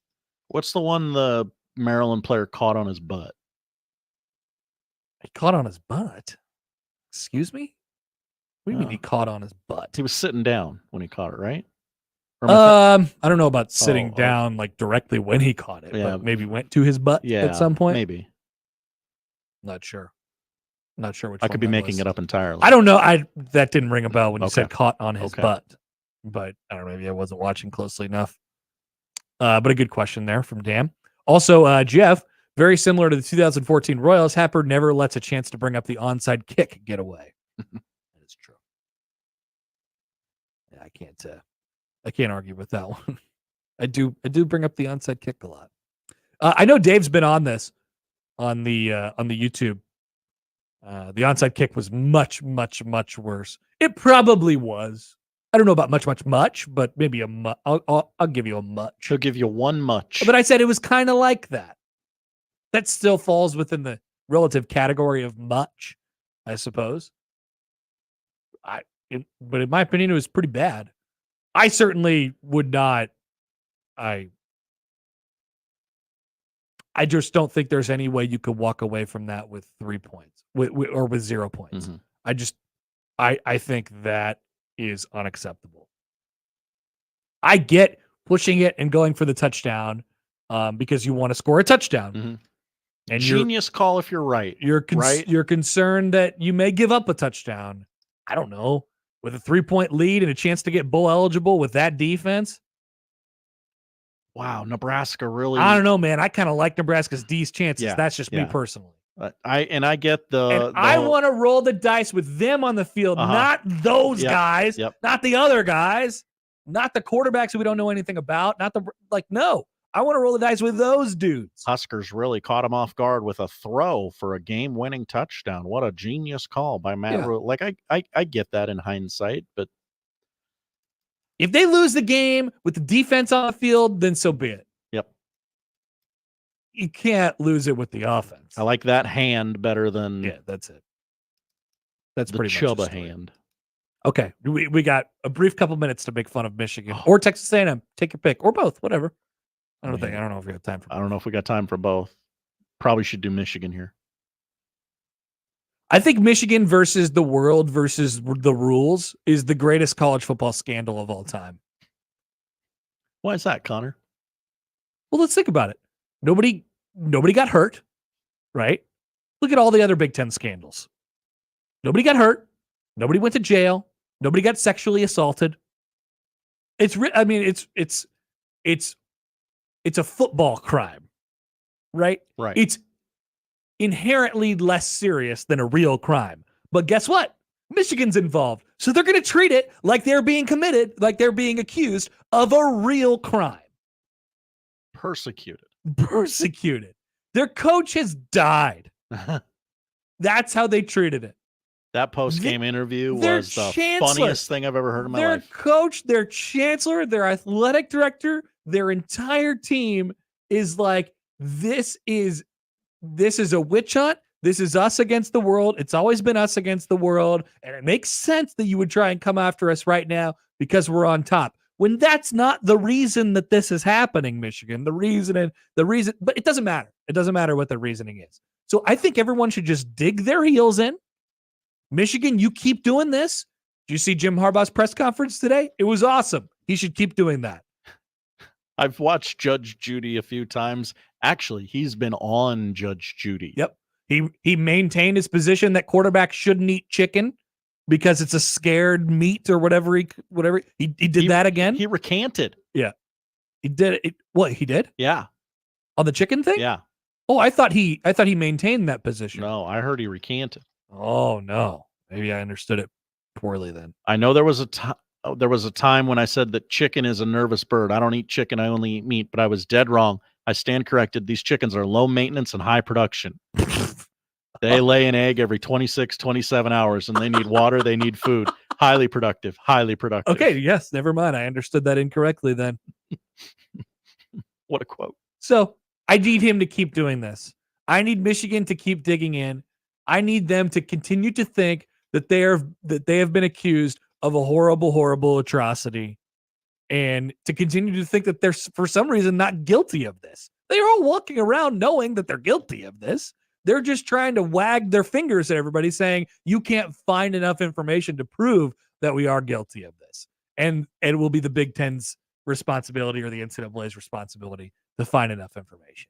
But I don't know why people of the national media are all of a sudden like, yeah, this is unfair to Michigan and it's unfair to the kids and all that stuff. Like, where did that come from? I have no idea where that came from, Josh. That is a wild take to me. Obviously, the timing of the suspension was never going to be good. But like, this is how it works when you're under investigation for something, just like it does with every single NCAA student athlete of all time. What do, Josh? While the investigation is going on, you can't play them because you're concerned that if they do play, when they find you guilty of whatever crime you're guilty of on the back end, that you'll have to pay. You'll have to vacate the wins and all that stuff. So you sit the guy out, you suspend him before that, and then all that time you're trying to figure out what actually happened, and then you rule on the actual crime itself. This is how court works. This is how everything the NCAA has ever done has ever worked. I don't know why Michigan thinks that they're different, but this is how it goes. I also don't know why people think that this is going to be it, that this is just going to be maybe. I mean, I could see it in the world where Harbaugh leaves, gets a 3-game suspension the rest of the season. Yeah, he never sees the back end of it. I could certainly see that scenario. Definitely. But like, they're going to investigate this thing. They're going to find all the evidence they ever needed, whether it's the NCAA or the Big Ten, and they will get to the bottom of this. They will find sufficient information to prove that all this has happened and Jim Harbaugh knows about it, and they will be suspended more and fined more and taken scholarships away from him. That will happen after the investigation is complete, likely at some point this offseason or next. I don't know why people think this is going to be it, and we're never going to hear about this again. There's no chance. And I want it to continue forever and ever and ever. I'm excited about it. And Central Michigan should be punished as well. Yeah, Central Michigan should be punished. They're kind of skating on this a little bit. Yeah, that's fine. Who cares about them? Oh, yeah, they're like second or third rung in this thing. But small potatoes. I just want to laugh at the Michigan coaches. Yeah, it's great. I want them to keep doing exactly what they're doing. I want them to continue to be emotional about not seeing their coach for a 4-hour period in which they would have normally seen their coach. Every great story needs a villain. I just miss him. That was the literal quote from their quarterback, their Heisman Trophy candidate quarterback after the game yesterday. I will read it to you as such. I just miss him. I miss him even though I saw him last night. It's just different without his presence on this field. No matter what happens, I can't wait to get him back. One might argue that you've been used to not having him on the sideline this season, as he's missed 40% of Michigan's games. I just miss him. I miss him so much. Ah, man. Keep doing exactly what you're doing, Michigan. You just stay Michigan, and we'll keep hating. I feel as if it's my responsibility to hate in this situation. Yeah. If you're going to act that way, I like that take. Yeah. If you're going to act that way, it's my duty to feed right into it. Let's prop each other up. Let's keep this thing going. Let's make this a great wrestling bit. Michael writes in, quick one on Nebraska and the turnovers. Are you guys smoking crack is the name of the email title. Whoa. Good start. You don't trust our quarterbacks to make one single pass play from the 7-yard line, but you do trust our quarterbacks to make multiple throws in overtime in a short field with Maryland sitting on our run game.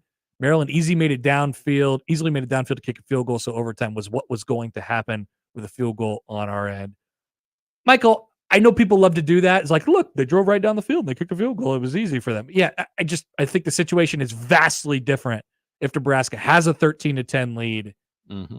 And the moment, you can't deny that the momentum of the game alters the chemistry of the game, right?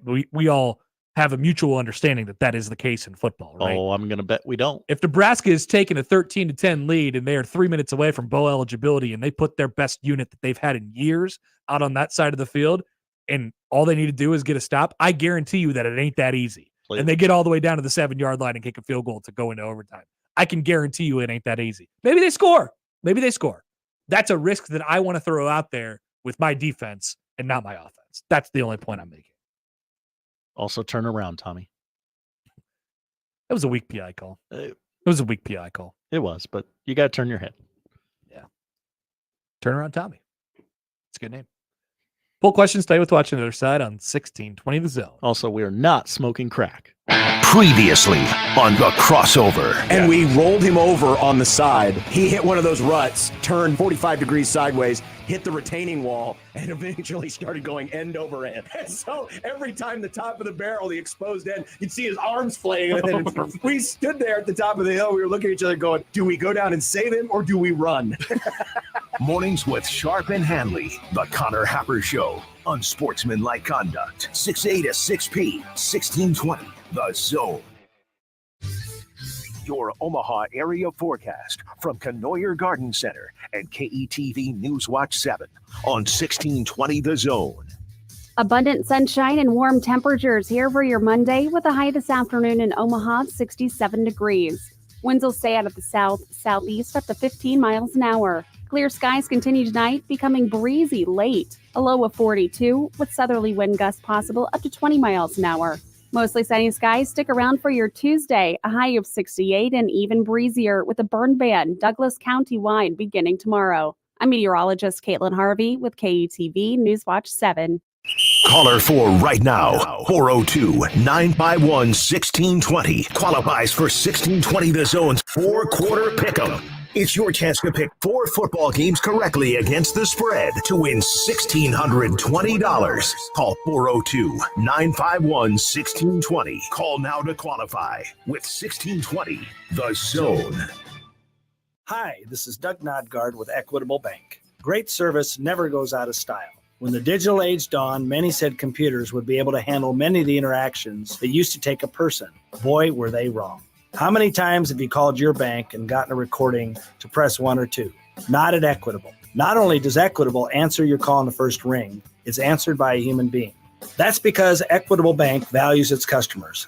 Equitable Bank, we take banking personally. Member FDIC. Standard Heating and Air Conditioning is and has always been locally owned and operated.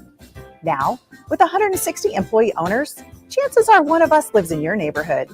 We take pride in taking care of you, our customers, and keeping you comfortable all year round.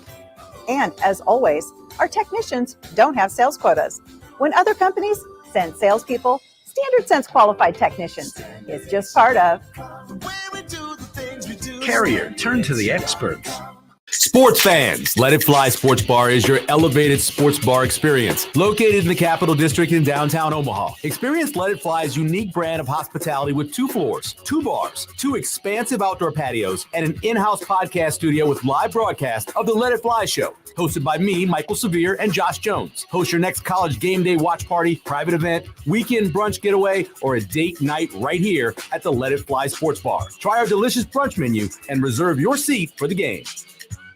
Do you hear what we hear?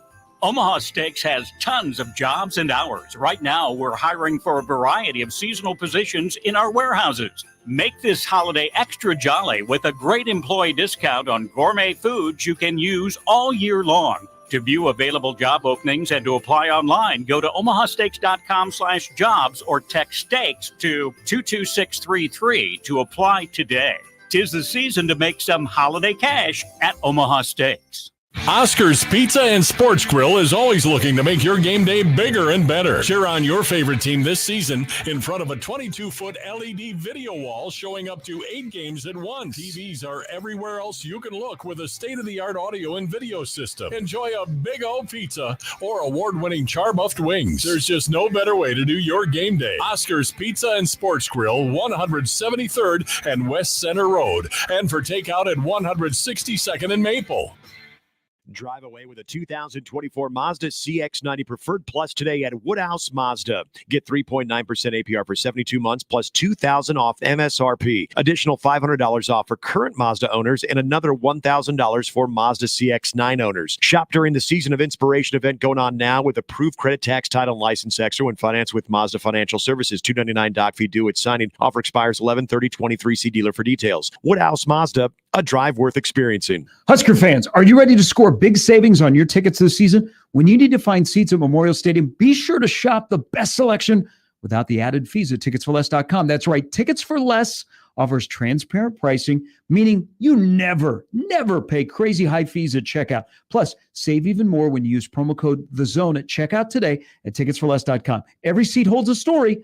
Find yours at ticketsforless.com. Don't forget Tickets for Less for the best concerts and events, and save now with the code THEZONE. Get ready for holiday feast season with Pepto-Bismol. Uncle Derek's here with his famous fried turkey. Hey, Aunt Mary brought the mac and cheese. Donna's here with the potato salad. Pepto-Bismol provides fast 5-symptom relief for unexpected stomach upsets. So enjoy the holidays. Pepto has you covered, no matter who made the potato salad. When you have nausea, heartburn, indigestion, upset stomach, diarrhea. Pepto-Bismol. Use as directed. Keep out of reach of children.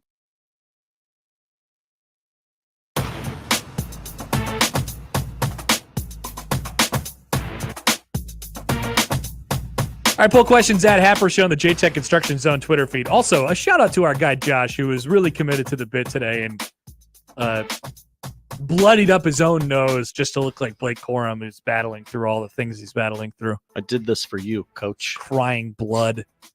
I just want to thank God and Coach. I just need Ohio State to win that game against Michigan so bad. So bad. I need air. I need the Ryan Day post-game promo on the 50-yard line. Yes, I need everything. I want all the smoke. Poll questions at Happer Show. Better MTV show, Cribs or Pimp My Ride? Give me Exhibit and Pimp My Ride, baby. Oh, no, it's Cribs, I think, for me. 60% agree with you, Josh. Cribs. Do you record NFL Red Zone? I do not. No, I do not. 92% say no. It's a big chunk. And finally, is it kind of like that? It's kind of like that, Josh. I got my guys back. Yeah. I thought it was kind of like that. 62% say yes, it was kind of like that. Those are the poll questions. Josh, what are we watching tonight? We're going to watch the NFL. The Denver Broncos. It still counts as the NFL. People forget this. Against the Buffalo Bills in Western New York. 7 o'clock start on ESPN, ABC, ESPN2. Even when it's the Broncos, it's still the NFL. Coverage on 1620 The Zone begins at 6:30 this evening with Westwood 1. College basketball, Rider against Nebraska. Nebraska ball tonight. It's the Cornhusker Classic. That's right. 7 o'clock on BTN. I believe Nick Baugh will be on the call, triggering That people. guy's everywhere. Yeah. Michigan against St. John's tonight. 5:30 on FS1. I'm sure you'll see lots of snippets of John Fanta's 5-part interview with Rick Pitino. Nice. There's a long read in The Athletic today about Rick Pitino. Also enjoy it now because I believe this is our last run through the Gavitt games. Oh, yeah, I know. R.I.P. Tomorrow's the last Gavitt game in Creighton history, potentially. Sad. So enjoy it. And number 3, Purdue hosts Xavier, 7:30 start on FS1 tonight. Doubleheader in the NBA on NBA TV. Knicks and Celtics in Boston at 6:30, followed by Cavs Kings at 9 o'clock out west on Hulu. The Lady Bird Diaries. This is not about Hank Hill's dog. Lady Bird, like the show, the movie? No, great movie. Everyone with a mother should see it. But this documentary features audio from the personal diaries of Lady Bird Johnson, who began recording these after JFK's assassination and continued throughout her husband's administration. Interesting. And finally, on AMC tonight at 9 o'clock, it's a movie that's been recut into a 3-part TV show, because that's how you people like to watch movies now is, well, it's got to be parts or I can't sit through it. My butt hurts. Blackberry is the movie, airing over 3 nights. The recently released movie charting the meteoric rise and catastrophic demise of the world's first smartphone has been recut as a 3-part miniseries. Of course.